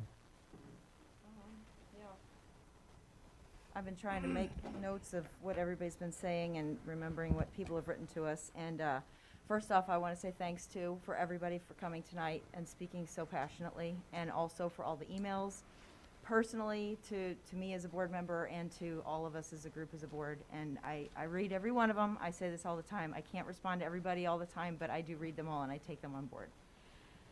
I am sad that this discussion has to come so soon after we had a dual language discussion. And in a lot of people's thinking, it is the same thing. And I realize that that's the way it looks, but in looking at this issue and hearing all of the feedback that we asked the superintendent to gather for us, this is, as Brenda said, an asbestos issue. To me, that is something that needs to be addressed sooner rather than later. The reason why I asked about how old this building was and when it was last renovated was that I thought the build date was 1957. I was shocked that that was the last time it was actually renovated. Since before I joined the board, Wiley was always one of the schools that was going to be renovated, and always with the thinking that then we will also be able to plan for the rest of the district after we've gotten that last puzzle piece in place. And as has been said, both just amongst board members, random comments, those poor Wiley people have been waiting forever. I've heard that ever since I joined the board, and I wanted to be a part of helping fix it. The reason why I asked the questions about could this still be going on, the rebuild that has to happen after the asbestos, I ask all those questions on purpose because I'm thinking about if this was my family and these were my kids, how would I respond to being told this? It's shocking. It's confusing and probably really scary. It would be to me. It would be to me if it was my school. It would be to me if it was my house or my place of employment. If my boss told me tomorrow, hey, everybody's got to move their offices and we're going to move you, we don't know where, but we got to get you out, I'd be terrified. But I also would know that they were doing it because this is asbestos. I mean, my own house has asbestos. I can't do anything to the siding of my house unless I want to do the same thing. I get it. And I get how scary it is, and I've been trying to listen to all of you. As Tori pointed out at our last meeting, everybody's feelings are valid, and they deserve to be heard, and we deserve to sit with them, and we deserve to feel uncomfortable with them. And what I take encouragement from hearing tonight is that even if all we did was nothing but asbestos, which is all I'm voting on tonight, because I will not be here for the future board who decides ultimately what happens to the rest of this district. I have every faith that the new board coming in is going to listen to everybody. I've heard so much from you guys already. We haven't even done anything yet, and it's really encouraging to hear this kind of feedback because it may well end up that after the asbestos is cleared and it's a healthy building again, Wiley goes back to being exactly what it was, because if the community feedback is similar to what we're hearing tonight, that may be what everybody votes on. And I do trust that our administration is listening, because as soon as we heard about this development, that we had the funds to pay for it, which is, I know that kids and safety and trauma and everything doesn't equal, it feels cold to say it's a dollar sign thing, but unfortunately, it is a dollar sign thing for a board who has to be fiscally responsible to all of our schools. And the sizes of our schools and people, some schools that have lots of kids in them and others that don't. So to me, doing it with the space that we have available for the classrooms makes sense because we built them for that purpose. And I know every school in this district is different and unique and has wonderful strengths and wonderful people in it, because I heard all about it with the dual language discussion too, and I'm proud of all of our schools. And I'm proud that all of our schools would be wonderful places for any one of my own children to go to. If I decided to go anywhere in Urbana, I would have been happy where they went, because I know that we all have great schools and teachers. I just want to say I wrote this down. We're not making permanent plans tonight. We are voting on asbestos, which is a health issue. It is a health crisis. It could potentially be one crisis away from something even worse, like one of the teachers pointed out about roofing tiles falling down a King. We dealt with that with this building. We dealt with that with Washington. God forbid anything horrible happens in the next year or two if we decide to wait and move forward. And lastly, one more piece of the puzzle for me was hearing Dr. Ivory Tatum talk about planning for other things in the future. And I do want to see the plans for dual language moving forward. I do want to see the redistricting done in an equitable and thoughtful and community-oriented way. This being done now means we can move forward with that, being wide-eyed and clear-headed about what needs to be done, because Wiley will then be safe and sound and healthy, and everything, if it all decides to be the same school again, once again, you can still move forward healthily with future plans. So I realize that this is a very unpopular opinion. I am thinking through the lens of health and safety and making sure that our kids have a good school building to go back to when it's done being abated. And I know that it's not easy and it's scary. I share your fear, but I think that this is the best way to move forward.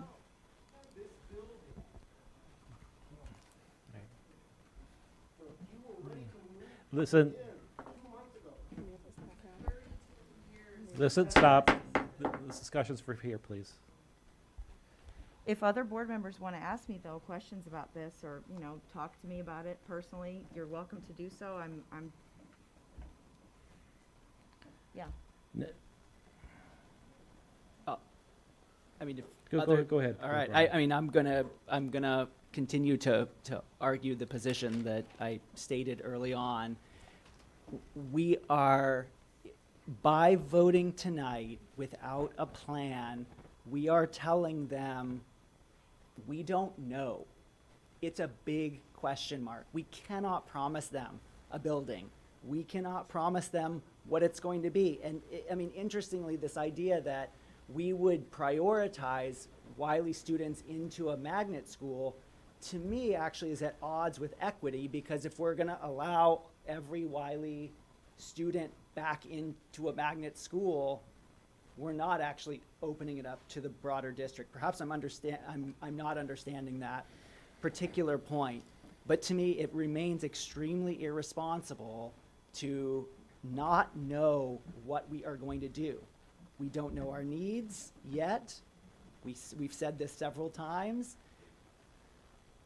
Just because we need to have this conversation over a longer period of time does not mean it's the same conversation every time, right? So the comment earlier that strategic planning has to be the exact same conversation 6 months, a year from now, I disagree with that fundamentally, because we're going to have these people to help us with that plan. And we can still start with this decision. We can tell them, yes, 1 year from now, we can abate the asbestos, and here's what's happening with your building. We bring them on board with us. We don't have to do this in this moment. We can wait 1 more year. The idea that it's a health crisis in that building, I just walked through there. I think it's insulting to the teachers who are in that building right now to say that, frankly. They've been in there. They're giving their lives every day then if we're putting them in a position where it is in a health crisis. It absolutely has to be done. I think that's clear. We have time.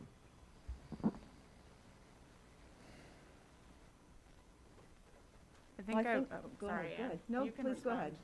I disagree with you fundamentally that we have time. I don't think we do. I feel like I don't want anybody to be in a health building. I'm not equating all of our student learning with a building, but to me, and I'm not diminishing the importance of the Wiley community. I've been to the school, I've talked to the teachers and met with people there. I think it's a wonderful school.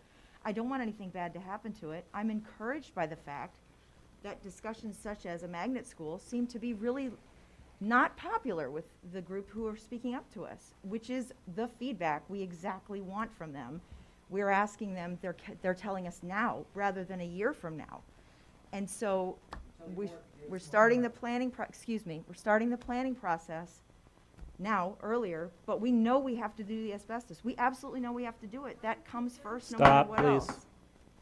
So what is the, it's unfortunate that it has to happen now. The timing is bad. But if I had been told this without any other discussion happening in the year prior to this, if I had just been told this tomorrow, my decision would be the same.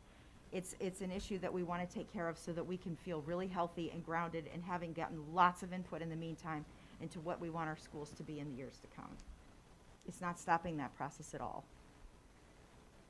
I think I would just add to the thought process the idea of,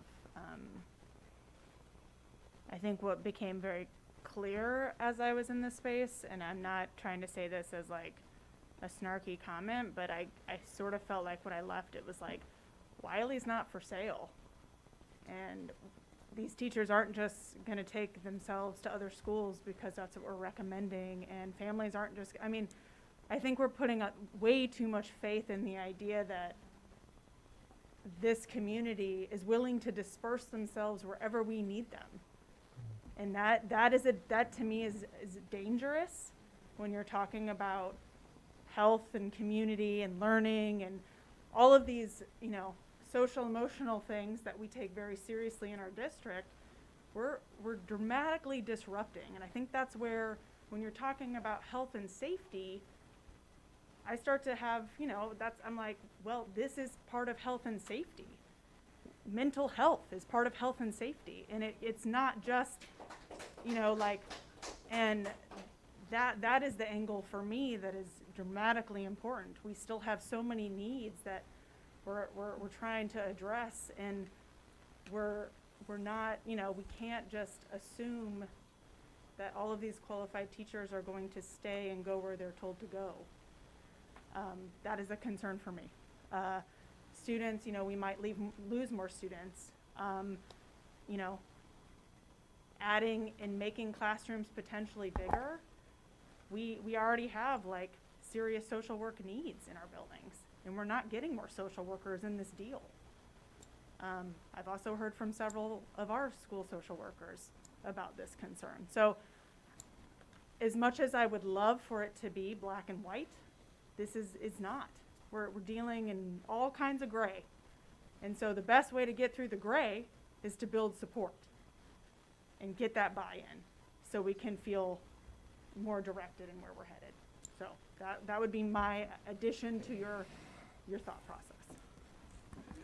Can I add one more thing to what Laura just said, which came out in the buildings and in talking with folks at Thomas Paine as well?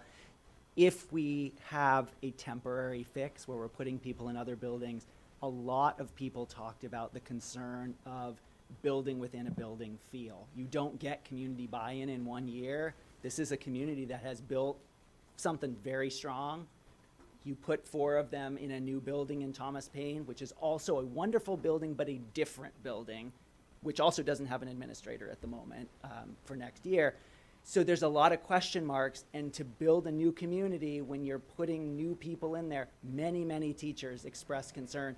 Will I be included in that building? Will I feel a part of that? But if they don't know what's happening a year from now, how much buy-in do they need in that 1 year when they know it's a temporary fix? So I just wanted to represent that. Several teachers mentioned that. I'm not a teacher myself in an elementary building, but that feels like a big deal for community. Thank you. Go ahead, Robbie. One other thing that's just, I think, a really big issue with this is the level of confidence and trust in the district administration. So if you pass this on the side of safety, I think you are potentially, you know, bottoming out those numbers. I mean, we don't have survey numbers on what is your confidence and trust, but I think it's got to be really low, and it's going to go even lower if we have a 4-3 vote here in a moment. 4-3 vote for yes rather than no. Understood.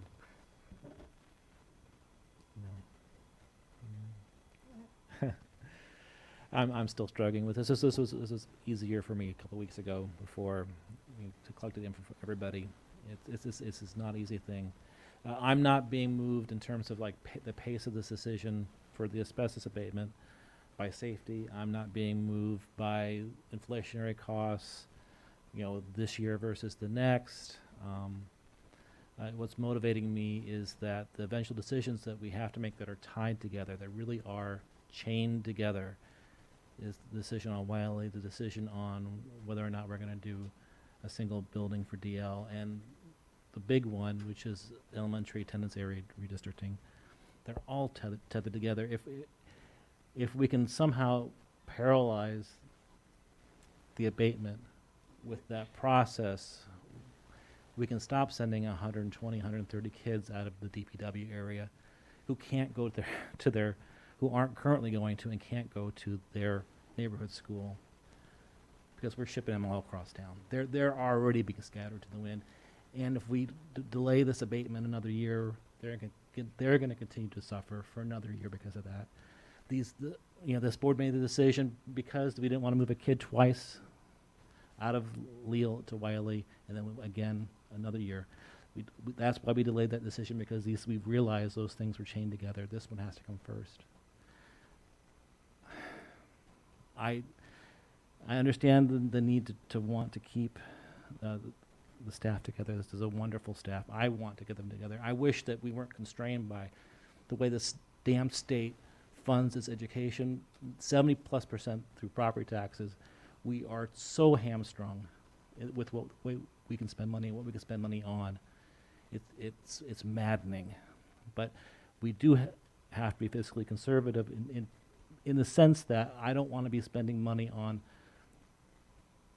portable rentals that we could be spending on social workers. So whether or not we do it this year or next year, I just don't see a way for us to justify that kind of expense to not use the empty classrooms in our other building. So this is a horrific decision. I'm very much torn, but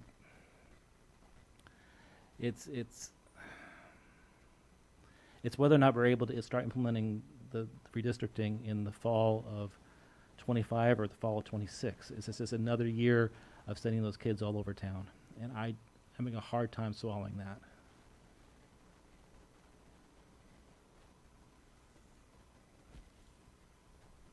I personally am glad that Wiley is finally on the list.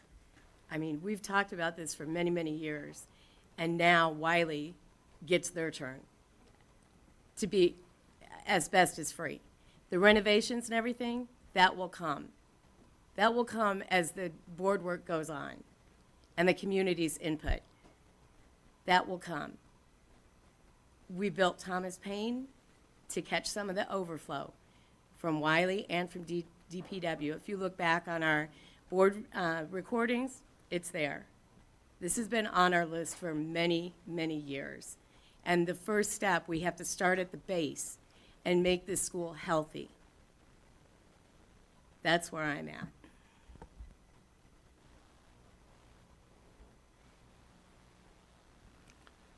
Any other further comments or statements? I know it's not the popular vote of the room, but I'm also pretty concerned about the health and the hazardous conditions. And, we talk about, especially looking at the fact that this school has a high percentage of children of color who unfortunately in a lot of situations already come with health issues. And to have them in a building, them and everyone else really, in a building that could potentially add to health risks for them, to listen to whatever the steam valve that came down that could have burned a kid. I mean, these are things that we need to take care of, and it's past time for this building to start being taken care of.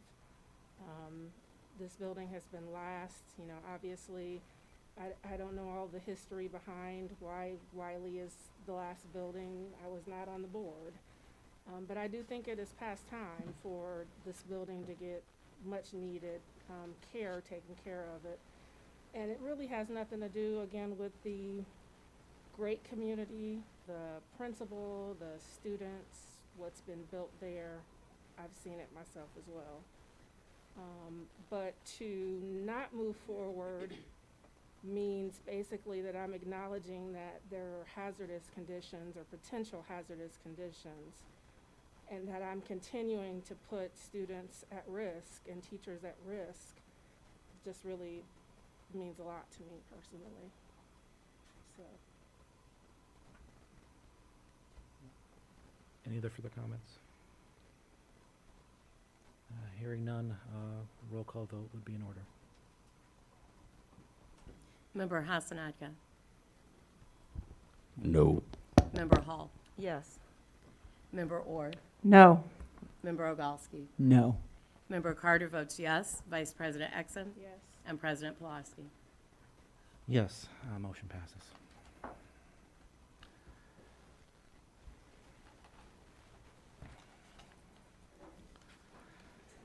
(12.5B) is a similar motion for the approval of the Wiley Asbestos Abatement Engineering Consulting Agreement. Is there a motion? So moved. Second.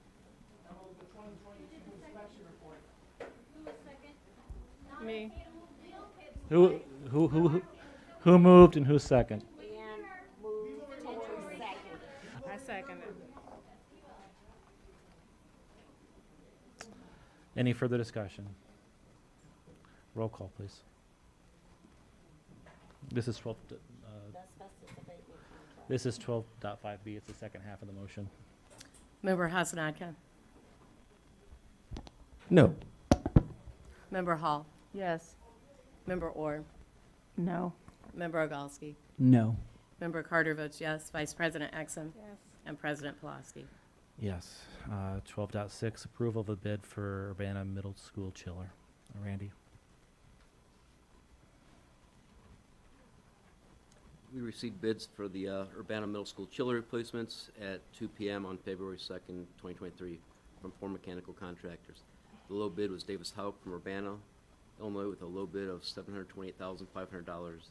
The bids ranged from $728,500 to $829,600.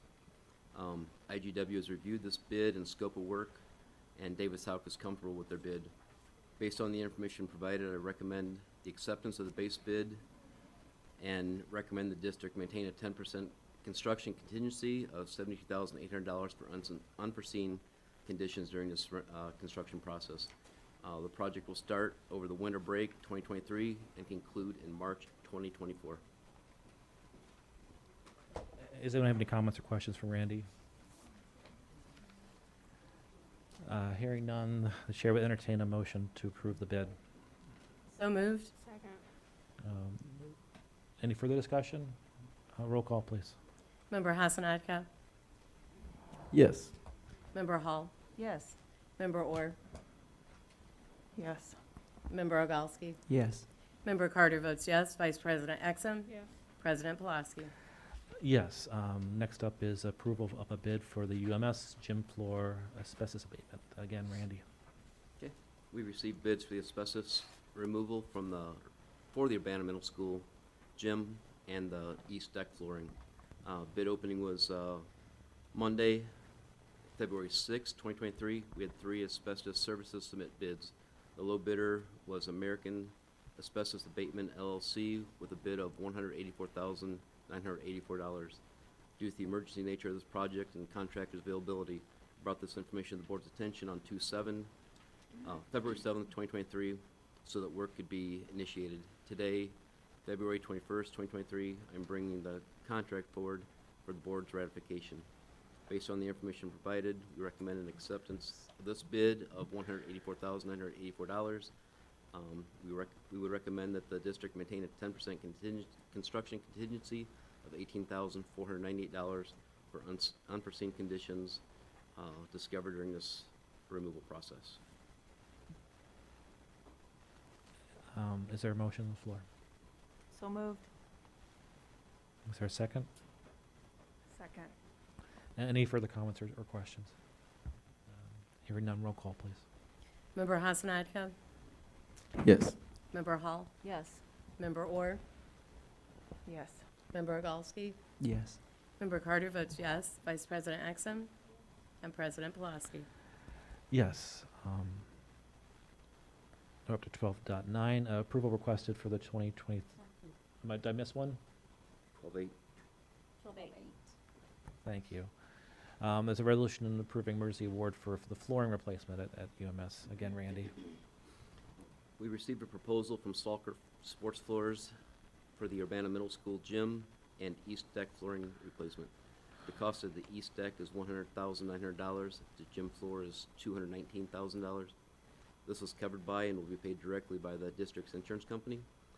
Work will begin in the next couple of weeks following abatement. Based on the information provided above, I recommend acceptance of the proposal for $319,900. Is there a motion? Second.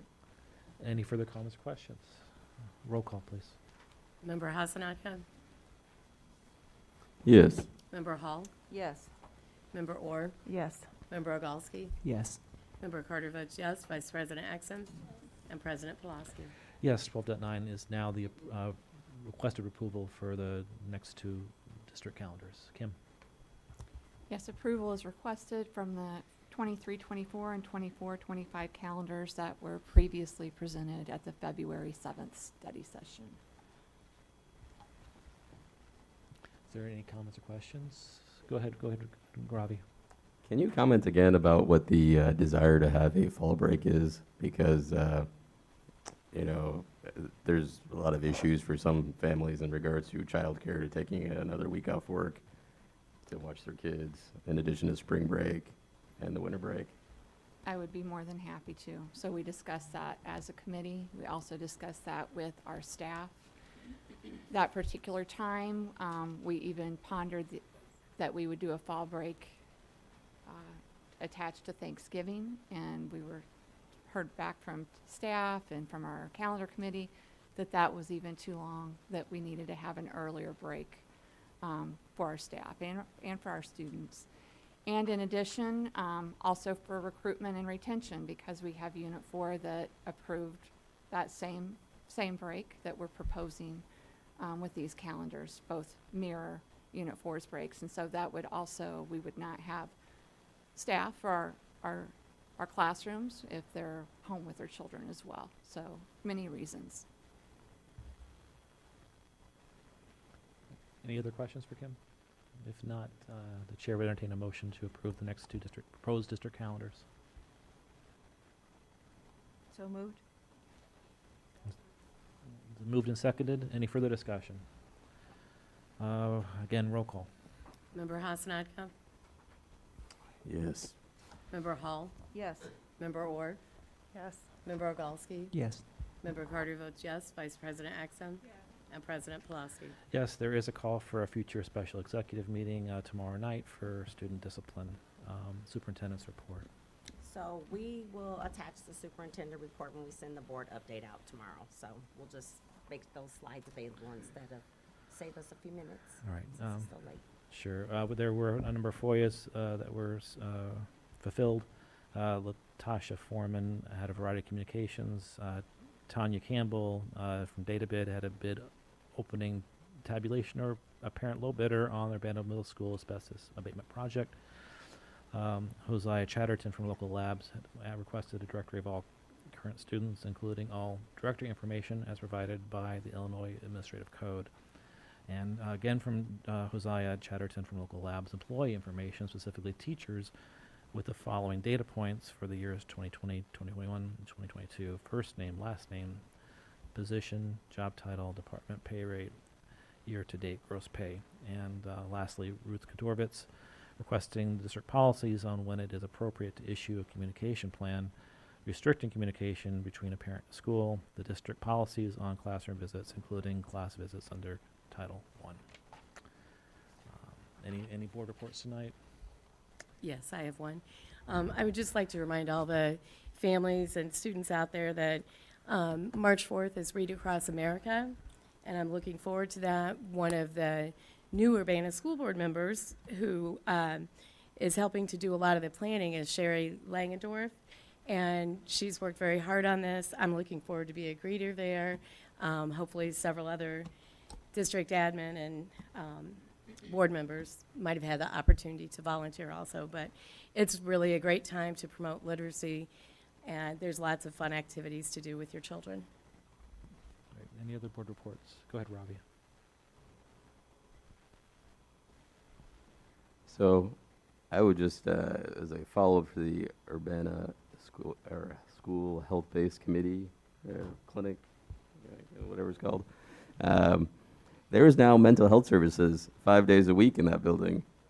So if you have a junior high or a high school student, they can just go over there after their first appointment is signed in with a parent. So they can go all the time. So it's a good option for the mental health of the middle school and high school kids. But elementary kids can go there too. They just have to figure out how to get there. Yeah. Yep. 5 days a week now. Oh, that's 8 to fantastic. 5 or so. Something like that. Yeah, thank Whatever it is, it's all day. well, thanks for passing that along. Any other board reports? Hearing none, the chair would entertain a motion to adjourn. All in favor say aye. Aye. We're adjourned.